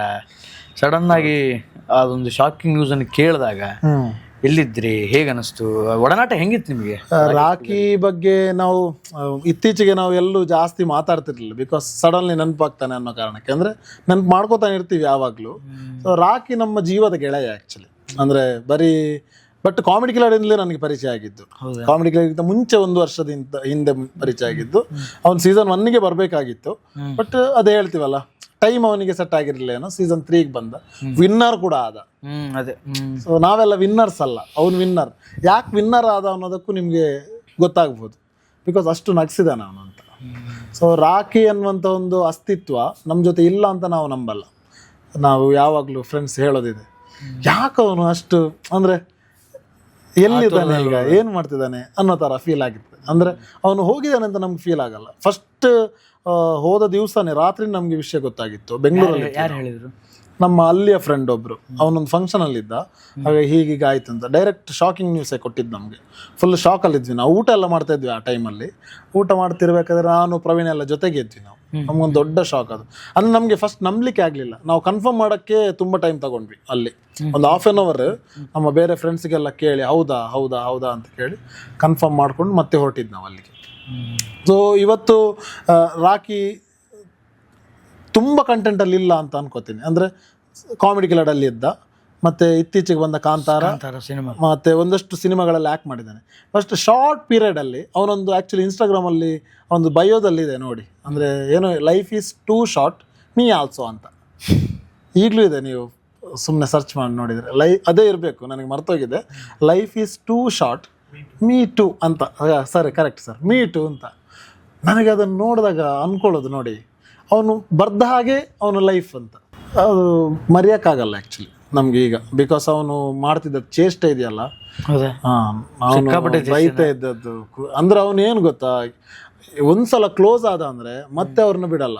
ಹೆಂಗಿದ್ರು ಅಂತ ಅಂದ್ರೆ ಅವನು ಏನು ಗೊತ್ತಾ, ನನಗೂ ಅವನಿಗೂ ಹೇಗೆ ರ್ಯಾಪ್ ಅಂದ್ರೆ, ನಾವು ಜಗಳ ಮಾಡ್ಕೊಳ್ಳೋದು, ಪೆಟ್ಟು ಮಾಡ್ಕೊಳ್ಳೋದು. ಅಂದ್ರೆ ಏನೋ ತಮಾಷೆನೇ ಅದು. ನಾನು ಚಟ್ಟ ಹೊಡೆಯೋದು ಅವನ ಬೆನ್ನಿಗೆ ಏನಂದ್ರೆ, ನಿಮ್ಗೆ ಸೆನ್ಸಿಟಿವ್ ಸ್ಕಿನ್ ಒಂದು ಸ್ವಲ್ಪ ಹೀಗೆ ಮುಟ್ಟಿದ ಸಾಕು ಇಲ್ಲಿ ಹಿಂಗಾಗತ್ತೆ, ಕೆಂಪಾಗತ್ತೆ. ಅದೆಲ್ಲ ಮಾಡ್ತಿದ್ದಲ್ಲ, ಅದೆಲ್ಲ ನನಗೆ ಕಾಡ್ತಾನೆ ಇತ್ತು ಪ್ರತಿದಿನನು. ಅವನು ಹೊಡೆಯೋದು ಅವನಿಗೆ ಬೆನ್ನಿಗೆ, ಅವನು ನನಗೆ ಹೊಡೆಯೋದು, ಮೈ ಮುಟ್ಬೇಡ ಅಂತ ಮತ್ತೆ ಹೇಳೋದು, ಏನೋ ಒಂದು ಚೇಷ್ಟೆ ಮಾಡೋದು ಅವನು, ನಾನು ಅವನಿಗೆ ಹೊಡೆಯೋದು. ಸೊ ರೂಮಲ್ಲಿರುವಾಗ ಹಾಗೆ. ಮತ್ತು ಅಡುಗೆ ಎಲ್ಲ ಮಾಡ್ತಾಯಿದ್ವಿ ನಾವು ಜೊತೆಗೆ, ಊಟ ಮಾಡ್ತಾಯಿದ್ವಿ ಒಟ್ಟಿಗೆ ಕೂತ್ಕೊಂಡು. ಮತ್ತು ಮನೆಯಲ್ಲಿ ಅವನು ಕೂಡ ಮಸಾಲ ಪ್ರಾಡಕ್ಟ್ ಎಲ್ಲ ಅಮ್ಮ ಮಾಡ್ತಾರೆ, ಅದನ್ನೆಲ್ಲ ತಂದು ನಮಗೆ ಕೊಡ್ತಾ ಇದ್ದ. ಅಲ್ಲಿ ರೂಮಲ್ಲೆಲ್ಲ ಇರ್ತಿದ್ದ, ಅದನ್ನೇ ಹಾಕಿ ನಾನು ಅಡುಗೆ ಮಾಡೋದು. ಕೂತ್ಕೊಂಡೆಲ್ಲ ತುಂಬ ಮಾತಾಡ್ತಾ ಇದ್ವಿ. ಮತ್ತು ಅವನಿಗೆ ತುಂಬ ದೊಡ್ಡ ಡ್ರೀಮ್ ಇತ್ತು ಕೂಡ. ಅವನು ತುಂಬ ಟ್ರೈ ಮಾಡಿ ಕಾಮಿಡಿ ಕ್ಲಬ್ಗೆ ಬಂದಿರೋದು. ಅವನದು ಎಫರ್ಟ್ ಹಾಗಿತ್ತು ಆ್ಯಕ್ಚುಲಿ. ಮತ್ತು ಅವನು ಜಸ್ಟ್ ಒಂದು ಚಾಂಪಿಯನ್ಶಿಪ್ ಅನ್ನುವಂಥ ಒಂದು ಕಾಂಪಿಟೇಷನಲ್ಲಿ ಒಂದು ಏನು ಹೇಳ್ತೀವಿ ಸಪೋರ್ಟಿಂಗ್ ಕ್ಯಾರೆಕ್ಟರ್ಗೆ ಒಂದು 4-5 ಜನ ಸೆಲೆಕ್ಟ್ ಮಾಡಿದ್ರು. ಅದರಲ್ಲಿದ್ದವನು ಅದೊಂದು ಮರಿ ಹೆಬ್ಬ ಒಂದು ಕ್ಯಾರೆಕ್ಟರ್ ಮಾಡೋದು, ಸೂಪರಾಗಿ ಮಾಡೋದು. ಅದು ಆಲ್ ಓವರ್ ಕರ್ನಾಟಕದಲ್ಲಿ ಫೇಮಸ್ ಆಯಿತು. ನೆಕ್ಸ್ಟ್ ಸೀಸನ್ 3 ಬಂದಾಗ ಆ ಕಂಟೆಂಟ್ ಬೇಕೇ ಬೇಕು, ಅವ್ನು ಬೇಕು ಅನ್ನೋ ಕಾರಣಕ್ಕೆ ಹಾಕಿದಾಗ ನೆಕ್ಸ್ಟ್ ಅವನು ಬೇರೆ ಲೆವೆಲಲ್ಲಿ ಗ್ರೋತ್ ಆಯಿತು ಒಂದು. ದೆನ್ ಅವನು ಮಾಡಿದಂಥ ಎಲ್ಲ ಆ್ಯಕ್ಟ್ಗಳು ಯಾವುದು ಫ್ಲಾಪ್ ಅಂತಿಲ್ಲ. ನೀವು ಸ್ಕಿಟ್ ನೋಡಿದರೆ ಸೀಸನ್ 3 ಒಳ್ಳೊಳ್ಳೆ ಕ್ಯಾರೆಕ್ಟರ್ ಮಾಡಿದ್ದಾನೆ. ಇವತ್ತಿಗೆ ನೆನಪಿರೋದು ಅದು. ದೆನ್ ಕಾಂತಾರವನ್ನು ಕೂಡ ನಾವು ಫಸ್ಟ್ ಡೇ ರಾಖಿ ಮಾಡಿದ್ದು. ಆಗ ನಮಗೆ ಏನು ಅನಿಸಿದ್ದು ಅಂದರೆ, ಅವ್ನು ಫಸ್ಟ್ ಎಂಟ್ರಿ ಆದಾಗ ಫುಲ್ ರೋಮಾಂಚನ ಆಗಿತ್ತು ನಮಗೆ. ಇಡೀ ಆಲ್ಮೋಸ್ಟ್ ಥಿಯೇಟರ್ ಎಲ್ರಿಗೂ ಆಗಿರುತ್ತೆ. ಆ ಸೀನ್ ಆಗಿದೆ ಒಂದು ಎಂಟ್ರಿ, ತುಂಬ ಒಳ್ಳೆ ಬಿಲ್ಡಪ್ ಕೊಟ್ಟಿದ್ದಾರೆ ಅವನಿಗೆ. ದೆನ್ ಅವನನ್ನು ಪ್ರತಿ ಫ್ರೇಮಲ್ಲಿ ನೋಡುವಾಗಲೂ ರಾಕ್ ಇರಬೇಕಿತ್ತು, ಇವತ್ತು ನಮ್ಮ ಜೊತೆ ಸೆಲೆಬ್ರೇಟ್ ಮಾಡಬೇಕಿತ್ತು. ಮಂಗಳೂರಲ್ಲಿ ನಮ್ಮ ಫ್ರೆಂಡ್ಸ್ ಎಲ್ಲ ಸೇರಿ ನಾವೊಂದು ಕಟೌಟ್ ಎಲ್ಲ ಹಾಕಿದ್ವಿ. ಒಂದು ಸುಚಿತ್ರ ಅಂತ ಒಂದು ಥಿಯೇಟರ್ ಇದೆ, ಅದರ ಮುಂದೆ ದೊಡ್ಡ ಕಟೌಟ್ ಎಲ್ಲ ಹಾಕಿದ್ವಿ. ಆಗ ಅವನು ಕೂಡ ಇದ್ದರೆ ಖುಷಿ ಇರ್ತಿತ್ತು ಅಂತ. ಬಟ್ ಓಕೆ, ಈಗೇನು ನಾವು ಪದೇ ಪದೇ ಅದನ್ನು ನೆನಪಿಸಿ ಮನೆಯವ್ರಿಗೂ ಇದಾಗಬಾರ್ದು. ಮನೆಯವ್ರಿಗೂ ಕೂಡ ಅದೊಂದು ಸಮಾಧಾನ ಮಾಡ್ಕೊಳ್ಳೋದಕ್ಕೆ ಅಥವಾ ಆ ದುಃಖವನ್ನು ಭರಿಸೋದಕ್ಕೆ ದೇವರು ಶಕ್ತಿ ಕೊಡಬೇಕು ಅಷ್ಟೇ. ಸೊ ಫ್ರೆಂಡ್ಸ್ಗಳಿಗೂ ಕೂಡ ನಮಗೆ ನೆನಪಾಗ್ತಾನೆ ಇರ್ತಾನೆ, ಸದಾ ಜೊತೆಗೆ ಇರ್ತಾನೆ. ನಮ್ಮ ಏನು ಸಕ್ಸಸ್ ಇದೆ ಅವ್ನು ನಿಂತು ಮೋಸ್ಟ್ಲಿ ಮಾಡ್ತಾನೆ. ಇನ್ನು ಅಂದರೆ ಏನಾದರೂ ಒಂದು ನಾನು ಅದೇ ಅಂದ್ಕೊಳ್ಳೋದು ಕೆಲವೊಂದು ಸಲ, ಈಗ ನಮಗೆ ಸಹಾಯ ಮಾಡ್ತಿರ್ತಾನೆ ಮೋಸ್ಟ್ಲಿ ರಾಕಿ ಅಲ್ವಾ, ಸಹಾಯ ಮಾಡ್ತಿರ್ತಾನೆ, ನಮಗೆ ಆಶೀರ್ವಾದ ಮಾಡ್ತಿರ್ತಾನೆ. ಅವನಿಗೆ ದೇವರಾಗಿದ್ದಾನೆ ನಮಗೆ. ಸೊ ರಾಕಿ ಯಾವಾಗಲೂ ನಮ್ಮ ಜೊತೆ ಇರಬೇಕು ಅಂತ ಆಸೆ ಅಷ್ಟೆ. ನೈಸ್. ಕಾಂತಾರ ಸಿನಿಮಾ ಬಗ್ಗೆ ಮಾತಾಡ್ತಿದ್ವಿ. ಕಾಂತಾರ ತುಳು ವರ್ಷನಲ್ಲಿ ಹಾಡಾಡ್ಬಿಟ್ಟಿದ್ದೀರಂತೆ ನೀವು? ಇಲ್ಲ, ಕನ್ನಡದ್ದೇ ಹಾಡಿದ್ದು ನಾನು, ತುಳು ವರ್ಷನ್ ಅಲ್ಲ. ಅದು ತುಳು ಫಸ್ಟ್ ಒಂದು 2 ವರ್ಡ್ ಸಿನಿಮಾದಲ್ಲೂ ಇದೆ, ಅದು ತುಳು ವರ್ಡ್. ಮತ್ತೆ ಆಲ್ಮೋಸ್ಟ್ ತುಳು ವರ್ಡ್ಗಳನ್ನು ಅಲ್ಲಲ್ಲಿ ಯೂಸ್ ಮಾಡಿದ್ದಾರೆ ಹಾಡುಗಳಲ್ಲಿ. ಅಂದ್ರೆ ನೀವೇ ಪ್ಲೇ ಬ್ಯಾಕ್ ಸಿಂಗರ್ ಅನ್ನೋ ತರ ಎಲ್ಲ ಪೋಟ್ರೆ ಮಾಡ್ಬಿಟ್ಟು. ಅದೇನಾಯ್ತು ಅಂದ್ರೆ ಇನ್ಸ್ಟಾಗ್ರಾಮ್ ಅಲ್ಲಿ ನಮ್ಮ ಸಮರ್ಥನ್ ರಾವ್ ಅಂತ ಇದ್ದಾರೆ, ನಮ್ಮ ಮ್ಯೂಸಿಕ್ ಡೈರೆಕ್ಟರ್ ದಸ್ಕತಿದ್ದು. ಅವ್ನು ನನಗಿಂತ ಸಣ್ಣವನು ಏಜ್ ಅಲ್ಲಿ. ಅವನು ಗೊತ್ತಿಲ್ಲ ಶಿವನೇ ಹಾಡನ್ನ ಹಾಡಿದ್ದ ಇನ್ಸ್ಟಾದಲ್ಲಿ. ಹಾಡಿದಾಗ ನಾನು ಯಾವುದೋ ವಿಷಯಕ್ಕೆ ಅವನಿಗೆ ಕಾಲ್ ಮಾಡಿದ್ದೆ. ಅವನು ಮತ್ತೆ ಒಂದು 2-3 ಲಕ್ಷ ವ್ಯೂಸ್ ಆಗಿತ್ತು, ಒಳ್ಳೆ ರೀಚ್ ಆಗಿತ್ತು. ಒಳ್ಳೆ ಸಿಂಗರ್ ಅವನು. ಹೌದು, ಅವನು ಕ್ಲಾಸಿಕಲ್ ಸಿಂಗರ್ ಕೂಡ. ತುಂಬಾ ಸೂಪರ್ ಆಗಿ ಹಾಡಿದ್ದ. ನನಗೆ ತುಂಬಾ ವೈಬ್ ಆಯ್ತು, ತುಂಬಾ ಖುಷಿ ಆಯ್ತು. ಕಾಲ್ ಮಾಡಿ ವಿಷಯ ಎಲ್ಲ ಮಾಡುವಾಗ ಹೇಳ್ದ, ಅನ್ಶಣ್ಣ ನಿಮ್ಗೆ ಅದು ಹೈ ಪಿಚ್. ನಾನು ಆಲ್ಮೋಸ್ಟ್ ನಮ್ಮ ದಸ್ಕತಲ್ಲಿ ಕೂಡ ಒಂದು ಆರ್ಟಿಕಲ್ ಒಂದು ಹಾಡು ಹಾಡಿದ್ದೇನೆ, ಅದು ವೈರಲ್ ಆಗಿತ್ತು ಆ ಕಡೆ ಫುಲ್. ಕಳೆಂಜ ಕಳೆಂಜ ಆಡೆ ಅಂತ, ಅದು ಫೋಕ್ ಸಾಂಗ್ ಅದು. ಸೊ ಅದನ್ನ ಅವನು ಕಂಪೋಸ್ ಮಾಡಿದ್ದ, ಅದು ಹೈ ಪಿಚ್ ಸಾಂಗ್ ಅದು. ಆವಾಗ ಹೇಳಿದ್ದ, ಅಣ್ಣ ಇದು ಕೂಡ ನೀವು ಹಾಡಿ. ಅವರು ಹಾಡಿದಾರಲ್ಲ, ಮೈಮ್ ರಾಮದಾಸ್ ಅವರು ಹಾಡಿರೋದು, ಒರಿಜಿನಲ್ ಸಿಂಗರ್. ಅದು ನೀವು ಸುಮ್ಮನೆ ಹಾಡಿ ಇನ್ಸ್ಟಾದಲ್ಲಿ ಹಾಕಿ ಅಂತ. ನಾನು ಗೊತ್ತಿಲ್ಲ, ಅಂದ್ರೆ ರೀಚ್ ಆಗ್ಬೋದು ಅಂತ ಒಂದು ತಲೆಯಲ್ಲಿತ್ತು. ಬಟ್ ಅಷ್ಟರ ಮಟ್ಟಿಗೆ ರೀಚ್ ಆಗಿ ನಾನೇ ಒರಿಜಿನಲ್ ಸಿಂಗರ್ ಅನ್ನೋ ತರ ಪೋಟ್ರೆ ಆಗಿ ಇಡೀ ಆಡಿಯನ್ಸ್ ಎಲ್ಲ ನೀವು ಹಾಡಿದ್ದು ಅಂತ. ನಾನು ಆಕ್ಚುಲಿ ಆಗಾಗ ಮತ್ತೆ ಅಲ್ಲಿ ಇನ್ಸ್ಟಾದಲ್ಲಿ ಕೆಳಗಡೆ ಯಾರು ಓದುದಿಲ್ಲ ಅಂತ ನನಗೆ ಅವತ್ತೇ ಗೊತ್ತಾಗಿದ್ದು. ನಾವು ಅಲ್ಲ ಕ್ಯಾಪ್ಷನ್ ಓದುದಿಲ್ಲ ಅಂತ ನನಗೆ ಅವತ್ತೇ ಗೊತ್ತಾಗಿತ್ತು. ಕೆಳಗಡೆ ಕ್ಯಾಪ್ಷನ್ ಹಾಕ್ತೀವಲ್ಲ, ನಾವು ಕ್ಯಾಪ್ಷನ್ ಹಾಕಿ ಕೆಳಗಡೆ ಒರಿಜಿನಲ್ ಸಿಂಗರ್ ನೈಮ್ ರಾಮದಾಸ್ ಅಂತ ಹಾಕಿದ್ದೀನಿ. ಬಿಕಾಸ್ ಅವ್ರು ತುಂಬಾ ಒಳ್ಳೆ ಸಿಂಗರ್. ಅವರು ತುಳುವಲ್ಲಿ ತುಂಬಾ ಫೇಮಸ್ ಸಾಂಗ್ ಗಳನ್ನ ಹಾಡಿದ್ದಾರೆ. ವಾ ಪೊರ್ಲು ಯಾ ಕೆ ನಾಗ ಪಾಡ್ದಾನ ಅಂತ ಹಾಡೋದು ಅವರೇ ಹಾಡಿದ್ದು ಫಸ್ಟ್. ಮತ್ತೊಂದು ದೀಪಾವಳಿಗೆ ಹಾಡಿದ್ದಾರೆ, ದೀಪಾವಳಿಯ ಒಂದು ಹಾಡು, ಬಲೆ ಉಂತುಲೆ ಮಾತಲೆಪ್ಪುಲೆ ನಮಲ ನಲಿಪುಗ ದೀಪ ನಲಿಕೆಲ್ಲ ಅಂತ ತುಳು ಹಾಡು. ಅದೆಲ್ಲ ನಾವು ಸ್ಕೂಲ್ ಡೇಸ್ ಅಲ್ಲೆಲ್ಲ ಡ್ಯಾನ್ಸ್ಗೆ ಉಪಯೋಗಿಸಿದ ಸಾಂಗ್. ಅವ್ರು ಸಿಂಗರ್ ಆಕ್ಚುಲಿ, ಅವ್ರು ತುಂಬಾ ಒಳ್ಳೆ ಫೋಕ್ ಸಿಂಗರ್. ಫೋಕ್ ವಾಯ್ಸ್ ತುಂಬಾ ಸೂಟ್ ಆಗುತ್ತೆ ಅವರಿಗೆ. ಇದನ್ನ ಅವ್ರು ಹಾಡಿದ್ದು ಅಂತ ನಮ್ಗೆ ಗೊತ್ತಿತ್ತು ಆಲ್ರೆಡಿ. ಸೊ ನಾನು ಕೂಡ ಟ್ರೈ ಮಾಡಿದ್ದೆ ಅಷ್ಟೊಂದು 1-1.5 ನಿಮಿಷ ಟ್ರೈ ಮಾಡಿ. ನನಗೆ ಲಿರಿಕ್ಸ್ ಮರ್ತೋಗ್ತದೆ, ಲಿರಿಕ್ಸ್ ನೋಡ್ತೀನಿ. ನೋಡಿ ತಕೊಳ್ಳಿ. ಮತ್ತೆ ತುಂಬಾ ಚೆನ್ನಾಗಿ ಹಾಡದೇ ಇದ್ರೆ ಬೈಕೋಬೇಡಿ. ಇಲ್ಲ, ಹಂಗೇನಿಲ್ಲ, ನಮ್ಮ ಆಡಿಯನ್ಸ್ ಅಡ್ಜಸ್ಟ್ ಮಾಡ್ಕೋತಾರೆ ಎಲ್ಲದಕ್ಕೂ. ಆಮೇಲೆ ಈಗ ಹೇಳ್ತಿದ್ದೀನಿ, ಒರಿಜಿನಲ್ ಪಾಪ ಇವ್ರು ಹಾಡಿಲ್ಲ. ಒರಿಜಿನಲ್ ಹಾಡಿರುವಂತದ್ದು ಕೊಟ್ಬಿಡಿ, ಇಲ್ಲೇ ಕ್ರೆಡಿಟ್ಸ್ ಕೊಟ್ಬಿಡಿ. ಓದಲ್ಲ, ಕೇಳ್ತಾರೆ. ಕಾಂತಾರದಲ್ಲಿರುವಂಥ ಒರಿಜಿನಲ್ ಹಾಡೇನಿದೆ, ಇದು ಕೋಟೆ ಕೊತ್ತಲ ಸಾಂಗ್, ಅದನ್ನು ಹಾಡಿದವರು ಆಲ್ರೆಡಿ ಗೊತ್ತಿದೆ ಆಡಿಯನ್ಸಿಗೂ ಕೂಡ. ಬಟ್ ಕೆಲವರು ಅಂದ್ಕೊಂಡಿದ್ದಾರೆ ನಾನು ಅಂತ. ನಾನಲ್ಲ, ಮೈಮ್ ರಾಮದಾಸ್ ಅಂತ ತುಂಬ ಅದ್ಭುತವಾದಂತಹ ಹಾಡುಗಾರರು, ಅವರು ಗಾಯಕರು. ಸೊ ಈಗ ಮತ್ತೊಂದ್ಸಲ ನಾನು ಟ್ರೈ ಮಾಡ್ತೀನಿ. ಅವ್ರ ಥರನೇ ಹಾಡ್ತಾರೆ ನೋಡಿ. ಅವ್ರ ಥರ ಹಾಡೋಕ್ಕಾಗಲ್ಲ, ಅವರಿಗಿಂತ ಸ್ವಲ್ಪ ಕಮ್ಮಿ ಆಡ್ತೀನಿ. ಗೊತ್ತಿಲ್ಲ ಹಾಗೆ ಬರ್ತದೆ ಅಂತ, ಅದರಲ್ಲಿ ಹಾಡಿರ್ತಾರೆ. ಬರಲಿ ಒರಿಜಿನಲ್ ಸಾಂಗೇ ಹಾಕ್ಬಿಡೋಣ. ಓಯಾಲಪ್ಪಾಗ ಓಯಕೆನುಂಡೆ ಈ ಸಾರ ಪಾರ್ವತಿ ಬೀರಲೆತ್ತುಂಡೆ ಬನ್ನಗ ಯಾವನ ಬೆಂಕಿನ ಕಟ್ಟಿ ಹಾಕೋನೋ ಬೆಂಕಿಲೆ ಹುಟ್ಟಿದ್ದು ಎಲ್ಲ ಸಂಕಲೆ ಯಾವನ ಕಾಂತಾರ ಮುಟ್ಟ ಬಂದದೋ ಊರೆಲ್ಲ ನಿರ್ನಾಮ ಕಾಡು ಕತ್ತಲೆ ಓ ಕೋಟೆ ಕೊತ್ತಲ ಕಟ್ಟಿ ಮೆರೆಯೋ ಊರಾದೊರೆ ಕಾಡು ಹೇಳಿದೆ ಎಚ್ಚರ ಕಾಡ ಬೆಂಕಿಯೂ ಊರ ನೋಡ ಬಂದಿದೆ ತಡೆಯಾರದು ಕಾಲು ತೊಳೆದು ಸ್ವಾಗತ ಮಾಡುವಾಗ ಸಾಗರ ಜೋರಾಗಿ ಕೂಗಿ ಹೇಳು ಎಚ್ಚರ ಆಹಾ ಆಹಾ ಅಷ್ಟೇ, ಸುಸ್ತಾಯ್ತು. ಬ್ಯೂಟಿ. ಭಾಳ ಶ್ರಮ ತಗೊಂಡ್ರಿ, ಭಾಳ ಶ್ರಮ ಪಟ್ರಿ. ಅದು ತುಂಬಾ ಹೈ ಪಿಚ್. ಹೌದು. ನಾನೊಂದು ಲೆವೆಲ್ ಹೈ ಆಡಿದ್ರೆ ಅದೊಂದು ಕಷ್ಟ ಆಗ್ತದೆ. ಆದರೆ ಸೀರಿಯಸ್ಲಿ ನಾನು ಇನ್ಸ್ಟಾಗ್ರಾಮಲ್ಲಿ ಕೇಳಿದಾಗ ಅದನ್ನ ನೋಡಿದಾಗ ನಿಜವಾಗ್ಲೂ ನೀವೇ ಆಡಿದ್ದೀರಿ ಅಂತ ನಾನು ಅನ್ಕೊಂಡ್ಬಿಟ್ಟಿದ್ದೆ. Thank you so much. ನಾನು ಓದಿಲ್ಲ ಕೆಳಗಡೆ ಏನು ಬರೆದಿದ್ದೀರಿ? ಯಾವತ್ತಿಗೂ ಅವರಿಗೆ ಸಲ್ಪ ಅದೇ ಅವ್ರಿಗೆ ಸಲ್ಲಬೇಕು. ನಾನು ಓದಿಲ್ಲ ಕೆಳಗಡೆ, ಕ್ಯಾಶ್ ಅನ್ನೋದಿಲ್ಲ. ಇವತ್ತು ಯಾರಾದ್ರೂ ಓದೋದಿದ್ರೆ ಓದ್ಲಿ, ಅದಕ್ಕೆ ಹೇಳಿಸ್ಬಿಟ್ಟಿದ್ದೀನಿ. ಆ್ಯಂಡ್ ನಗಿಸುವವರಿಗೆ ಸುಮಾರು ನೋವುಗಳಿರುತ್ತಂತೆ, ಅದಕ್ಕೆ ನಗಿಸುವ ಆತನ ನೋವುಗಳು ಅಂತ. ಚಾರ್ಲಿ ಚಾಪ್ಲಿನ್ ಎಷ್ಟೇ ನಗಿಸಿದ್ರು ಆತನಿಗೆ ಆತಂದೇ ಆದ ಒಂದು ಸಂಕಟ ಇತ್ತು, ಆತಂದೇ ಆದಂಥ ಒಂದು ನೋವಿತ್ತು. ಅನೀಶ್ ಅವ್ರು ಇಷ್ಟೆಲ್ಲ ನಗಿಸ್ತಾರೆ, ಹೇಳ್ಕೊಳಕ್ಕಾಗದೇ ಇರುವಂತಹ ನೋವುಗಳೇನಾದರೂ? ಈಗ ಎಲ್ಲ ಕಡೆ ಹೇಳಿದ್ದೀನಿ ನಾನು, ಹಾಗಾಗಿ ಏನು ತೊಂದರೆ ಇಲ್ಲ. ಹೇಳ್ಕೊಳಕ್ ಆಗದೆ ಇರುವಂತ ನೋವು ಇಲ್ಲ ಈಗ. ಬಟ್ ನೋವು ಎಲ್ಲವೂ ಇರ್ತವೆ, ಹೇಳ್ಕೊಡ್ತೀವಿ. ಅಂದ್ರೆ ನಮ್ಮ ಗೆಳೆಯರ ಬಳಗ ಇರೋದ್ರಿಂದ ಅಥವಾ ನಮ್ಮ ಯಾರಾದ್ರೂ ತುಂಬಾ ಕ್ಲೋಸ್ ಇರೋದ್ರಿಂದಾಗಿ ನಮ್ಗೆ ಈಗ ಮತ್ತೆ ಮೆಚುರಿಟಿ ಇರುತ್ತೆ. ಸೊ ಅದನ್ನ ಹುದುಗಿಸಿ ಇಟ್ಕೊಂಡ್ರೆ ತುಂಬಾ ನೋವು ಜಾಸ್ತಿ ಇರ್ತದೆ. ಹಾಗಾಗಿ ನಮ್ಮ ತುಂಬಾ ಒಡನಾಟ ಇರುವವರಿಗೆಲ್ಲ ನಾವು ಹಂಚ್ಕೋಬೇಕು. ಆಗ ಅಲ್ಲೊಂದು ಸಣ್ಣ ಖುಷಿ ಸಿಗ್ತದೆ, ಅವರು ನಮ್ಗೆ ಸಾಂತ್ವನ ಹೇಳ್ತಾರೆ ಅನ್ನೋ ಕಾರಣಕ್ಕೆ. ಮತ್ತೆ ಇನ್ನೊಂದೇನು ಅಂತಂದ್ರೆ ನಮ್ಮ ಪೇರೆಂಟ್ಸ್, ಅಪ್ಪ ಅಮ್ಮ. ಸೊ ಎಕ್ಸಾಂಪಲ್ ಈಗ ನನ್ನ ಲೈಫ್ಗೆ ಅವರು ತುಂಬಾ ಸ್ಟ್ರಾಂಗ್ ಪಿಲ್ಲರ್ಗಳು. ಸೊ ಇವತ್ತೀಗ ನನಗೆ 32 ವರ್ಷ ಆಯ್ತು. 32 ವರ್ಷದಿಂದ ನನ್ನನ್ನು ಮಗುವಾಗೇ ನೋಡ್ತಿದ್ದಾರೆ ಅವರು. ಅಂದ್ರೆ ನನ್ನ ಆಗು ಹೋಗುಗಳು, ನನ್ನ ಕಷ್ಟ ಏನಿದೆ ಅದನ್ನ ಅವ್ರು ಕೇಳ್ತಾರೆ. ನಾನು ಕೇಳಿದ್ದೀನಿ ಎಲ್ಲೋ ಗೊತ್ತಿಲ್ಲ, ಹೇಗಿದ್ದೀರಿ, ಹೇಗಾಗ್ತದೆ ಅಂತ. ಬಟ್ ಅವರು ದಿನಾ ಕಾಲ್ ಮಾಡ್ತಾರೆ, ಎಲ್ಲಾದ್ರೂ ಹೊರಗಡೆ ಹೋದಾಗ ದಿನದಲ್ಲಿ ಒಂದು 3-4 ಸಲ ಆದ್ರೂ ಅಮ್ಮ ಕಾಲ್ ಮಾಡ್ತಾರೆ ನನಗೆ, ಏನ್ ಮಾಡ್ತಿದ್ಯಾ, ಹೇಗಿದ್ಯಾ ಅಂತ. ನಾನಾಗ ಒಂದೊಂದ್ಸಲ ಕೋಪ ಮಾಡ್ಕೊಳ್ಳೋದಿದೆ, ಎಷ್ಟು ಪದೇ ಪದೇ. ಬಟ್ ಸಡನ್ ನಾನು ಸಮಾಧಾನ ಆಗ್ತೀನಿ, ಕೋಪ ಮಾಡ್ಕೋಬಾರ್ದು ಅಂತ.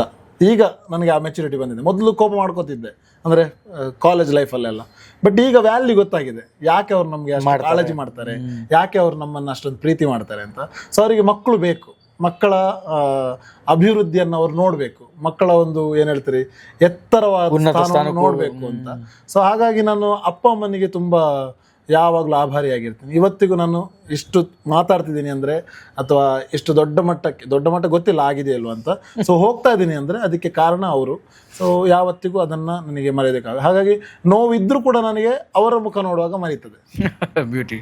ಕಾಮಿಡಿ ಕಿಲಾಡಿಗಳಾಯಿತು, ಶಾರ್ಟ್ ಸಿನಿಮಾ ಆಯಿತು, ದಸ್ಕತ್ ಆಯಿತು, ಡೈರೆಕ್ಷನ್ ಮಾಡ್ತಾ ಇದ್ದೀರಿ. What next? ಮುಂದೇನು? ನೆಕ್ಸ್ಟ್ ಕೂಡ ಮೂವಿ ಮಾಡ್ತೀವಿ, ಡೈರೆಕ್ಷನ್ ಮಾಡ್ತೀವಿ. ನಾನು ದಸ್ಕತ್ ಮಾಡುವಾಗ ನಾವು ಒಂದು ಡಿಸೈಡ್ ಮಾಡಿದ್ವಿ ನಮ್ಮ ಟೀಮಲ್ಲಿ, ಒಂದು ವೇಳೆ ಈ ಸಿನಿಮಾ ಗೆಲ್ಲದೆ ಇದ್ರೆ ನಾವು ನೆಕ್ಸ್ಟ್ ಸಿನಿಮಾ ಮಾಡೋದು ಬೇಡ ಅಂತ ಫಿಕ್ಸ್ ಆಗಿದ್ವಿ ನಾವು. ನೀವು ಸಿನಿಮಾ ಮಾಡಬೇಕು ಅಂತ ದೇವರಿಗೆ ಅನಿಸಿದೆ.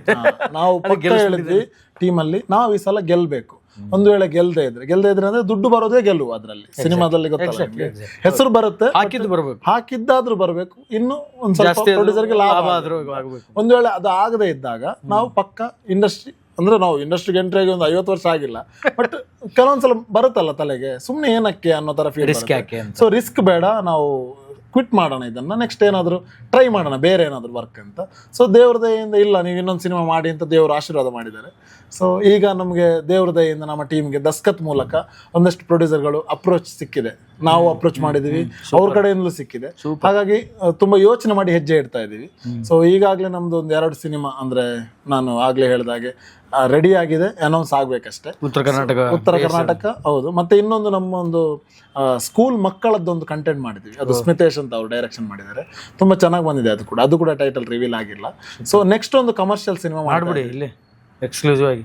ಅದು ಎಕ್ಸ್ಕ್ಲೂಸಿವ್ ಆಗಿ ಪ್ರೊಡ್ಯೂಸರ್ ಹತ್ರ ಪರ್ಮಿಷನ್ ಕೇಳಬೇಕು, ಡೈರೆಕ್ಟರ್ ಹತ್ರ ಕೇಳಬೇಕು, ಮತ್ತೆ ಆರ್ಟಿಸ್ಟ್ಗಳ ಹತ್ರ ಎಲ್ಲ ಹೇಳಿ ಅನೌನ್ಸ್ ಮಾಡ್ತೀವಿ. ಇಲ್ಲೇ ಅನೌನ್ಸ್ ಮಾಡೋಣ ನೆಕ್ಸ್ಟ್. ಸೊ ನೆಕ್ಸ್ಟ್ ಒಂದು ಕನ್ನಡ ಸಿನಿಮಾ ಮಾಡ್ತಾ ಇದೀವಿ, ಕಮರ್ಷಿಯಲ್ ಸಿನಿಮಾವನ್ನು. ಸೊ ಆದಷ್ಟು ಬೇಗ ಅದು ಕೂಡ ಅನೌನ್ಸ್ ಮಾಡ್ತೀವಿ. ಸೂಪರ್, ಒಳ್ಳೇದಾಗ್ಲಿ. ಎಲ್ಲ ನಿಮ್ಮ ಸಪೋರ್ಟ್ ಅಷ್ಟೇ. ಖಂಡಿತ. ನಮ್ಮನ್ನ ತುಂಬಾ ಬಿಯಾಂಡ್ ಲಿಮಿಟ್ಸ್ ಅಲ್ವಾ, ಬಿಯಾಂಡ್ ಲಿಮಿಟ್ಸ್ ಅಲ್ಲಿ ಮಾತಾಡ್ಸಿದ್ರಿ. ಸೊ ನಾನು ಅದೇ ಹೇಳಿದ್ನಲ್ಲ, ಕೆಲವೊಂದ್ಸಲ ಮಾತಾಡಿದೇನೋ ತಪ್ಪಿದ್ರೆ ಕಟ್ ಮಾಡಿ ಬಿಸಾಕಿ, ಚೆನ್ನಾಗಿದ್ರೆ ಹಾಗೆ ಇಟ್ಕೊಳ್ಳಿ, ಹಾಗೇನಿಲ್ಲ. ಮತ್ತೆ ನೀವು ಕೂಡ ತುಂಬಾ ಚೆನ್ನಾಗಿ ನನ್ನನ್ನು ಮಾತಾಡ್ಸಿದ್ರಿ. ಈ ಚೇರ್ ಎಲ್ಲ ತುಂಬಾ ಚೆನ್ನಾಗಿ ಮಾತಾಡ್ಸುತ್ತೆ ಅನ್ಸುತ್ತೆ. ಚೇರ್ ಚೆನ್ನಾಗಿದೆ ಇದು. ನಮ್ಮ ಸಾಹೇಬ್ರು, ನಮ್ಮ ಓನರ್ ಹೇಳಿ ಮಾಡಿಸಿದ್ದಾರೆ ಇದನ್ನ. ಅದೇ ಮಾತು ಚೆನ್ನಾಗಿ ಬರಲಿ, ಇಲ್ಲಿ ಕೂತು ಹಾಗಾಗಿ ಆರಾಮಾಗಿ ಸ್ಮೂತ್ ಆಗಿತ್ತು ಮಾತು. Thank you so much. ಹೇಳಿ ಬೇರೆ. ಹೊಸದಾಗಿ ಸಿನಿಮಾಗೆ ಬರೋರಿಗೆ, ಅಥವಾ ಹೊಸದಾಗಿ ಡೈರೆಕ್ಷನ್ ಮಾಡ್ತೀನಿ ಅಂತ ಬರೋರಿಗೆ, ಆಕ್ಟಿಂಗ್ ಮಾಡ್ತೀನಿ ಅಂತ ಬರೋರಿಗೆ ಫೈನಲಿ ಏನು ಹೇಳಕ್ಕೆ ಇಷ್ಟಪಡ್ತೀರಿ? ಅದೇ, ನಾನೇನು ಹೇಳೋಷ್ಟು ದೊಡ್ಡ ಜನ ಅಲ್ಲ, ಅದೊಂದು ಎಲ್ಲ ಕಡೆ. ಆದ್ರೂ ನಿಮ್ಮ ಅನುಭವದ ಮಾತು. ಆದ್ರೂ ಅನುಭವದ ಮಾತು ಏನಂದ್ರೆ ಟ್ರೈ ಮಾಡ್ಬೇಕಷ್ಟೇ, ಒಂದೇ ವರ್ಡ್. ನಾವು ಟ್ರೈ ಮಾಡಬೇಕು, ದೆನ್ 100% ಅದಕ್ಕೆ ಕೊಡಬೇಕು. ಕೆಲವೊಂದು ಮೊನ್ನೆ ತಾನೇ ಒಂದು ಎಕ್ಸಾಂಪಲ್, ನಮ್ಮ ಫ್ರೆಂಡಿಗೆ ಒಂದು ಕಾಲ್ ಬಂತು, ಒಂದು ಪ್ರೊಡ್ಯೂಸರ್ ಇದ್ರೆ ಹೇಳಿ, ಇಷ್ಟು ಬಜೆಟ್ ಇದೆ, ಇಷ್ಟಂದ್ರೆ ಸಣ್ಣ ಒಂದು ಬಜೆಟ್ ಇದೆ, ಎಕ್ಸಾಂಪಲ್ ಒಂದು 20 ಲಕ್ಷ ಬಜೆಟ್ ಇದೆ ಸರ್, ಸಿನಿಮಾ ಮಾಡ್ಲಿಕ್ಕಿದೆ, ಒಂದು ಪ್ರೊಡ್ಯೂಸರ್ ಇದ್ರೆ ಹೇಳಿ ಅಂತ. ಅದಕ್ಕೆ ಹೌದಾ ಏನು ಕಂಟೆಂಟ್, ಅದೇ ಸರ್ ಎಷ್ಟು ದಿವಸ ಶೂಟ್ ಬರುತ್ತೆ, 35 ದಿವಸ ಶೂಟ್. ಎಕ್ಸಾಂಪಲ್ ನೀವು ಯೋಚನೆ ಮಾಡಿ, ಅವ್ರದ್ದೊಂದು ತಲೆಯಲ್ಲಿ ಇಲ್ಲ, ಬೇರೆ ಏನೂ ಇಲ್ಲ, ಸಿನಿಮಾ ಮಾಡಬೇಕು ಅಂತ ಹೊರಟಿದ್ದಾರೆ, ಬೇರೆ ಏನು ಕೆಲಸ ಮಾಡ್ತೀರಿ ನೀವು? ಬೇರೆ ಏನಿಲ್ಲ, ಈಗ ಅದಕ್ಕೆ ಟ್ರೈ ಮಾಡ್ತಿದ್ದೀವಿ ನಾವು, ಪ್ರೊಡ್ಯೂಸರ್ ಹುಡುಕ್ತಾ ಇದ್ದೀವಿ, ಸಿನಿಮಾ ಮಾಡಬೇಕು ಅಂತ, ಇಷ್ಟು 20 ಲಕ್ಷದ್ದು. ಓಕೆ, 35 ದಿನ ಶೂಟ್. ನಿಮಗೆ 35 ದಿನ ಶೂಟಿಗೆ ಎಷ್ಟಾಗ್ತದೆ ಅಂತ ಕ್ಯಾಲ್ಕುಲೇಷನ್ ಇರಲ್ಲ ಕೆಲವರಿಗೆ. ಅದೇ ಹೇಳೋದು ನಾನು, ಅದಕ್ಕೆ ಟ್ರೈ ಮಾಡಬೇಕು, ದೆನ್ ಪ್ರಿಪೇರ್ ಆಗಬೇಕು ಅಂತ. ವಿದೌಟ್ ಪ್ರಿಪ್ರೇಷನ್ ಒಂದು ವೇಳೆ ನಾವು ಸಿನಿಮಾವಂತಲ್ಲ ಯಾವುದೇ ಕೆಲಸ ಮಾಡಿದ್ರು ಅದು ಪಕ್ಕ ಸಕ್ಸಸ್ ಆಗಲ್ಲ ನನ್ನ ಪ್ರಕಾರ. ಆಗ್ಬೋದೇನೋ ಅದೃಷ್ಟದ ಮೇಲೆ ಕೆಲವರಿಗೆ. ಈಗ 22 ದಿನದಲ್ಲಿ ಶೂಟ್ ಮಾಡಿದ್ರಲ್ಲ, ಎಷ್ಟಾಯ್ತು ಬಜೆಟ್? ಎಷ್ಟು ಮಾಡ್ಬೇಕು ಅಷ್ಟು ಮಾಡಿದ್ವಿ. ಅಲ್ಲ ಅಂದಾಜು ಅಪ್ರಾಕ್ಸಿಮೇಟ್ ಒಂದು ಲೈನ್ ಆ ಕಡೆಯಿಂದ ಈ ಕಡೆ ಹೇಳೋದಾದ್ರೆ. ಅದು ಹೇಳ್ಬೇಡಿ ಅಂದಿದ್ದಾರೆ ಪ್ರೊಡ್ಯೂಸರ್. ಅಂದ್ರೆ 20ಕ್ಕಿಂತ ಜಾಸ್ತಿನಾ 20ಕ್ಕಿಂತ ಕಡಿಮೆನಾ? 20ಕ್ಕಿಂತ ಜಾಸ್ತಿ. ಅದೇ ಹೇಳಿದ್ ನಾನು ಎಕ್ಸಾಂಪಲ್. ಕ್ವಾಲಿಟಿ ಬೇಕಲ್ಲ, ಕ್ವಾಲಿಟಿ ಬೇಕು. ಮತ್ತಿಂದೇನಂದ್ರೆ ಊಟಕ್ಕೆ ಆಗುತ್ತೆ ಸರ್ ಅಲ್ಲಿ 35 ದಿವಸಕ್ಕೆ ಜನರೇಟರ್ ರನ್ ಯೋಚನೆ ಮಾಡ್ಬೇಕಲ್ಲ ಅಂತ ನಾನು ಹೇಳೋದು. ಅದಕ್ಕೆ ಇಷ್ಟೇ ಸಜೆಷನ್ ಅಂತಲ್ಲ, ಯಾರೇ ಬರೋದಾದ್ರೂ ಕೂಡ ಈಗಿನ ದಿನಗಳಲ್ಲಿ ಪ್ರೊಡ್ಯೂಸರ್ ನಾವು ಉಳಿಸ್ಬೇಕು. ನಮ್ಗೆ ನೆಕ್ಸ್ಟ್ ಅವರೇ ಪ್ರೊಡ್ಯೂಸ್ ಮಾಡೋ ತರ ಅವ್ರು ಹೇಳ್ಬೇಕು, ನಾನು ನಿಮ್ಗೆ ಮಾಡ್ತೀನಿ ಇನ್ನೊಂದು ಪ್ರೊಡ್ಯೂಸರ್, ದೇವರಣ್ಣ ನಿನ್ನ ಸಾಹಸ ಬೇಡ ಮಾರ ಅಂತ ಹೇಳಿ ಹೋಗೋ ತರ ಆಗ್ಬಾರ್ದು ಅಂತ. ಸೊ ಹಾಗಾಗಿ ಎಲ್ರಿಗೂ ಹೇಳೋದು ಅದೊಂದೇ, ನಾವು ಪ್ರಿಪೇರ್ ಆಗಬೇಕು. ಪ್ರಿಪೇರ್ ಆಗಿ ಸಿನಿಮಾ ಅಂತಲ್ಲ ಯಾವುದೇ ವಿಷಯಕ್ಕೆ ಇಳಿಯೋದಾದ್ರೂ ಕೂಡ ನಾವು ಸಕ್ಸಸ್ ಆಗ್ತೀವಿ ಅಂತ. Thank you. ಇಷ್ಟೊತ್ತು ಕೂತು ಸುಮಾರು ವಿಚಾರಗಳನ್ನು ಮಾತಾಡಿದಿರಿ, ಹೇಳ್ಕೊಂಡಿದ್ದೀರಿ, ಹಳೆಯ ನೆನಪುಗಳನ್ನೆಲ್ಲ ಮೆಲುಕು ಹಾಕಿದಿರಿ. Once again thank you so much. Thank you. ನಿಮ್ಗೂ ಕೂಡ ತುಂಬಾ ಖುಷಿ ಆಯ್ತು ನಿಮ್ಮ ಕ್ವಶನ್ಗಳಿಗೂ ಕೂಡ. Thank you so much. Beyond limits ಅಲ್ಲಿ ಕ್ವಶನ್ ಕೇಳಿದಾಗ ಯಾವ ಕಾಂಟ್ರವರ್ಸಿ ಕೇಳಿಲ್ಲ, ಬಿಯಾಂಡ್ ಲಿಮಿಟ್ಸ್ ಅಲ್ಲಿ ಏನು ಕಾಂಟ್ರವರ್ಸಿ ಮಾಡಿಲ್ಲ. ಆಫ್ ಕ್ಯಾಮ್ರಾದಲ್ಲಿ ಹೇಳಿದ್ರಿ ನೀವು ಅವಾಗಲೇ. ಅದು ಆಫ್ ಕ್ಯಾಮರಾದಲ್ಲಿ ಆಫ್ ಮಾಡಿದಾರಲ್ಲ ಅಂತ ಗೊತ್ತಿಲ್ಲ. ಇರ್ಲಿ, thank you so much. Beyond limits ಅನ್ನ ಮೀರಿ ಜಗತ್ತಿನಾದ್ಯಂತ ಪ್ರಸರಿಸಲಿ. ಥ್ಯಾಂಕ್ ಯು ಕೂಡ ಥ್ಯಾಂಕ್ ಯು. ಒಟ್ಟಾರೆಯಾಗಿ ಇದು ಈ ಹೊತ್ತಿನ ವಿಶೇಷ. ಮುಂದಿನ ಇಂಟರ್ವ್ಯೂ ಅಲ್ಲಿ ಅಥವಾ ಮುಂದಿನ ಪಾಡ್ಕಾಸ್ಟಲ್ಲಿ ಮತ್ತೊಬ್ಬ ಅತಿಥಿಯೊಂದಿಗೆ ನಾನು ಬರ್ತೀನಿ. ಅಲ್ಲಿವರೆಗೂ ನೋಡ್ತಾ ಇರಿ ಬಿಯಾಂಡ್ ಲಿಮಿಟ್ಸ್. ನಮಸ್ಕಾರ.